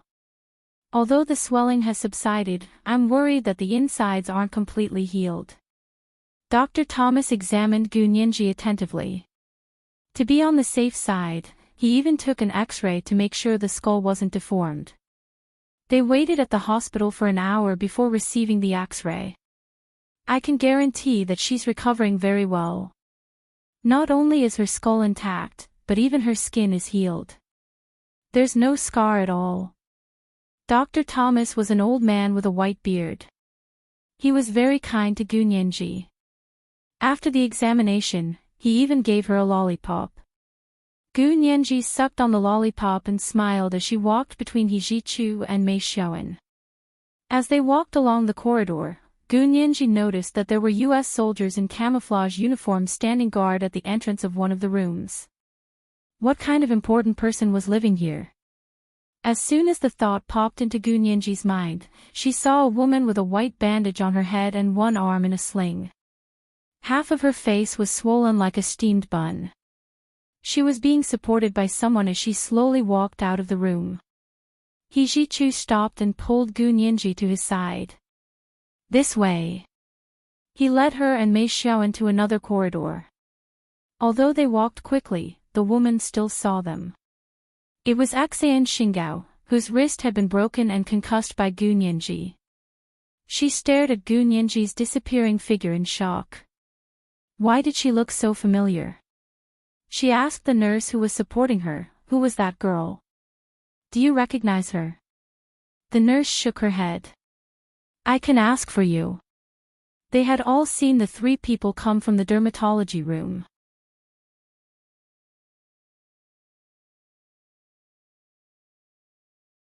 The nurse called someone over and asked, there were 3 people just now, 2 men and a woman. They came from that direction. Do you know who they are? The person happened to be the dermatologist, Dr. Thomas's nurse. She told her, that's Dr. Thomas's patient. Isn't that girl beautiful? I only know her surname is Gu, and she's a student of Professor He from the Faculty of Law. Her injuries have just healed. Fortunately, her face isn't disfigured, otherwise. He stopped abruptly and glanced at Xian Xingao with some apprehension. Xian Xingao's skull was slightly crooked from the blow. Without cosmetic orthodontic surgery, her face would be disfigured.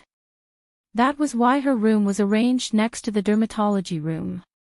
It would make it easier for Dr. Thomas to examine her and decide on a cosmetic surgery plan. Her surname was Gu, and she was He Jichu's student. Who else could it be? Xian Xingao felt a surge of anger rise from the bottom of her heart and was stuck in her throat. She turned around and entered the room. She picked up the phone and dialed the mysterious number.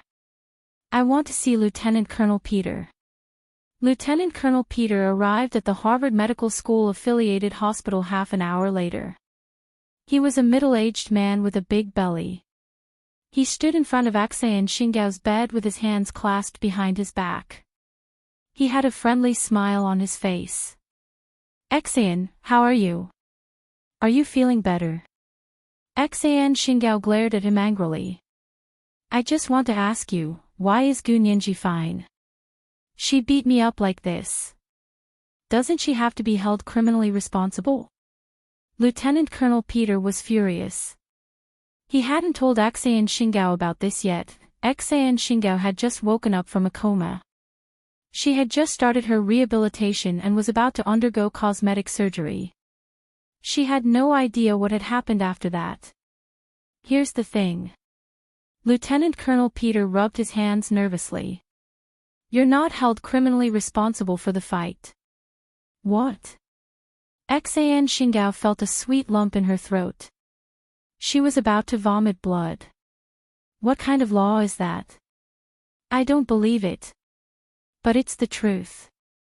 Lieutenant Colonel Peter raised his sparse blonde eyebrows. "There are precedents. Baseball, ice hockey, all of them.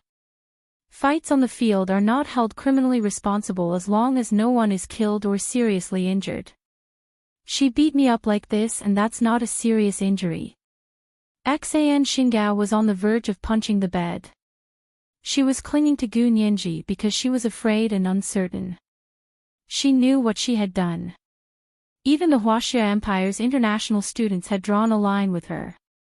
She wouldn't care if they just ignored her and isolated her. She was most afraid of what Gu Nianji had done, beating her up. If she didn't deal with it seriously, others would follow suit and take her life at any moment. From a medical point of view, your injury isn't considered a serious injury.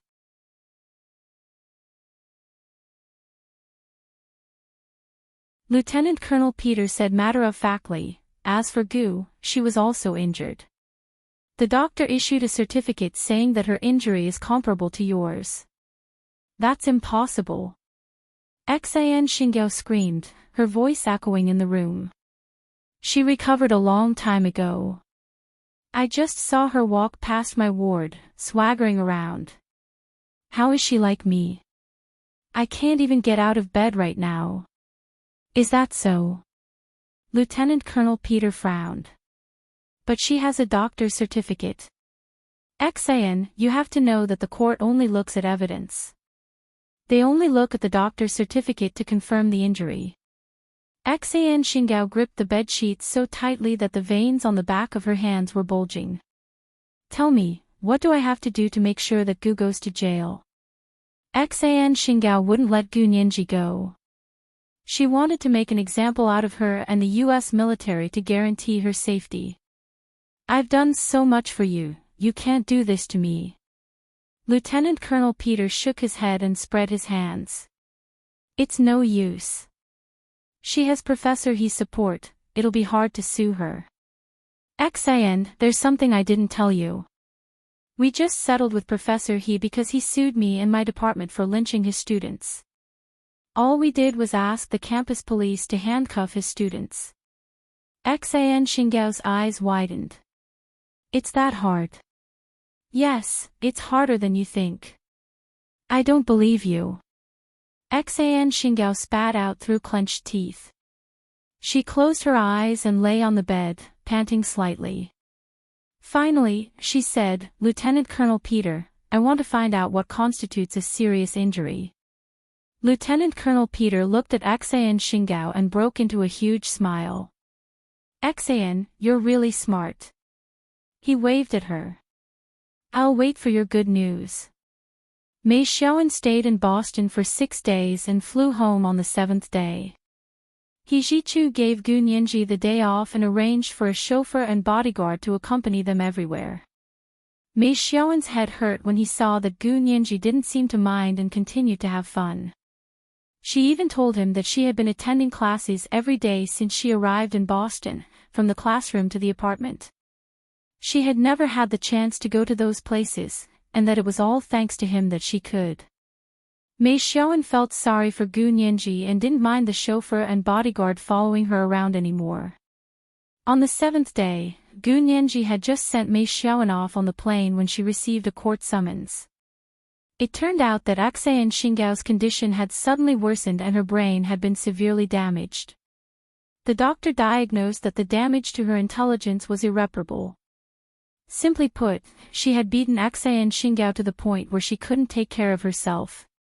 It was considered a serious injury in medical terms, so the court accepted her lawsuit and summoned Gu Nianji to appear in court. For 200 words, 2 chapters in one, including 3,200 monthly votes and chapters. That was all for the night.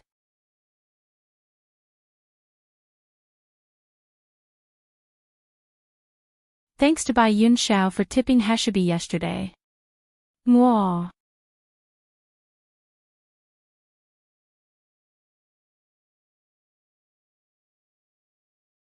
Chapter 146. Gu Nianji read the subpoena carefully several times and asked the postman who delivered it, "She's suing me for beating her until she can't take care of herself." The postman nodded solemnly. "It's written on the subpoena." Ha! Gu Nianji signed on the postman's receipt. Even an idiot can file a complaint. TSK, she can't be that stupid, right? The postman who delivered the subpoena was from the U.S. military and was there to watch Gu Nianji sign it. She blushed and said anxiously, she sued before she became an idiot. Because the injuries weren't serious, the court didn't accept it. Now the injuries are serious. Oh, Gu Nianji drawled meaningfully, so classmate Xian knew she would become an idiot before she became an idiot, so she filed the complaint in advance. The man realized he was making things worse and could only shut his mouth and not respond to anything Gu Nianji said. Gu Nianji didn't say anything else to him. It was obvious that Xan Xingao wasn't going to let her off the hook. If she pointed out the other party's flaws now, they might immediately investigate it and she would be the one at a disadvantage. Truth be told, Gu Nianji was also a law student and had excellent grades. Although the specific legal provisions between the Huaxia Empire and the United States were different, the legal principles were the same. She had also worked with He Zhichu on cases for over a month and had a deeper understanding of the American legal system than the average person. She could find several flaws just by looking at the contents of the subpoena. Of course, it wasn't impossible for the other party to sue her, but they had better prove that Xan Xingao had become an idiot. Otherwise, Gu Nianji wasn't going to let them off easily. Gu Nianji narrowed her eyes slightly. The expression on her face was restrained and calm. She actually resembled Hu Xiaoheng. What happened? Yin Shixiang asked as he came out of his room. He had heard someone at the door looking for Gu Nianji, saying the postman was delivering a letter. He saw through the peephole that it was a regular postman from the apartment, so he asked Gu Nianji to come out and receive the letter. However, he felt something was wrong when he saw Gu Nianji standing at the door for a long time. Nothing. Gu Nianji put the subpoena back into the envelope and passed it to Yin Shixiang. She said expressionlessly, "It's a court subpoena. Xan Xingao is suing me." She walked back to her room and slammed the door shut. She leaned against the door and did not move for a long time. Although she pretended to be fine on the outside, it wasn't that she wasn't afraid at all. It was obvious that Xan Xingao and the forces behind her were not going to let her off the hook. Hugging her shoulders, Gu Nianji curled up and sat down against the door. The setting sun shone in from the direction of the window, falling not far in front of her. She quietly watched the light of the setting sun change in front of her. Finally, it gradually sank into the west and the room became dark. Yin Shixiang took the envelope from Gu Nianji and opened it to see that it really was a subpoena from an American court. He immediately turned to his room and video called Zhao Liangze. "Big Xiong, what's up? It's only 5:00 in the morning. You'd better have something urgent, or else I won't let you off." Yin Shixiang asked seriously, what about Hua Xiao? Is Hua Xiao there? I have something very important to talk to him about. Zhao Liangzi rubbed his eyes and glanced at him. What is it? If it's really serious, I'll get Hua Xiao for you. It's Nianji, she's being sued. They're saying she caused Xan Xingao's serious injury and will be held criminally responsible. That meant she was going to jail. Zhao Liangzi immediately sobered up. Wait here, I'll get Hua Xiao for you. 30 seconds later, the video switched to Hua Xiaoheng's study. Big Xiong, what happened? Hua Xiaoheng's devastatingly handsome face appeared on the screen. His voice was steady and powerful, with a mesmerizing magnetism. Yin Shixiang took a deep breath and told Hua Xiaoheng about the subpoena. I've already scanned it and sent it to little Zay. Hua Xiaoheng frowned. Why is it Xan again? Did he Jichu take care of her? Yin Shixiang shook his head. I'm not sure. Mei Xiaoan came to the United States to see Nianji even though he was free these past few days. Mei Xiaoan went. Hua Xiaoheng asked dryly, what else is there that I don't know about? Yin Shixiang thought about it and began the story from the day Mei Xiaoan came to the United States. Professor he took Mei Xiaoan and Nianji around the Harvard campus for a day, then took her to the hospital for a checkup. Then Nianji spent a few days with Mei Xiaoan in Boston. She just sent him on the plane today, and when she got back from the airport, she received a subpoena from the court. I'll let you know right away. Hua Xiaoheng held the mouse in his hand and clicked on a few documents on his computer.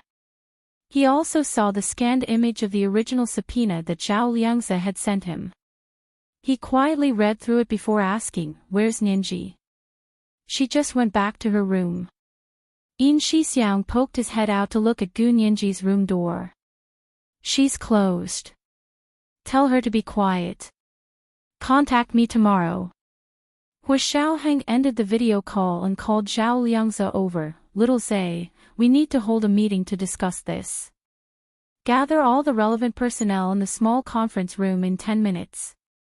Roger, Chief. Zhao Liangzi's usual cheeky smile disappeared as he opened the military's internal communication system and sent out orders to gather all the relevant personnel. He packed his briefcase and carried his laptop as he hurried out of the office to the small conference room.